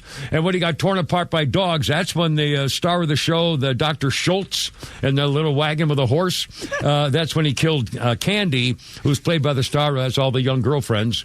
I can't remember his name now. So descriptive. The name won't come out. Anyway, so that's Atola guy. Now, the hell with this. Let's go. Keep doing this. I have no idea. I don't even have a good guess. I wouldn't have been able to assist. All right, first off, the person he's actually talking about is Otto Asando. Okay. Yeah, I would have never gotten that. Okay, there's no chance. Yeah. But then the other one was Leonardo DiCaprio. Okay. Because then he starts talking about who's that guy with all the young girlfriends. Oh, DiCaprio. Yep. He's but famous it was for so that. wide. But you thought to yourself, is he talking about Jamie Foxx? Yeah, that's the only reason I thought that immediately was because of the Django Unchained thing. And at no point did Flounder or Pete jump in to help that man. Well, I mean, with all due respect to them, they weren't given much to go on. Yeah, what are you talking about? You mean the guy who was torn apart by dogs in Django Unchained, and then Calvin Candy, who was running Candyland, and who has all the young... Don't forget about the doctor. Yeah, and then the dude with the horse and carriage or whatever, and the guy with all the young girlfriends, who I can't think of right now. That only applies to one guy, right? Who in Hollywood has more young girlfriends than anybody? Right. Like 30-year age difference, no matter what. I mean, now that when you lay it all out, it looks relatively obvious. When I heard it the first 2 times, it wasn't as obvious. I was at home, and I'm like, I'm here to help a brother out. Yeah, well, look, I don't want to text. Not that I have Kimmer's number, but I don't want to text Kimmer during the show to help him out because he works off of his phone. Well, yeah, but even though he's got a computer machine right in front, would throw him off. Yes, it would throw him off. So you don't do it. You send it over to Flounder. Okay. Did Flounder respond to you, or did he just ignored it? I just think I don't think he was looking to help at that point. Okay, you may be right. Flounder at that point, he might have been working on Flounder's Funnies. Maybe could have been busy. Or was it Rainy Day Theater or whatever? Busy. Could be, but Kimmer has released a statement. via okay. the text line. Yes. Here we go. All right, here we go. They turned on me, I tell you. I agree. I'm telling you, Kimmer gave a proper... He was giving a good description for who it was. Now, granted... I've not seen the movies. Maybe that's why. Otto Elizondo, that's... I've never heard that man's name a day in my life. That one's difficult. I don't think I have either. Ever heard that man's name. The fact that they would not help Kimmer with Leonardo DiCaprio. Come on. I didn't know if he was talking about in real life or the character had a bunch of girlfriends. I didn't know. It's Leonardo DiCaprio. But once you isolate that and give me the background, okay, yeah, that makes sense. But in the moment, I don't know that. My man is driving the bus for 3 hours. There's a lot going on. I wouldn't know. There was a lot of things happening yesterday with all the moving parts, with the Fauci hearing, and a ton of audio and a lot of stuff coming down, and he didn't get any help. He got no help. No, they did not help him. And at the end of it, he was just he just kind of gave up. All the hell with it. Really? To hell with y'all. Hell with it all. Good. I'm glad Kimmer and I see eye on that one. Y'all would know because I don't. I wouldn't. I'm painting. Hell with this. I am. Keep doing this. Sorry. And then the laugh. I'm painting and I'm going, it's Leonardo DiCaprio, guys. Like, help out Kimmer. Come on. Yeah. I couldn't have. I wouldn't have been able to. I would have been dead silent, and Kimmer would have thought I would have been turning on him too. But I wouldn't, because I would never turn on Kimmer. Ever. But I didn't know. I wouldn't have known. I looked up a picture of the guy. Definitely seen him. Could not have told you. Are you talking about the character Otto actor? Yeah. The Otto dude? He's a character actor. Yeah. Okay. Yeah. But he does play a prominent role because he is the driving force by which Calvin Candy gets shot. Is that the dude with the horse and buggy in the thing? Okay. Yeah. Well, no, it's a different person. Oh, what? See, that's how confusing it is. And now they can play this game in the afternoon. I know, right? In this movie, it's Dr. Schultz. Dr. Schultz with the horse and carriage or whatever. See? I did. I caught it. Okay. Well, sorry, Kimmer. I wouldn't have been able to help. I don't think they hung you out to dry. I think Los is wrong on this. I don't think they hung you out to dry. I think they just didn't know. I didn't know. I think they checked out on you, Kimmer, but I am here ready from 3 to 6. He will be here for you. Just like we will in the Morning Extra. Make sure you listen to Kimmer this afternoon from 3 until 6 for Los and Bryce. I'm Tug. Y'all come back now. You hear?